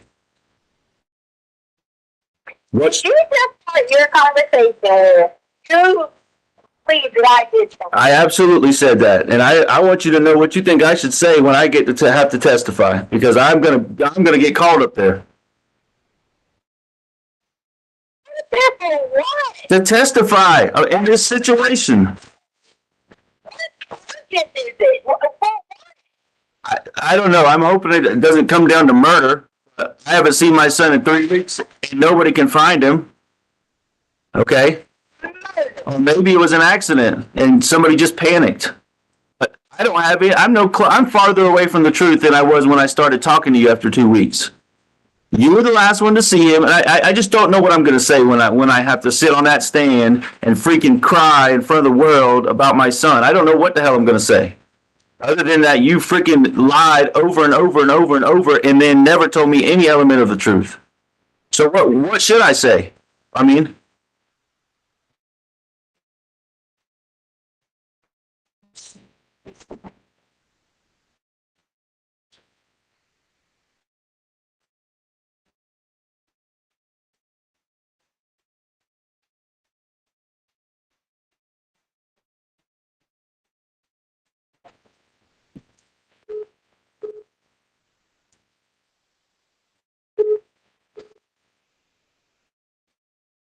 hello? I guess I lost you.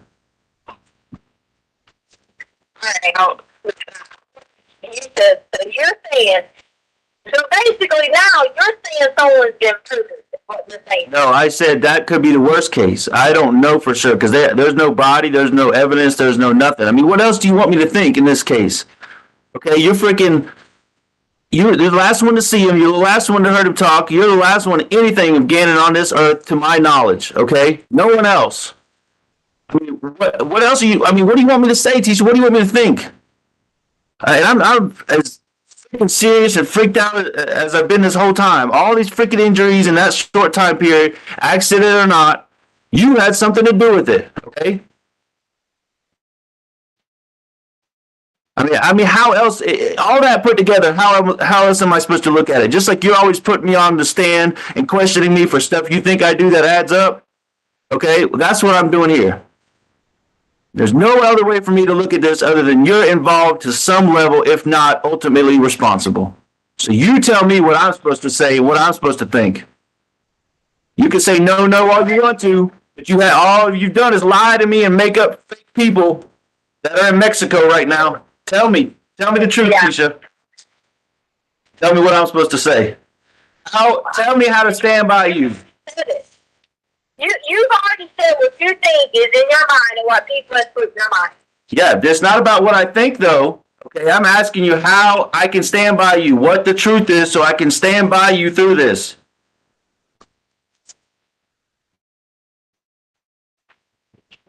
I'm just let you sit there and accuse me of something. My own husband had just said I would murder someone. Listen to what you said. That's not what I said. Okay, you said that, not me. I said you're responsible. You're responsible to some degree. That's what I said. We're worried about you testifying, is what you said. Yeah, absolutely. Testifying for someone, is what you said. Because I gotta get up there. I'm gonna have to get up there on the stand and look you in the eye and tell them that you lied to me and told me 15 stories. And that when they ask me what I think, I'm gonna tell them I think you're responsible. I want to know what you think I should say. That's where I'm at right now. I told you that. If that's what you feel in your heart, then go with it. That's all I can do. No, that's not. I'm asking you to convince me. Tell me otherwise, Tisha. No. Convince me otherwise. I'm begging you. I'm on my knees begging you to prove me wrong again. Okay? Prove me wrong. Tell me right now. Prove me wrong. Give me what I need. Give me the facts of the matter that prove that you had nothing to do with this, or that was an accident and you freaked out, or something. I'm here theorizing all these different stories. Are you delusional that there's an accident and then you still think I just murdered someone over an accident? No, that's not what I said. If it was an accident, that explains it. You killed him, that explains it. I mean, it's pretty simple. Okay, it was an accident. Okay, an accident.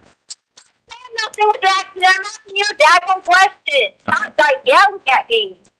I said, if you just said that you was basically on the stand. It's what you told me. No. No, you said if they ask me what I think, that's speculation, okay? So you're telling me that you're going to speculate what you think happened, and you just told me there's no this, there's no evidence, there's no other. No, all right, you're right. Back off of that. What I will tell them is this. I will tell them this, that my wife had the opportunity to tell me the truth, but she chose to lie to me repeatedly, make up fake people, Uncle Matt, Eduardo, freaking Quincy Jones or whatever his name was in Mexico, okay? She told me all these stories to get me going in 17 different directions that I still don't know the truth, and that I know for a fact she was the last one to see him in our home.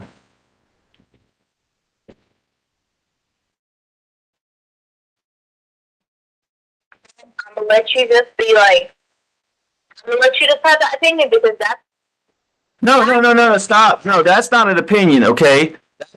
I stated all the facts, I dropped the mic and I'm out, okay? That's what that is. I got nothing else to say about it other than you lied to me, and you're the last one to hear my little boy cry and little boy say I'm bleeding and to see him live and well. Oh my God, they edited that video. You're an idiot. The actors edited that video like that. Oh my God. Okay, then tell me something that's truth. You didn't deny it. You didn't deny. Okay, fine. I'm sorry I said that. Okay, maybe it is edited, but you didn't flip out when I said you're the last one to see him alive.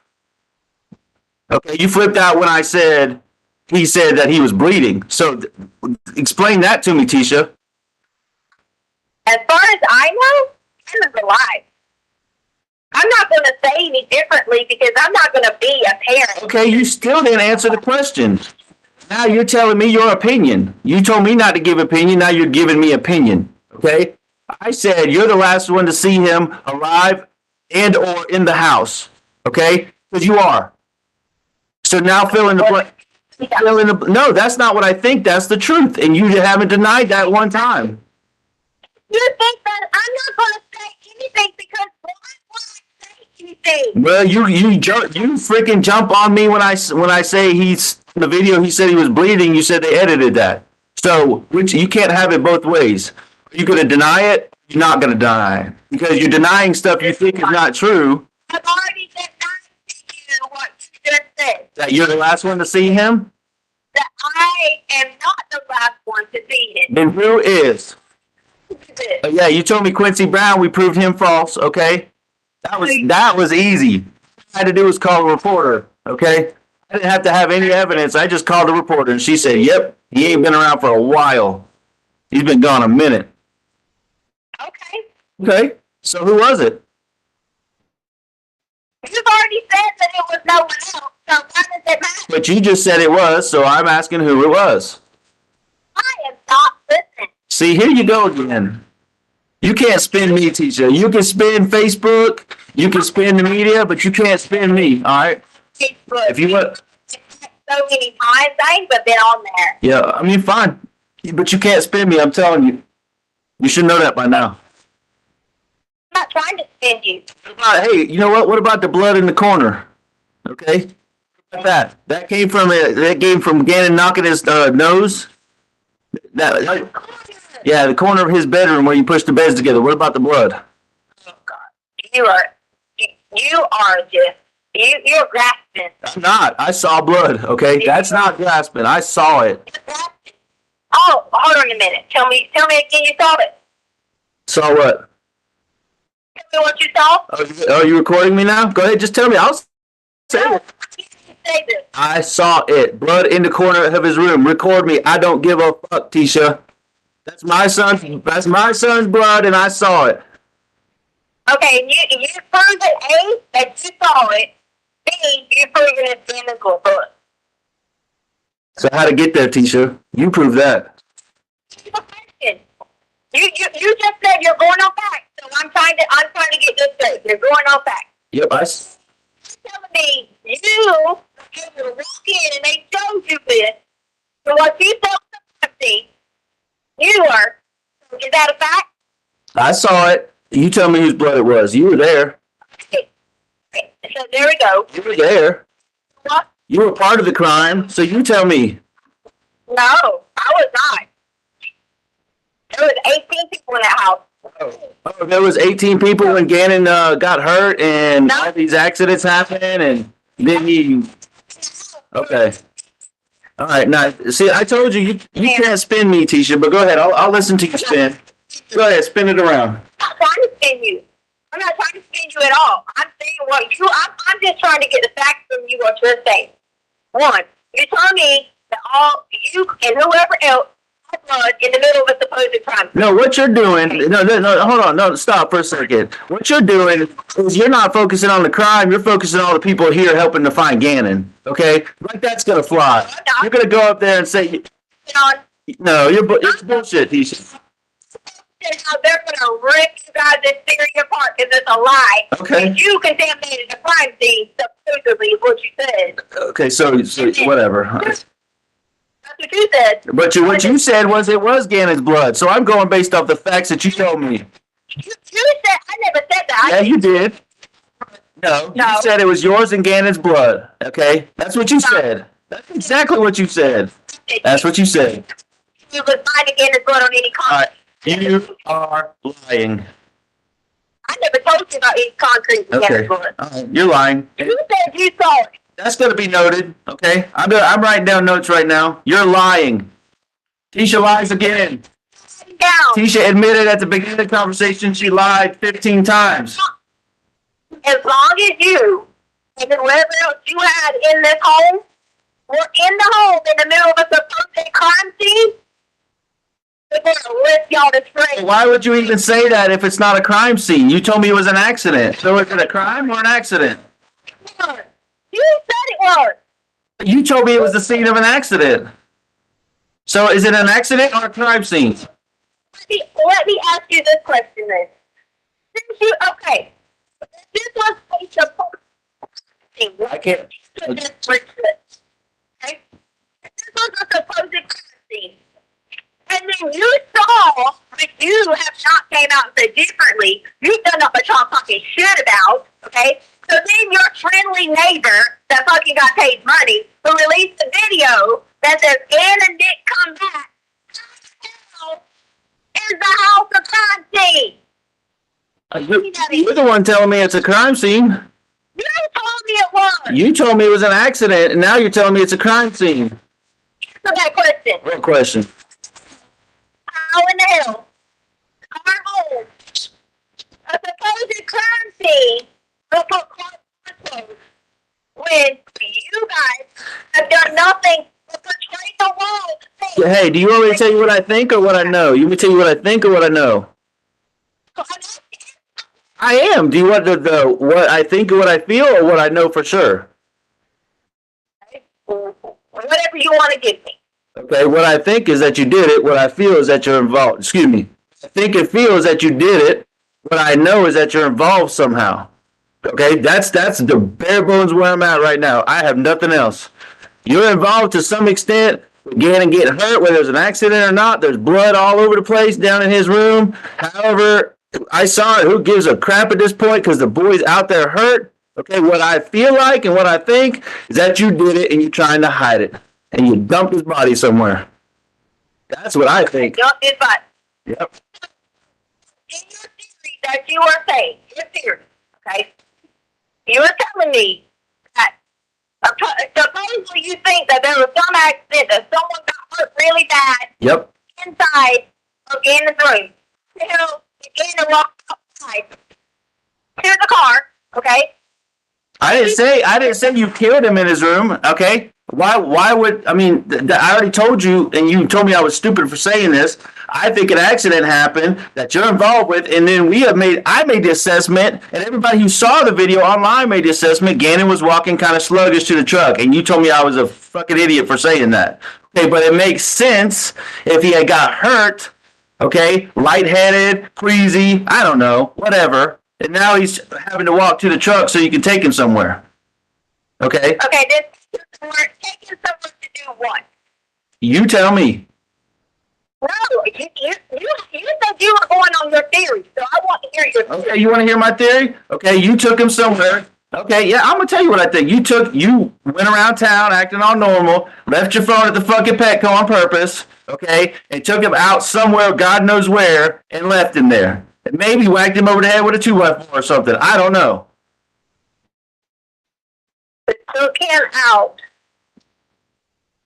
by somewhere you said whack somebody in the head. So I committed a murder. Is what you're saying? No, because he could have just been knocked out. Because what? You could have knocked him out with a 2x4, not killed him. I mean, if he died, I guess that is murder. I don't know. You're the legal expert here. So actually, let's back up a second, because here's where I'm at. You're lying, okay? Are you lying to cover yourself? Are you lying to cover for Harley? Which one is it? Harley? Yeah, which one is it? I've already been proved, first of all, to have been at work during all y'all's episodes.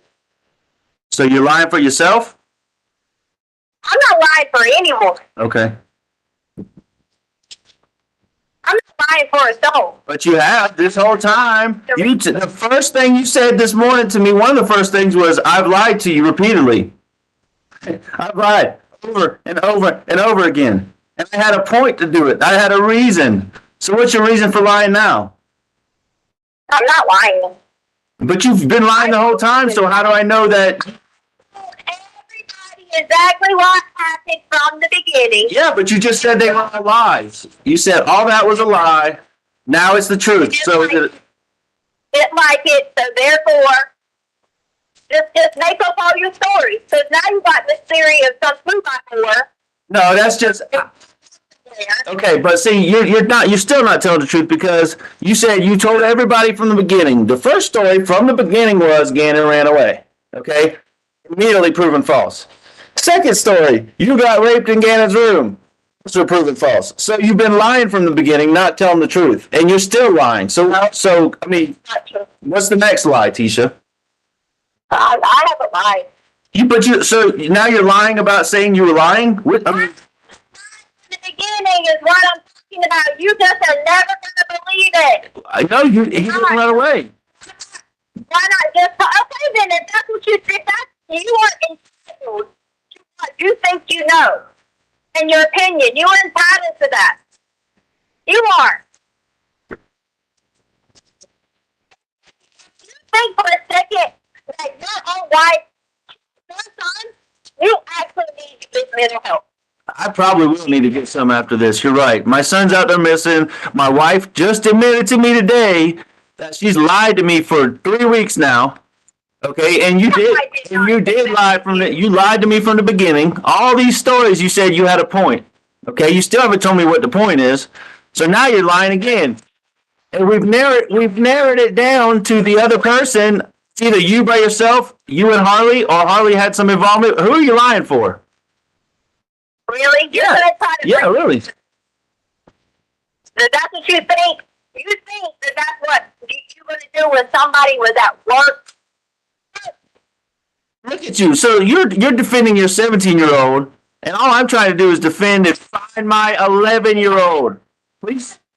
You said that. You said you're defending your work. Oh, don't even start with me on that, because I begged you to let me adopt that child for 5 years, so you can shove that one up your ass right now, okay? You can go ahead and shove that one wherever you want to shove it. But you're just disrespecting me. Why don't you just respect me and tell me what happened to Gannon? He's a freaking 11-year-old child out there all by himself somewhere. He's with somebody that he don't need to be with, and you're the only one that has the truth. You. And you admittedly, yes, you did. You said you lied over and over and over again. With somebody you don't need to be with. You just said that, but then you told me that no one else was involved. So which one is it? You tell me. You keep. You. You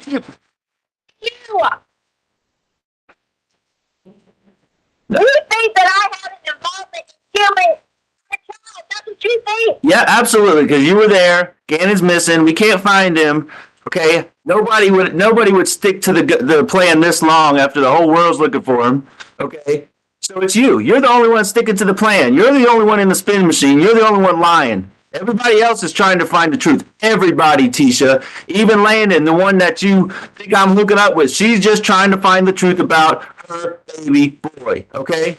I'm glad you get to spend the rest of your life with Nancy.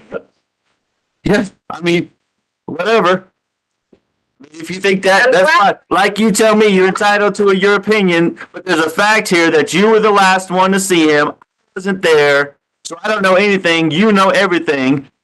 And you're lying repeatedly over and over again. You didn't get raped. Gannon didn't run away. There's no Quincy Brown, Eduardo, Uncle Matt. There's no high fives. There's no Gannon jumping in his back. Okay? What there is blood in his room. Okay? And he's gone, and we can't find him. That's what. And you were left with him and didn't come home with him. Okay? And you still haven't filled any of the blanks. I mean, there's facts out there. Okay? There's facts out there. And you won't even tell me the truth. You keep lying to me, making up some bike bullshit. Okay, Gannon fell off his bike and busted his head and needed 911. Are you serious? And then as soon as I say that, we go back to the house. I mean, I don't even want to do this. Okay, you're just gonna continue to lie to me. Why am I even wasting my time? So when I testify on the stand, that's what I'm gonna say. My wife had all the information. She chose to lie about it. I have nothing else to say. Okay, that's where I'm at. Hey, All right, have a good day. We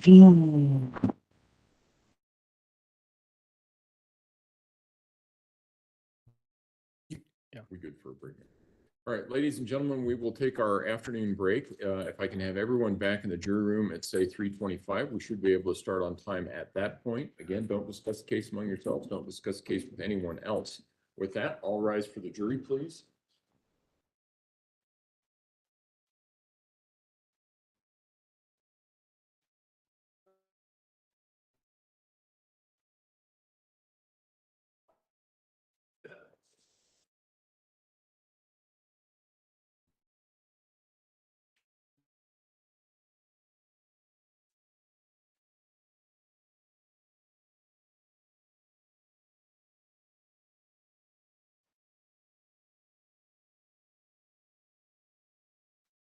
Thank you. May all be seated. Record should reflect the jury has left the courtroom. What's the plan for when we come back? Continuing with this, Judge, we still have 3 more phone calls potentially. Okay. All right. All right. Court will be in recess. Thank you. All right.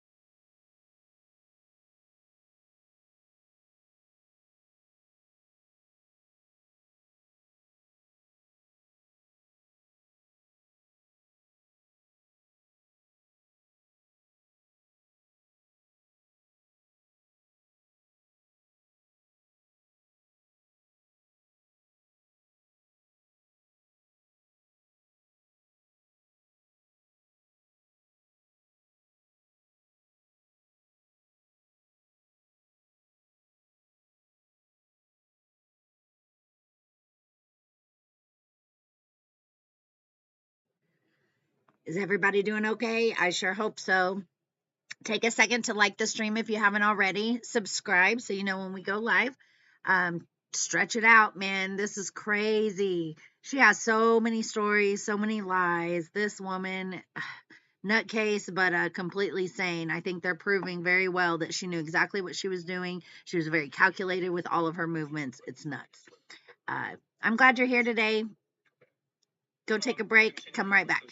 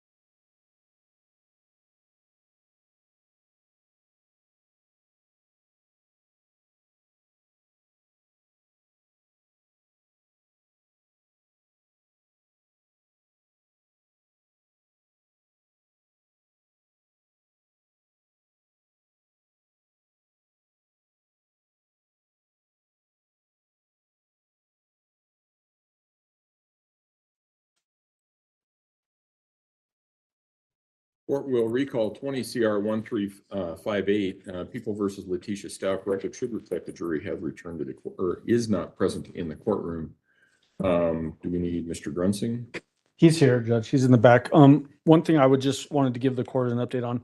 We've got 3 of these phone calls left. I'd like to get these done before the end of today. Okay. And so I'm not going to necessarily call Mr. Grusing back up to the stand between each phone call. The next one is 22 minutes, then we've got a 58 minutes, and then we got a 29 minutes, which should be about right. It'll be pretty close. It'll be really close. But then that will allow us to jump into his interview of the defendant on Friday morning.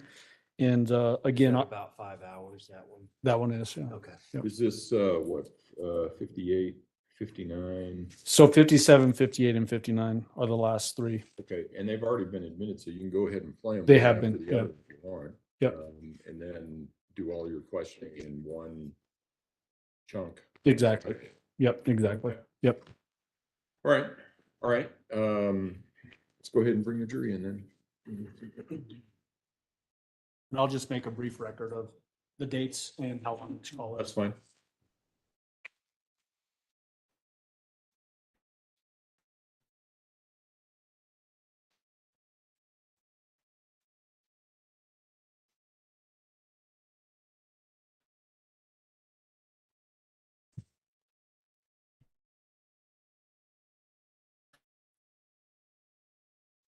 I think if Shane knew about 31,000, he would. I think it would. Surely have to. That's such a. Yeah, let's keep that. Yes, it is. Let's keep that between us. I can take it anymore. Maybe he's one of them. Yes, Not Kane, for sure. I don't know about shit. Is WebEx on, Your Honor? Yes. Okay.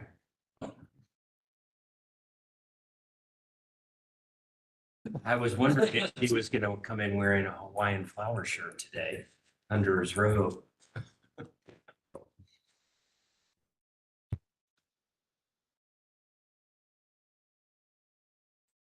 All right, with the jury, please. With it. With TC. Yeah. Oh, I know. Only old guys like us.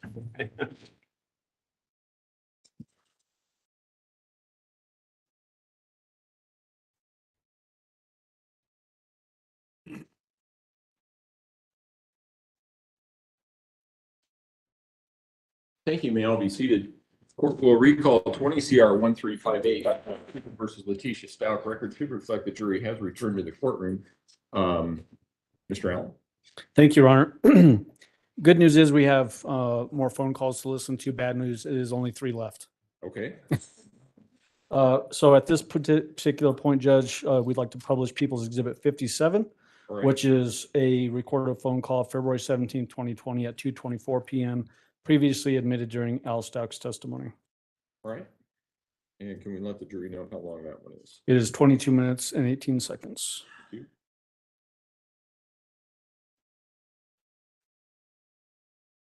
you. Podium again. Yes.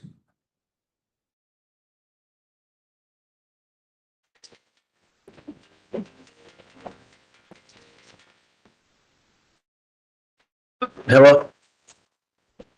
I didn't get anything question mark.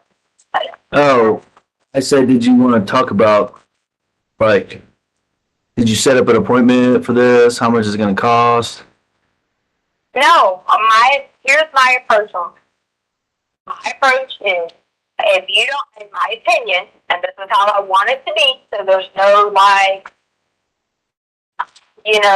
question or anything. If you don't control the aspect of it as far as validity, checking out, but I feel like you will try to take it and say that it's someone you do, or I want to prove 100% to you. Because I know you're hurt, I know you're upset, but those things are not true, what you said. They're just not true.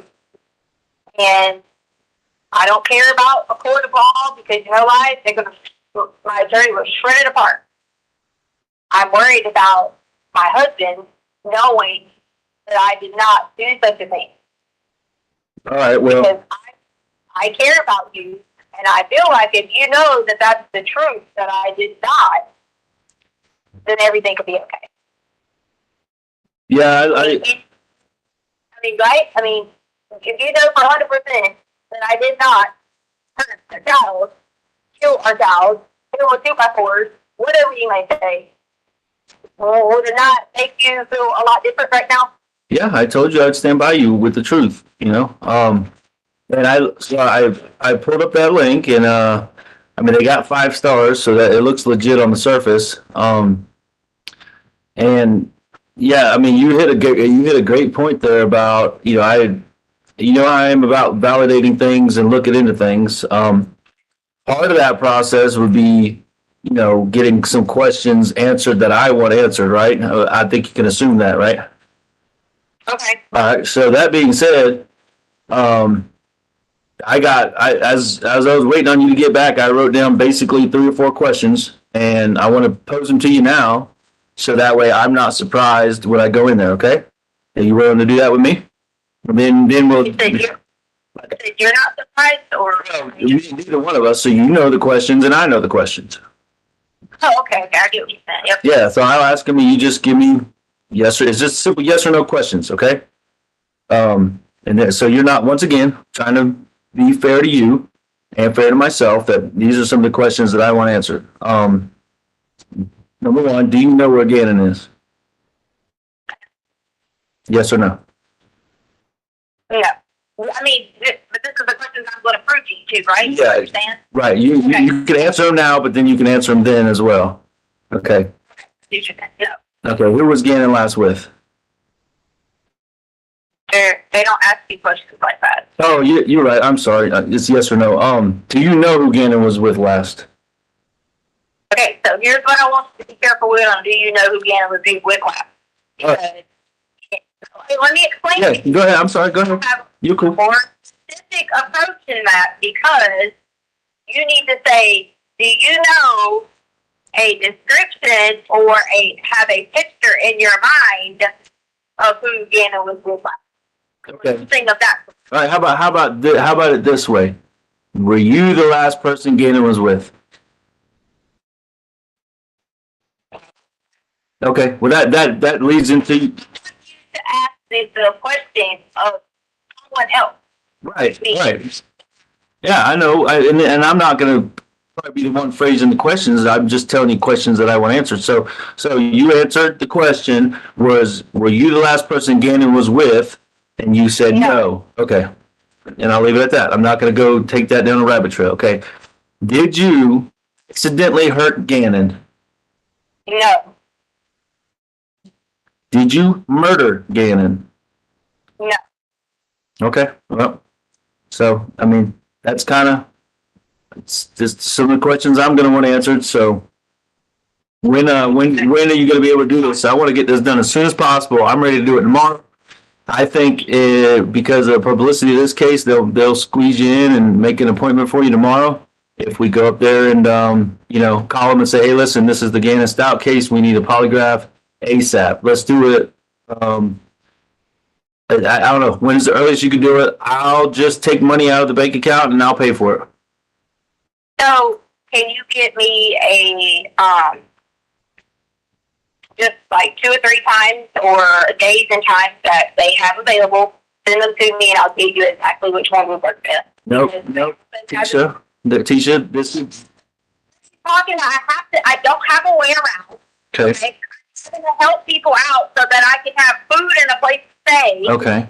And I the one said to do this. But I'll even come and get you tomorrow morning. I want to do it like 8 or 9 o'clock in the morning. I'll come and get you at Michelle's house, okay? And I'll bring you to this place. It's Michelle, right? I'm not at Michelle's house. Okay, where you at now? I'm staying with random people that reached out online, people that are following this case. Okay, well, send me your location through your phone, or send me an address or a 10-digit grid coordinate from Google Earth. I got the time, and you're telling me you're going to pick me up? Yeah, because I guarantee you they will squeeze you in tomorrow. Because this will be another star in their cap, a feather in their cap. Right, because it's about some publicity for you. No, not for me. I want the truth. And you know what? Every minute, every second we sit here and talk about this is another minute that Gannon is danger. I told you I would do this and gave me the person. All right, well, tomorrow's the day. Okay, if not, then you're not serious about it. That's just, and I'm. About it. I've already told you yes. I've already said yes, yes. All right, then I'll set the appointment. If it needs to be the afternoon, fine, whatever. But we'll do it. Okay, tomorrow. I've already, like, I don't know why you keep saying that. You think I'm change it. I've already said yes. I also want to know what I need to do because I saw where somewhere online it says something about eating and drinking and stuff like that. So, All right, I'll answer that for you. But I mean, why don't you plan on like a 6-hour window or something? Okay. well, just I'm just going based off generalizations, Tisha. Come on now. I don't know the answer to that. You can Google it just like I can. I'll call him and I'll find out. And I'm just saying, plan on if you think you're not supposed to eat for a while, then don't eat for a while. I mean, it's not a big deal. But I'll call him and I'll set it up for tomorrow. You know, afternoon, whatever. You just let me know where to come get you, or let me know. You know, just be there if you don't want me to come get you. okay. And so now you had your questions that you wanted, and so now I have questions. So now I'm taking a polygraph. No, you're not taking a polygraph. No, okay. I'm asking you 4 questions. All right, go ahead with them. When you get the results that say I have passed this polygraph test, Okay. what is your course of action? These are yes or no questions, please. Okay? Is your course of action to be with your wife in marriage and your daughter and the rest of our family back to normal and figuring out who has Gannon? No. But that's not your approach. You said once you answer some polygraph questions, once we find Gannon, okay. That's We, not what I said. no. Okay. All right. No, I didn't. All right. Yes or no questions. I didn't do this to you. I took your yes or no questions. Once the polygraph test comes back and shows you that I am telling the truth to the questions, that I had nothing to do with Gannon in any kind of way, being hurt, murdered, taken, whatever, are you going to be with your wife? Nope.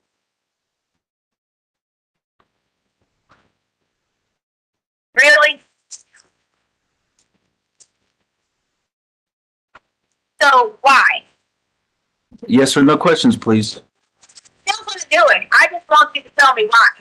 Because the key to standing by you is the truth and Gannon. So, I just told you if I pass the polygraph test and you know I didn't have anything to do with it. I'm trying to understand here. Why would you say no to being with your wife if it's proven on the test that I didn't have anything to do with it? I just want to know the truth on that. I'm still going to do it so it can clear my name. I just want to know the truth from you.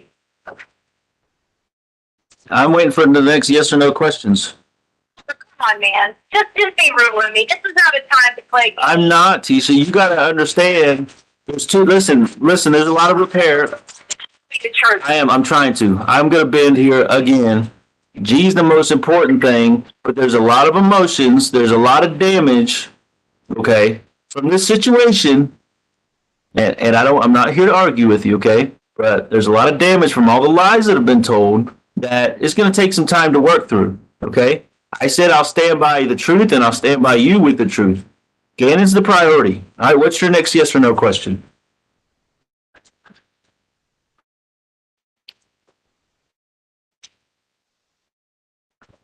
Do you have any intention of being back with your wife and family? No. And it's the same answer, same response as I gave you last time. Gannon's the priority right now.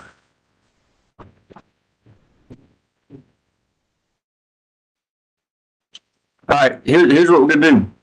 I respected you and answered you. No. Yeah, hold on. I respected you. I didn't put you through the Inquisition. I gave you 4 yes or no questions and I left it at that. You're not respecting me in that way. So I'm going to go back to question 2. You said you were not the last person Gannon was with, so who was? Okay, I answered your questions. Inquisition question. No, you got 2 or 3. You said yes All or right. no. Okay, well, see, this is why I don't believe you. I'm gonna be straight up with you. I want to do this polygraph thing. I'm willing to do it, and we're gonna take it at face value. But you're not respecting me. We're expecting respect in return. You're expecting to play by the rules. You're not playing by the rules. Your wife? No, I said there's damage.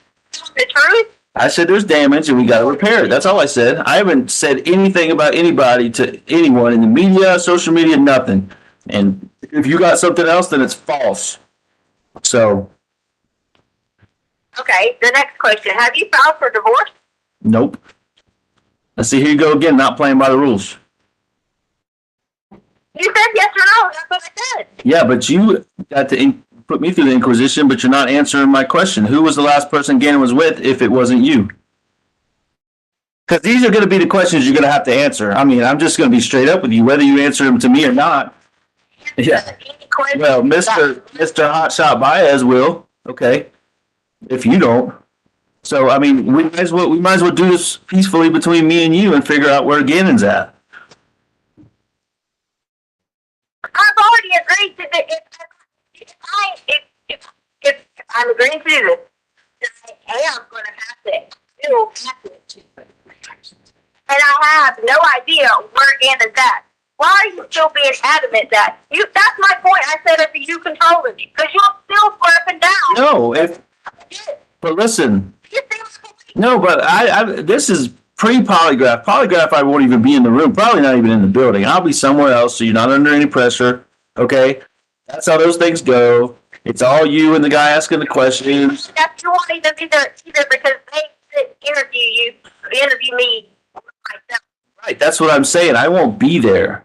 Okay, I'll pick you up, take you, drop you off, pay for it, but then I'll bounce. Okay, but you need to answer me this: as your husband and as the father of the missing child. You had no intentions of being my husband. But I still am I not? Okay. Point is, who was the last person that had Gannon? You said you weren't, so who was?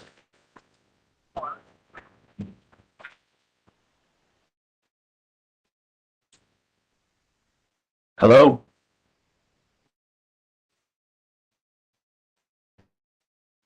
I'm going to tell that to the person. They don't. Let them rephrase that in a yes or no question. Because I'm going to do because no matter what I say to you, you're going to yell and scream at me, hang up, act crazy. You legit told me all in one day, I'm a murderer, killer, told me Harley had involvement, then told me this, told me that, then told me you don't have intentions. When you find out the truth that your wife is not involved to be with her. Okay. She bought this in one day. Okay, but did you murder Gannon? Like, that is what your mind is saying. Hey, did you murder Gannon? What? Did you kill Gannon? No. Okay, then it went back to what we said. It had to be an accident. So you accidentally hurt him. It's either or. You said that already. What did you ask? That's one of your questions, ain't it? Right. One of your questions? So Well, no, that's 2 questions, but here's where I have the problem. okay. I will pass it, and then you're going to come back to square one and still accuse me. Because you're going to say this damage and all this, you're going to accuse me of somehow still being involved. That's what you're going to do. Because right now, you can't accept. You have the nerve to say to me, I am not going to leave my wife and family at all, regardless. If Gannon showed up on the doorstep today, you still going to say that to me. Yeah, fair enough. But you know what? Because you're so fucking pissed. No, I'm not pissed. I'm hurt. My son's missing. I'm hurt because my son's missing, and he's hurt. Okay, because I saw his blood, and I know that if you thought I knew who took Harley, and she was missing and hurt and raped and all these things that have been alleged, okay, if you thought I knew that, you'd want me to tell you too. Okay, you admitted you were not the last person that Gannon was with, so that means you know at least a description, at least a name or something, and you're not telling me. And you need to put yourself. Description. Okay, but that description was Quincy Brown and 15 different stories, and you already told me. You already told me. Yeah, it was Eduardo, the Mexican guy, right? Our Uncle Matt. Here we go again. Why don't you ask about legit answers? Right. Legit answers for Right. yourself. Did you kill Gannon? That's a legit question. No. Okay. Did you accidentally hurt Gannon? You want to keep asked me like 15 times. Like, so you can go ahead and get this out your system, because I'm a. Well, okay, fine. Tonight you're going to be like, wow, pass this test. Yeah. Okay. But the bottom line is. The bottom line is. Grace, the girl cry online to do it. Yeah, let's call her. Let's call Maury Povich too. He'll help. Call him. But you've already said tomorrow, or whenever you're calling this thing, you've already said that. You said you wanted to do it between me and you because this is for you. No, you said that. But the truth is you won't tell me who because there is no who, and the who is you. Why? Okay, so here you go again. You are not even trusted in. That's why I said you control who it was because you're not even trusting in a lie detector test. No, you sent me a link and you said no to the FBI, which if I had a choice, it'd be the FBI. Join the police department. Okay, then I don't have control. I don't have a say so. This is where we always get to in our relationship. Somebody in Colorado Springs. I did. There's FBI at Colorado Springs, and you got her number. You just told me you were going to call the other people. I'm not doing the FBI because they're police. I'm doing a license. Okay, so listen. Listen, if the who Gannon was last with, if the who is not you, then who is it? You're the same damn question. Because you never answer it. You never answer it. You already made it clear that I'm not your wife. You already made that clear. No, actually, I actually, and I quote, I said, "You are still my wife." I just said we don't have a relationship right now because of all this. That's what I said. To be clear. But you're telling me I mean absolutely nothing to you. I'm a piece of crap. That's what you're telling me. Hey, guess what? So this whole, back to this whole lie detector test bullshit. If you're going to pass it, who gives a fuck who gives you the lie detector test?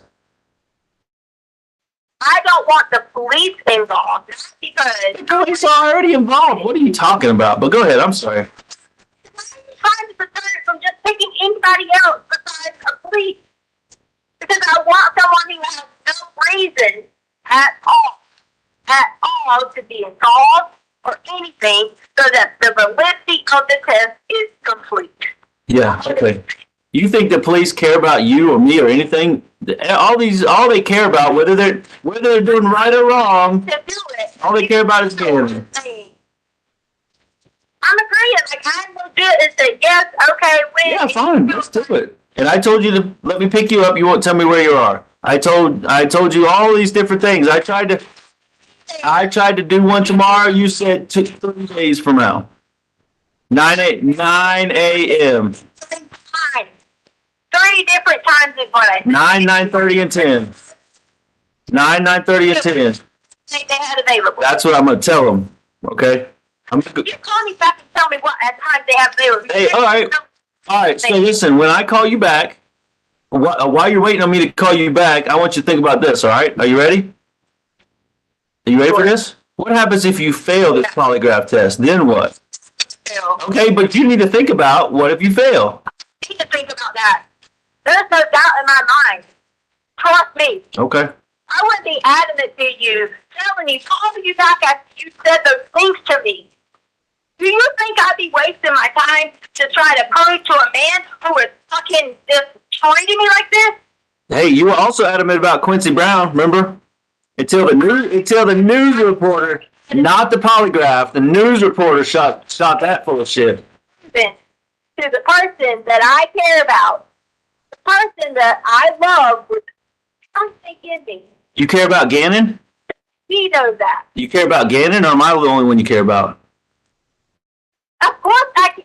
to care about you first in order to care about our children. Okay, so if you truly care about me, okay, if you truly care about me and all this stuff, no, listen to me. If you truly care about me and want all this stuff that you tell me every day that you want and send me all these pictures, if all that really means anything to you, first of all, you sent me a picture without your ring on the other day, so that's bullshit. I'm calling bullshit on that. Second of all, yeah, then you told me you were wearing them, and then you sent me a picture without them. So, anyways, so I said I missed wearing my ring. oh, okay, I said, but the police have confiscated them, and you won't help me get any of them back because they're in the car that's in your name that you probably already have back. I wish. I'm still paying on it, by the way. I don't have it, so just so you know. Totally glad to pay on it, her car. And not have it, right? Okay. Anyways, if you really cared about me, Doing a child like that. if you really cared about, let's cut this shit off because this is ridiculous. If you really cared about me, you wouldn't have lied to me 15 times, and you wouldn't be lying to me now. Okay, and that's it. Okay, that's good.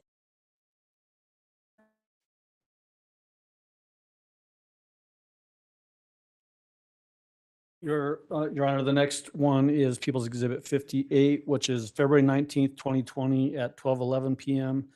This was previously admitted during Al Stauch's testimony, and it's 58 minutes and 41 seconds. All right.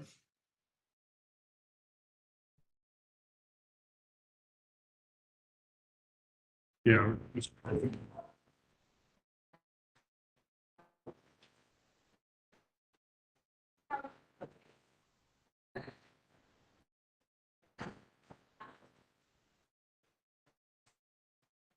And, Your Honor, I wanted to just give the jury just a brief snippet of that. The first 6 minutes is that same sort of, you can't really tell what's happening, so I'm just going to move it forward to the point where you can hear it. Is there any objection from the defense?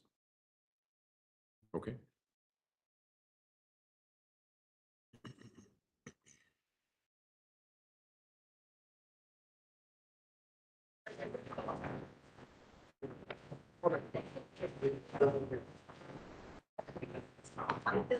That might be what I'm saying. But then he reworded it to know personally because, like, basically it was just saying, you know, if I know someone personally, then that means a public information.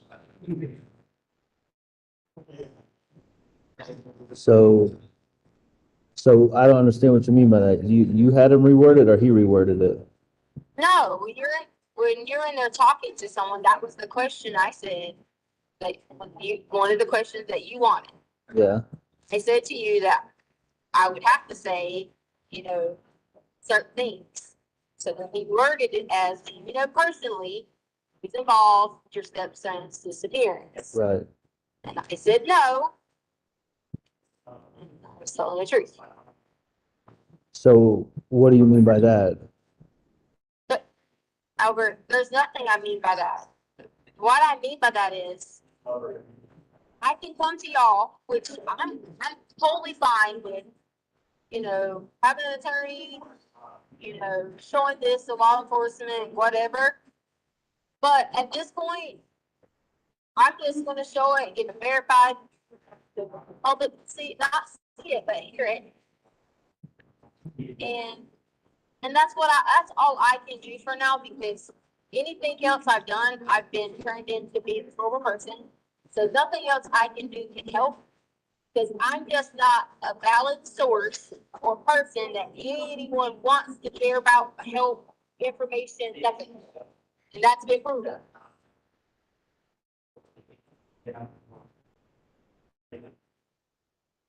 What do you mean by that's been proven? I thought you gave them information that they're using in the search. Okay, I did. However. So that makes you be valid if you gave them information and they're using it. Yeah, sure. No matter what information that I give them, they would not be searching places they are based on that information. You keep the normal law enforcement agencies, like the little girl in South Carolina. They took those steps immediately. They shut off the neighborhood. They shut off any crossing intersections. They even went as far as, because it was an easy section of crossing over, they shut off the state line. Okay, but where did you say for them to look if they're not looking where you said? They don't care what I say, Albert. I care. They want to hate me. I care what you say because I don't. I don't want to hang anybody. I just want Gannon back, so I absolutely care what you said. It's been a hard month for everybody, right? Right. Right. I mean, this time last month, we were getting ready to get off a cruise boat. Having the time of our lives, right? Right, but yes, and Tisha, I know that. We were on a cruise and we had a good time, but that you totally skipped past my question. Like, what did you say? Where did you say for them to look? They didn't ask me anywhere specific to look. I'm telling you that the law enforcement in South Carolina took those approaches based on what was told to them. But what did you tell them? You're telling me what they didn't do. Tell me what you did. I don't care about them. I already told them for witness statement. I'm not going to go through this again with you. You're not going to tell me, the father of the child. I knew, and it wasn't good enough for you. No, I did not know. You've never told me. Okay. Oh my God. No. You told me nobody else was involved. You told me I was making up stuff. So I'm not going down that route. No, I'm not. I'm talking about any of that. None of that matters. The other person, none of that stuff matters right now. I want to know where you told them to look that they're not looking. I never said I told them to look where they're not looking. But you said that, yes, you did. You said you gave them information that they're not using. Albert, based upon my statement, they would have took the same methods that the police department took in South Carolina in that situation. They would have immediately stepped in and shut off everyone. They went on a witch hunt for one person. And look where we're at. We're at Wednesday, February 19th. Wednesday, February 19th. You're telling me, yes, it's 23 days now. You're right. It's 23 days. But where did you tell them? What information did you give them that they're not paying attention to, like in South Carolina? That's not what I said. Yes, There you go again. but that is exactly what you said. You said you gave them information that they're barking up the wrong tree and they're not doing like they did in South Carolina. That's exactly what you said. They're not doing it in South Carolina. But what does that mean? They won. They should have shut the neighborhood down. Why? They won. Why? Okay, see, never mind. No, but that's what you're telling me what should have happened, but not the information. I've already given it to you, and you haven't supported me. You've told everybody the complete opposite. All I have to I like how you're speaking my language. I can't hear you. What? Why should they have shut the neighborhood down? What's in the neighborhood that matters? Nothing. Then why should they have shut it down? That's That's just the process that they should have done.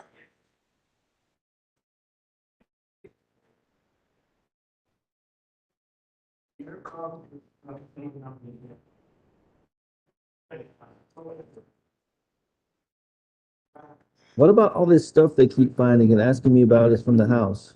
What stuff? Like this all this random bullshit. I mean, I don't know. I mean, you keep saying the same thing. You keep saying random bullshit, but you won't tell me. yeah, but you know what? Ask me a question, I'll tell you if I know what it is. How do I know somebody's not taping you right now? Because I've seen all these pictures and all these things that they're asking me, is this Gannon's? Is this from the house? And that if that gets out, then I mean, we might never find Gannon. Albert, I never put people.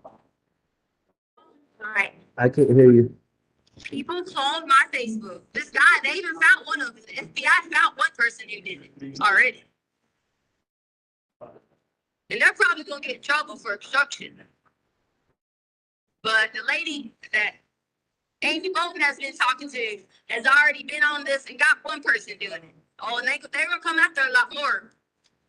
So I haven't went and posted any of this stuff. Well, listen, I'll tell you one thing that I've seen that is almost absolutely from my house. Remember that? You know that board that I was making those foot or those shoe compartments out of? Board. Yeah, that particle board, that big sheets of it that I was gonna make that thing for Harley for her shoes. Remember that I made the one and painted gray? You know what board I'm talking about? You know that big sheet of board? Like, yeah, yeah. So they got a piece of that from the house they found somewhere. Piece of particle board? I mean, what does that mean? That yeah, that's what I'm asking you. What that means? Why a piece of wood from my house is found out in the middle of nowhere? And I see a picture. And I see a picture of it. Okay. I mean, they didn't tell me where they found it. They just said, "Does this look like it's from your house? Does this look like it might be Gannon's?" And I'm like, "Yeah, it looks like it's from my house. I got all kinds of stuff like that at my house." How would I have it even been there? So I don't know anything about any wood. Tisha, you know all the wood at the house, all that stuff. I understand. I know the wood. But you guys watched me leave. I didn't leave with any wood. Well, there was wood in the back of the truck. A whole pile of wood in the back of the truck. But was there big particle boards that you were talking about in the back? No, it wasn't a sheet. It was a piece of it that they showed me a picture of, just a piece. Then I mean, I don't know. I didn't get rid of any of your board or anything like that. Well, what did you get rid of anything? No, I didn't get rid of anything. Nothing. If someone has took something from your house that you've been there, then someone took it when all those people were there. I haven't even been there, touched board, nothing. So, okay, if you didn't take anything like that, board, wood, anything, and get rid of it in that area, why were you in that area? In what area? The area where the truck was seen at, the area where they're searching. I'm guessing, I'm assuming this picture that he showed me came from that area. That they're searching? Right, the area you talked about, that bike accident or whatever, that area that you went to, and you told me you went to, and you also told me you told them you went to. You gotta say the names of the area. So you're talking about County Line Road? Yes, County Line Road and wherever they're searching at. I don't know the exact areas. County Line Road. Yes, why were you there? What purpose did you have to go to Petco and then to go to County Line Road and then back to Petco? Because I was gonna go. Gannon was asking about the castles. Because remember the time we went riding and there was castles and his grandma who had just left was talking about the castles? Castles? Remember that like we took the back road, but she was with us one time and it was like these old little castles. No, my mom was never with us when we did that. Well, you Never. you said something about grandma would like these or something like that. Okay, all right. Okay, so that's what we were talking about. I said I was taking the back road because you could take that road and drop off. Because if you go back and look at the traffic cameras, 25 was pretty busy. So I took that road on that back road. I said something. I was like, hey, remember that three or one day? He's like, oh yeah, about the castles. And I couldn't find the road for the flipping castles.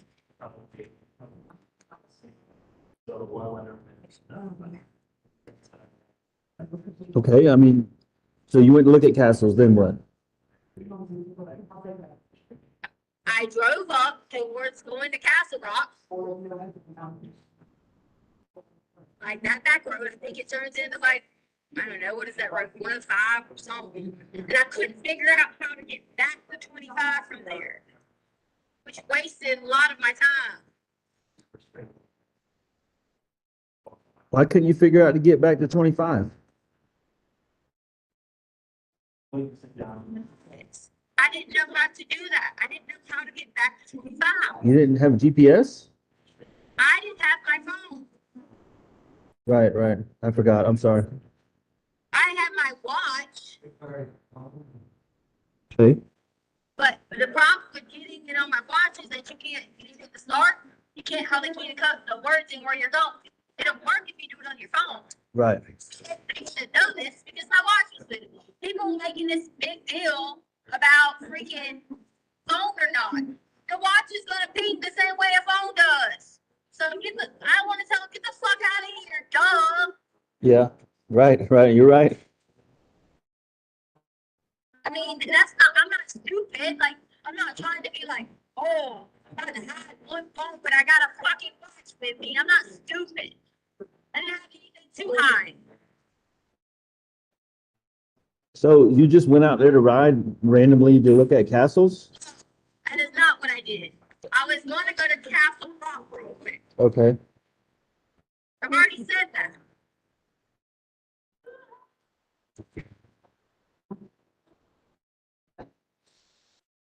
So if anybody put any kind of boards or something out there, whatever the hell it was, maybe it was somebody who was in the house, everything. So somebody was in the house and they took the board and took it out there where you were at? Cause, Said, unless someone did that, I didn't take any boards, unless something fell off the truck. okay. Why would something fall off the truck if it was all down in the truck? I'm just saying to you. I'm just saying to you. I mean, I don't know. So did y'all make it to Castle Rock? I just told you that I didn't know how to get back to 25. Okay, but you had to at some point, right?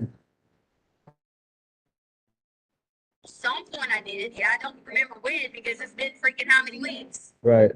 Okay, so no, hold on. One more question. True. Curse me out. You're not gonna do No, that. you're right. I'm not. I just want to know where Gannon got out the truck. Because, Where did he get out the truck? yeah, it was not at the house, so don't say that. So where did he get out the truck? Then can I tell you something? Yeah, tell me. If you think Gannon got out of the truck, wherever you think over there, then y'all are over there doing all of your searches. Keep searching, keep searching, keep searching. Okay? Keep searching. Because once again, you've done nothing but making a witch hunt. You've been in all these areas. Okay. All right, you're right. You're right. So you're saying he never got out the truck. So I need to call them back and tell them to look for him in the truck. That Gannon, what do you mean look for him in the truck? Well, you said he never got out the truck. Gannon was laying down playing the Switch in the truck.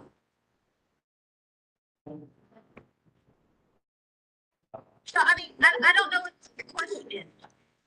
I haven't done anything to Gannon. Did Gannon throw out that board or how that, you said it may have flew out. Did Gannon throw it out, you think? Albert, if there's a board or something, it could have been, I don't remember, to be honest. You don't remember how it got out of the truck? The board, I mean, I don't know. Maybe it got thrown out. I don't know. I really don't remember. Okay. Well, I don't remember. But I don't understand what does the board got to do with anything. What? I don't know. I don't think they would show me a board if it wasn't relevant. I don't know. Then you just said they showed you a board that just come from your house. So this is what I don't. You talk about you don't know if I'm recording you or something you said or listening, whatever. But then supposedly this is what blows my mind. This is like what blows my mind. Okay. Police in this country, in departments, do not call people and give them videos and give them evidence. They don't.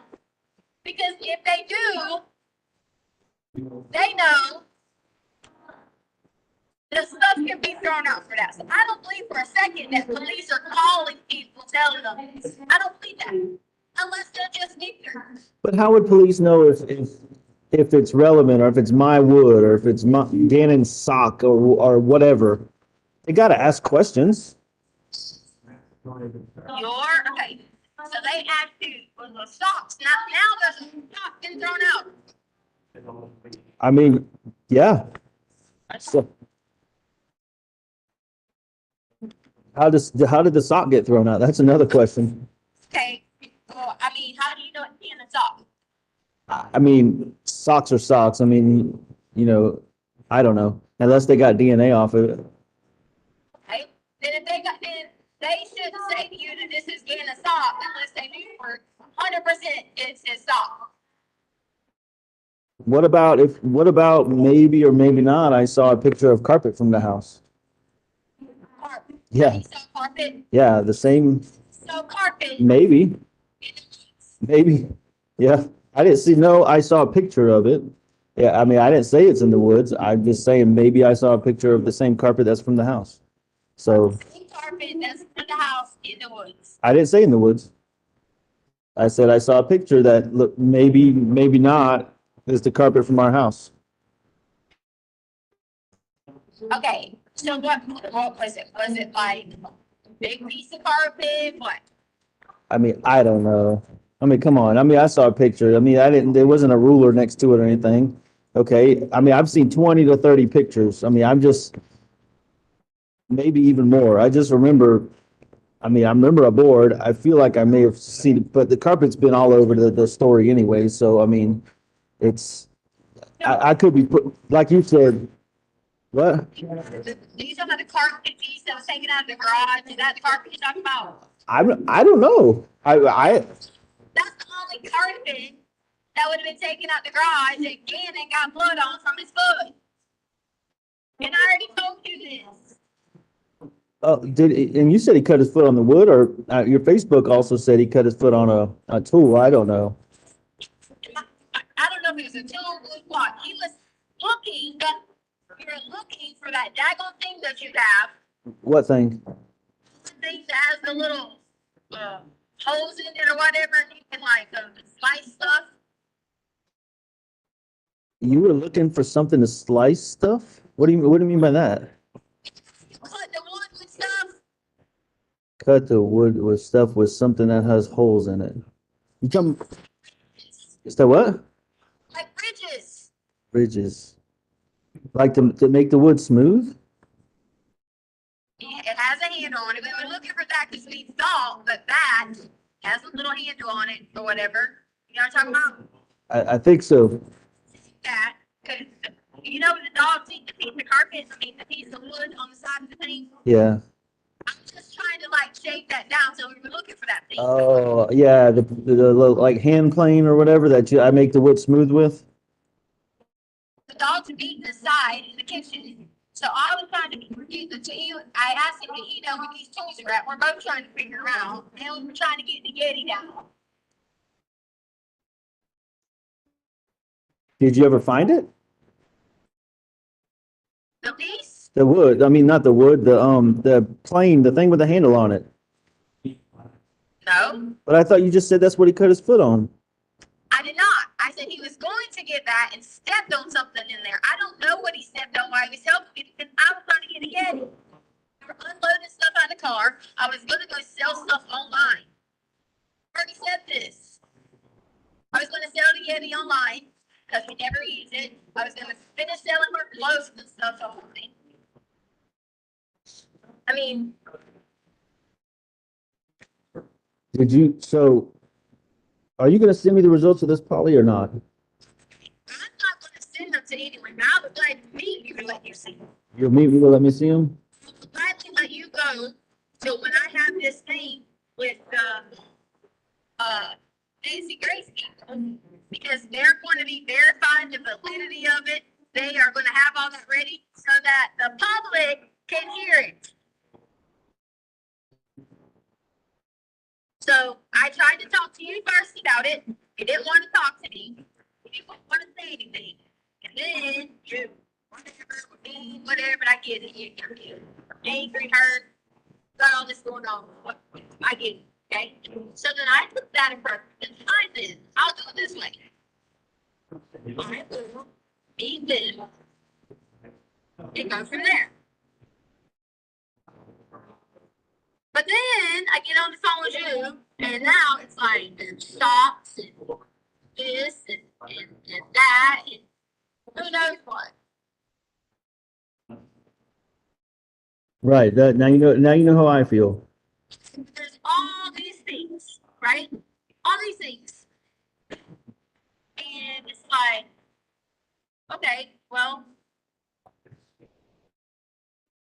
I mean, what did I do? What did I do wrong? I didn't ever say you did anything wrong. The only thing I would ever come to the conclusion was that it was an accident. But All the way blatantly the other day. no, I asked you. I asked you. Okay, no, listen. You guys are still reviewing this hunt for the wrong person. Still on each other. And they're not gonna find me putting it somewhere. For what you guys think. Where's the listening? You're not gonna find that, because I didn't do that. Well, what did you do?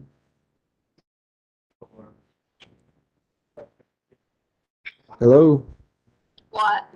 I mean, if you didn't do that, what did you do? Or, I mean, who is the person that did something? That's the missing link here to Gannon.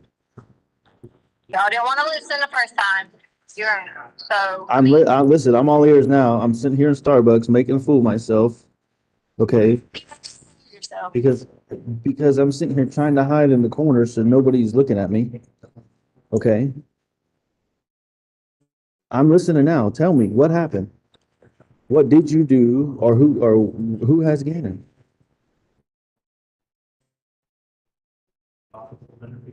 I mean, if you love me like you say, you'll help me stop having to look at all these pictures and hear all the stories and watch the news every night. Okay? That's love. Love is also when I tell you that you listen instead of just being like, oh yeah, that really happened. Okay, I'm listening right now. No. You got my attention right now. You might not. Start cursing me out. No, I won't. Not in Starbucks. I'm not doing this. 95%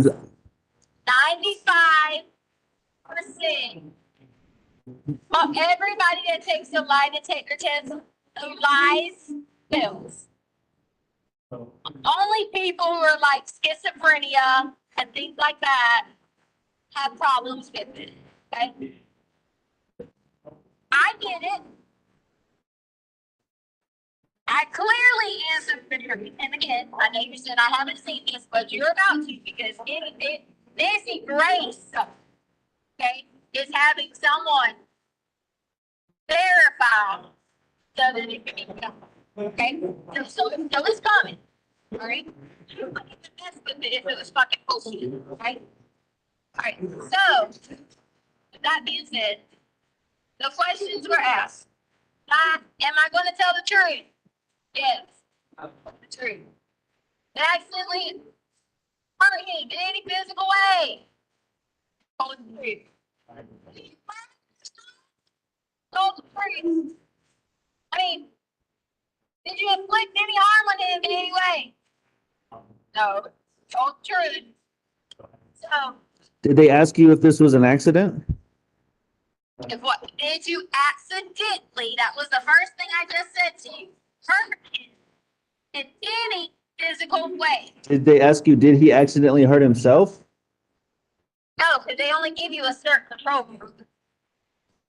But then you got to go into that and being like, are you involved in your stepson's disability? They ask you, was he injured? Albert. Not if you did it, but was he injured? Did they ask you that?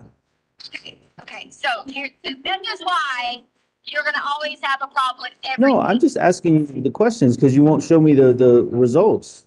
If you To you, I begged you. I begged you to meet me. I begged you to just spend one night with your wife and you could see everything. I begged you. You're darny like I'm a piece of crap.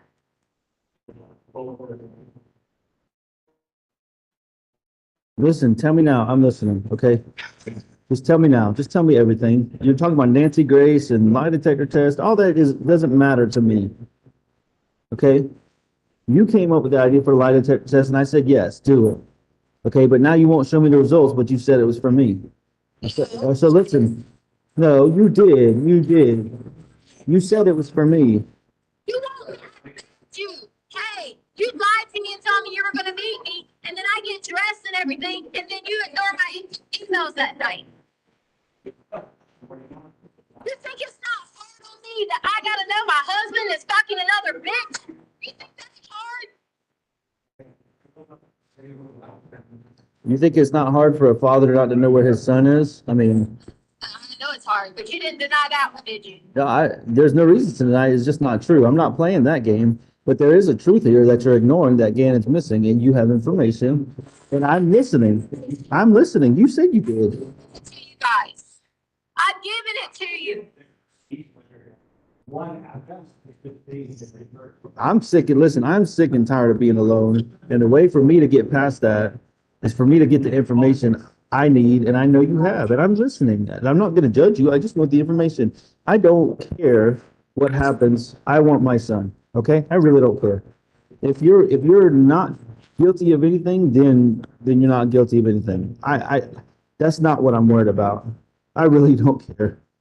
I don't care who did what. I just want my son home with me now. That's what matters to me.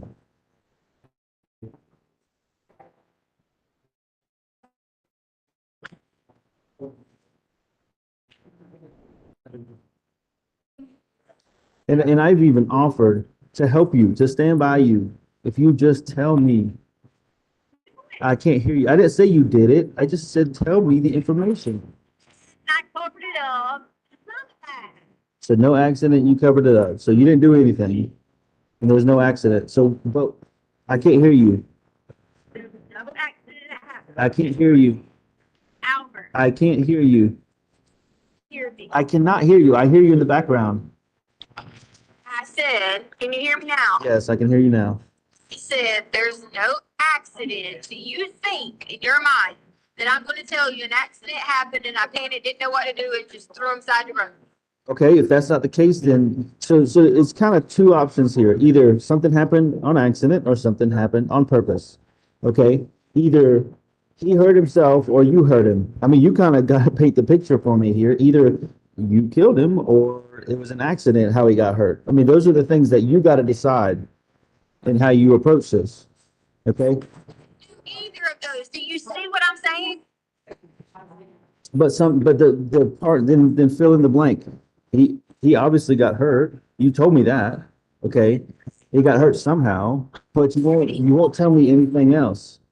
Albert, I've already told you. This is what's going to happen. I'm going to tell you again. And you know what you're going to do? You're going to tell me I'm a liar. This is a stupid fucked up story, and we're back to blaming it on someone else again. That's what you're going to tell me. No, listen. I honestly, let me back up. Let me start over. I really don't care if you tell me the truth or not. I'm past that point. I just want to know how I can get Gannon home. How do I know how you can get home if someone else is involved? How do I know that? This is where you have this disconnect with me. Tisha, you got to understand. Until you can stand there and you need to be you should be telling investigators why would not do this. Listen to her. I've told them that. Okay, I've told them that. I've told them that you're a school teacher, you've been babysitter. I mean, why would all these people trust you with their kids and then you do something like this? But the disconnect is, you know something, if not who. And I don't really care who. Okay, I just want to know where Gannon's at and how we can find him. So you can tell me you can throw out any random name, Johnny Tremaine, if you want to, whatever kind of name you want to. I just wanted to point to where Gannon's at. I mean, Okay. the truth is, okay, go ahead, sorry. What is the truth? Go ahead. The truth is so far beyond me right now. The only truth I care about is where Gannon is. I don't know where Gannon is. So no matter what I say to you, you're still going to get the same answer in the end. I don't know where he is. Okay, so how do we get to who took him? You know, we should have been doing this like 3 weeks ago. I've been a week now talking to you and you still won't tell me this. You say, Albert? I don't want, sorry. I told you. I went that way. I already told you. I told the people I went that way. Me. Innocent people don't tell people where they went.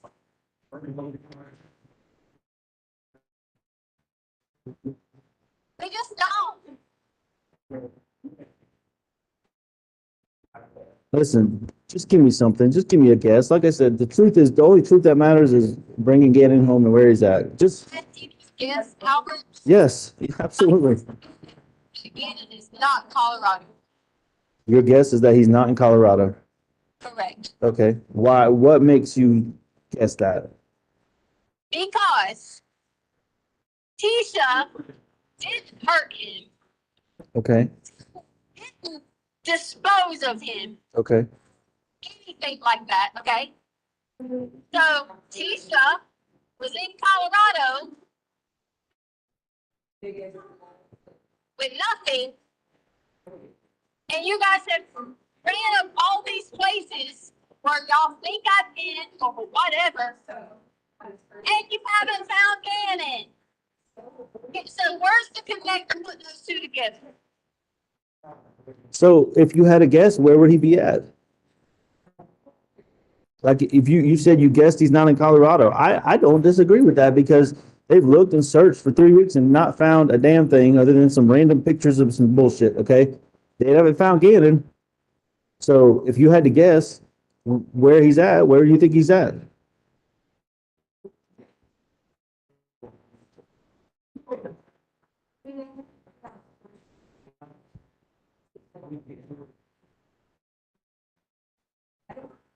Hello, Yes. answer my question. If you had to guess where he's at, you said he's not in Colorado, or you guess he's not. Where would you guess he's at? Your best guess. Probably somewhere, I mean, scary as it sounds, probably not even in the United States. What makes you guess that? I don't know, that's my guess. I don't have a reason for my guess, that's why it's a guess.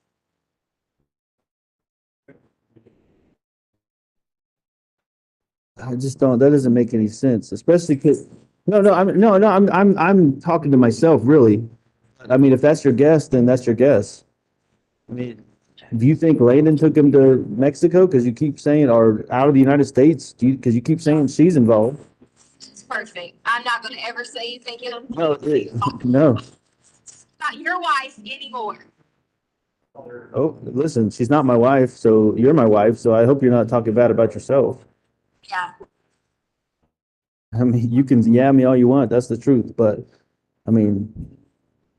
It just you guess that he's not in the United States, but you keep saying she's involved. How could she get him out of the United States? Hello? I don't care what you can tell me, until I'm blue in the face. In my opinion, she's involved, in my opinion. Okay. And her deal went wrong. And now she is losing her mind and wanting to do everything she can to keep the finger pointed at me. That is what I feel. Because she wanted a plan to get the kids back, for Gannon to come back. Oh, you're not being safe by letting them stay home alone. That was probably going to be the first thing. You had him home alone or whatever. That's exactly what happened. And I'm against the world trying to prove it because I don't even have my husband on my side for it. But I've told you all along, I'll work with you. I'll stand beside you. Yeah, it is. It's working together to find Gannon. That's the only thing that matters right here. Well, you've worked with her. Yeah, and I mean, Aren't you staying in the same hotel with her? nope. Their pictures still have your shoes all in them. Well, good, because I'm there with my daughter to put my daughter to bed doesn't mean anything. I told you the whole time I was in a separate hotel room. You. Well, no, that's her daughter too, so we split time, and I don't have to justify myself to you about that. It's her daughter, it's my daughter, and we're splitting time. We're helping take care of, because guess what? Guess what's going on with Lena? Her brother's missing. Have you thought about that? Lena? Yeah, and Lena's brother's missing, and she gave her statement that said, "I love you, Bubba, and I miss you. Come home." Okay? Yeah. And I mean, and I could take that down a rabbit trail, but I don't really want to do that right now because I don't want to piss you off. Take it down a rabbit trail. Yeah, you want me to? Really? Why would you take what a child said down a rabbit trail? No, not what she said, what another child said about it, but I don't even want to go there because I'm not trying to do that. And look, okay, don't do that because you know why? You picked your biological children mean the most to you. And obviously, So do yours. So do yours. that's just life. Okay? That's just life. Okay? So there's no beating these kids up over this. Yeah, okay. I did not want Carly to stay there with you with Landon being there. Oh, yeah. Did not. I would have, so that she could have stayed in her home, operated, stayed at work, everything. Yeah, okay. As long as I was able to know she was okay every day, but I was not doing it with Landon. Yeah, okay. Like I said, that's a rabbit trail I don't want to go on because I don't want to bring a innocent child into this, like somebody else did. So, but Well, that's the truth. well, there's a lot of truths involved in that we're not going to get into right now. But you know what? Something that's been bothering me from the day Gannon went missing. Okay, that text that that was sent to me from his phone was complete bullshit. Okay, Text. the text he sent to me about bath salts and all this shit. It sounds like a great story to me, but it's not Gannon. Okay, yeah. Okay, so my question is, what? Now you're gonna get Mike's theory. Oh, here comes Mike's theory. Go ahead. Mike's theory? What is Mike's theory? Let me hear it. Mike's theory is that I gave Gannon bath salts. No, I was never even going there. My question here is that absolutely wasn't Gannon sending those texts. I know. Okay. So my question is this. Did you send them or did somebody force you to send them or somebody else was involved and they sent them? I mean, tell me about the bath salts because that's not Gannon. Okay. That's just not Gannon. And I didn't send them either.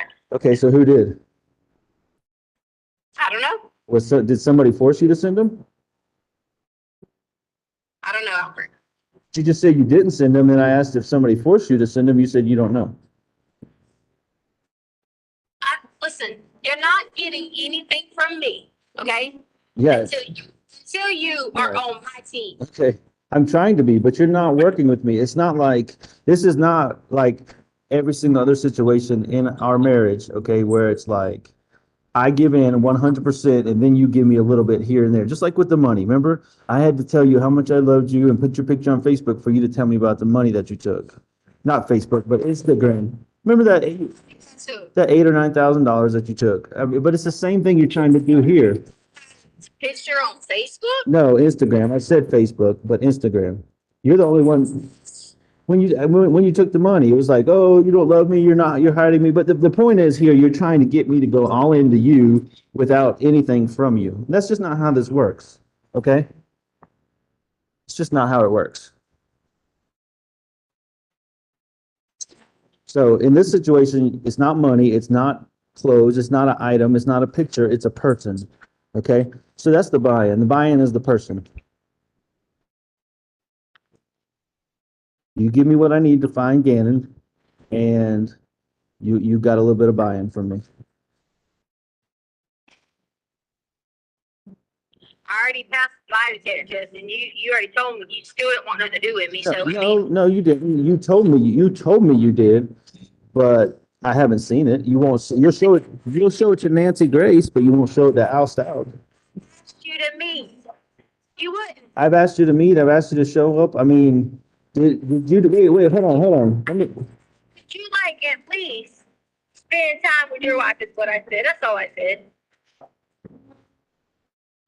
And you went on this thing and you know that it bothers me because I'm I know that you are sitting over here giving. This is exactly how Landon wanted it. No. Hold on. Let me tell you. The buy-in here is also that the poly. That's bullshit. You didn't come to Denver and do a poly. Okay. I set it up and my card never got charged. Yeah, you told me you couldn't give them the name, so I scheduled my own. Oh, okay. So now the story's changing. Again. I paid $500. Okay. Send me the credit card receipt. Please, God, you did it. Give me the results and give me the credit card receipt showing that you did it. So, Because it's bull. I will meet. Listen, Nancy Grace might believe it, but I don't believe it. Okay, fine then. Fine. If Nancy Grace don't believe it and she and her crew don't verify it and sees them herself, so now you're saying she's a liar? It's like, what her future look like? Is she a liar? Yeah, say they get back together every night to be understand. Is she a liar? I don't know nothing about no Nancy Grace. I don't even know how that's even relevant, okay? Okay, here, right here. I'm gonna send it to you.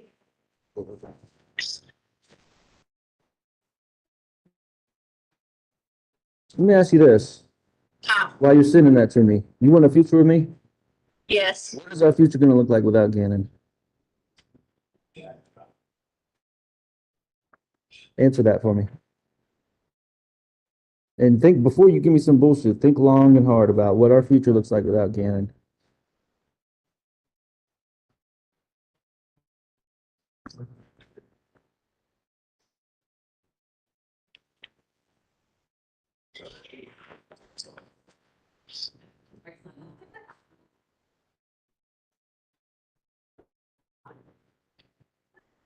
Well, I don't have any involvement in Gannon. And I feel like that proving it with the polygraph, answering questions and trying to get people on the right track of looking, the future should be together. And it definitely takes a lot help from Jesus Christ. And praying that every single day, as hard as it may be, that it'll be one of those things where people come home or whatever. But he can't, you said come home. He's not a runaway. Somebody's got him, is what you said. Okay, that meaning that there's been plenty of times that people have done this and something happens to someone, they take them and tie them up in basements and all this stuff. And then there are good stories to this. There are. You're not convincing. I asked you what our future looks like without Gannon, and you just went on some tangent about you didn't do anything. I said that means we're supported and we work together to keep every effort in finding Gannon. If it means we have to join organizations together to help other people find their children while we're searching for Gannon. If it means that everything we do, from building stuff or setting up monuments or things like that for people to come and be like, hey, can you help? Like, we have help. Okay, all right. That's our future, because that's a greater plan that God could have. Okay, fair enough. So our together starts now. It doesn't start when Gannon doesn't come home, okay? Our together starts now. So start with the bath salts. That was bullshit, wasn't it? No. It wasn't? So Gannon sent that to me about bath salts. Okay, so Because no, but I want you to understand why I ask you that, because we know the friend was bullshit because he didn't leave to go to a friend's house. Okay, and the bath salts were directly involved with the friend because the friend asked him about the bath salts. So if there is no friend, then there is no bath salts. there is, and here's why. So there is a friend or there is bath salts. Oh, Okay, I'm sorry. Go ahead. I'm sorry. I'm listening. I'm sorry. the bath salts were involved in the spot. When I talked to Gannon, Gannon clearly said that they had talked to him about bath salt at school during his, doing that drug thing, right? The one that happened weeks before he went missing? Right. Okay. He said he already knew about bath salts during this time. He already knew. He knew what they could do, dangers, and things like that. However, someone did tell him that if they could bring bath salts, because it was part of this challenge, that he would get to play with them. He didn't. Gannon didn't want to do anything with bath salts. In fact, I even showed Gannon how bath salts can be good. Meaning, I said, when you went and did your bath bomb, if you would have put bath salts in there, it kind of helps you breathe a little. It helps you relax. Gannon didn't have any intentions to go eat or snort or whatever bath salts. Or at least not from my opinion. I don't think he did. I think he just sincerely wanted to play with whoever this was. So why? So this was, when did they ask him about this? About The bath salts. When did the thing come up with the friend? Because another thing about Gannon is he, like say the puberty class, as soon as he hears something, he comes home typically that night and talks about it. So he waited 2-3 days to talk about it. he came in and talked about the fetus. Came in and what? He came in and talked about it. I can't hear you. He came in immediately and talked about Friday. Immediately To when he you? came in. Okay, and you didn't mention it to me Friday? But he said when he was talking that they're not good for you. Right. There was no, he didn't say anything like, hey, I'm about to go get But- bath salts. Right. But you're okay, but you're a good mom. Why would a good mom not tell, her husband, the father of the child, that day, hey, Gannon asked about bath salts. We probably need to address this, because you usually do that. So you wait, Like, I didn't think about so it. you waited till he was missing to text me about bath salts? No, I sent you, what are you talking about? You sent me the message about bath salts. And I said to you, I said, yes, he came in last night. Go read your messages. Okay. I said, Okay, but last night from that message, the message was Monday. Okay, so you just said last night being Sunday, but then a second ago you told me Friday. So did he? Friday talking about it, Okay, yes. but you said he asked you Sunday. You just said he asked you Sunday. Sunday, did we have any? Come on, Think about it, having any are different. come on, Tisha. So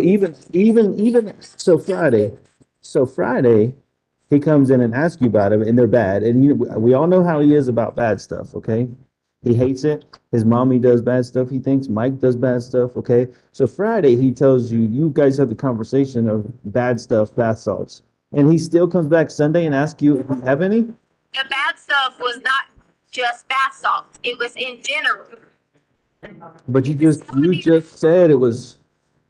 He was telling me about the things that people were talking about, because apparently his class is a halfway decent class, like good kids. Okay, but when they go outside, in which one of the moms, I know who she is, if I could show you a picture, her little boy is in the opposite class that Gannon's in, and he's just a nightmare.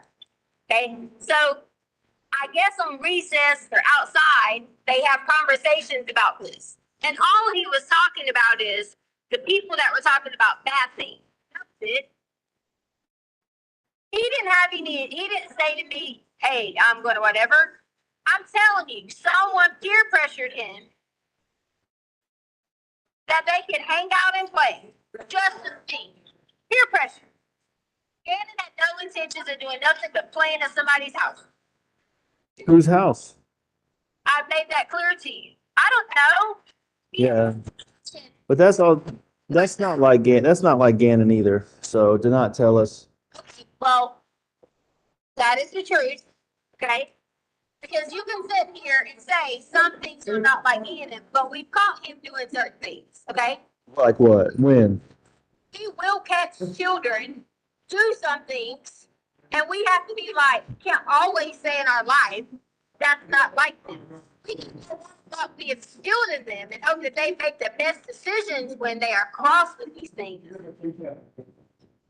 But the bath salts has completely nothing to do with what Gannon was going to do. Gannon was not going to go do anything bad with bath salts. But hey, listen, I don't. My battery's getting low, so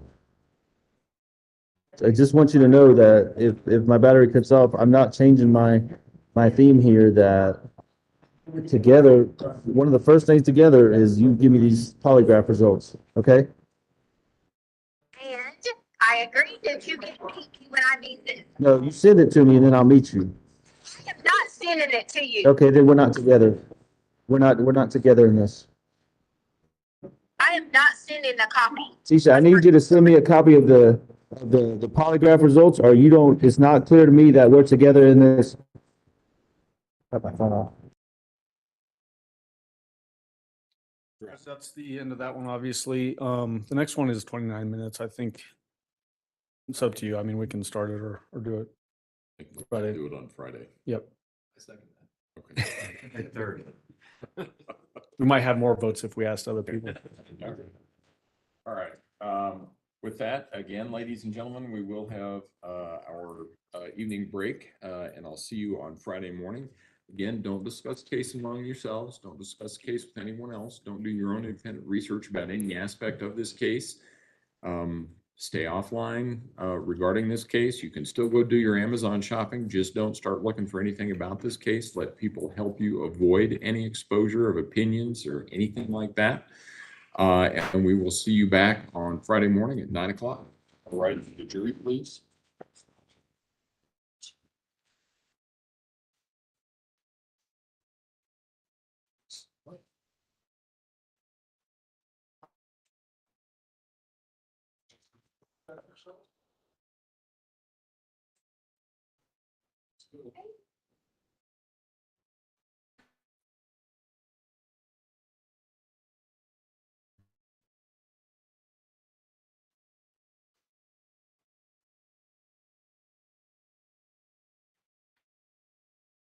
Thank you. May all be seated. Record should reflect the jury has left the courtroom.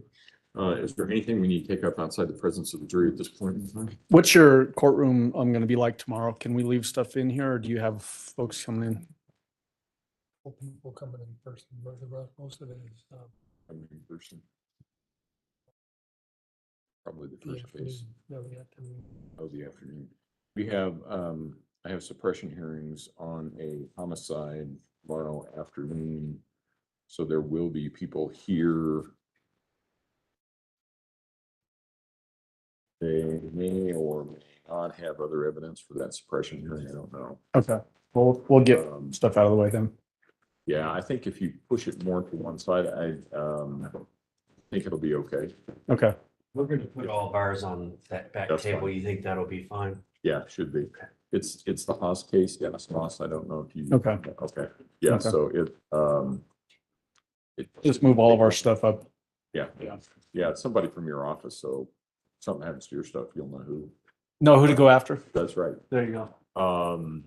So, and let's see, it's everybody else's, let's see, Yeah, it's just WebEx. everybody else's WebEx. Yeah. So it's just people from your office. Okay. Okay. See everybody on, Friday morning. Yeah. All right. All rise.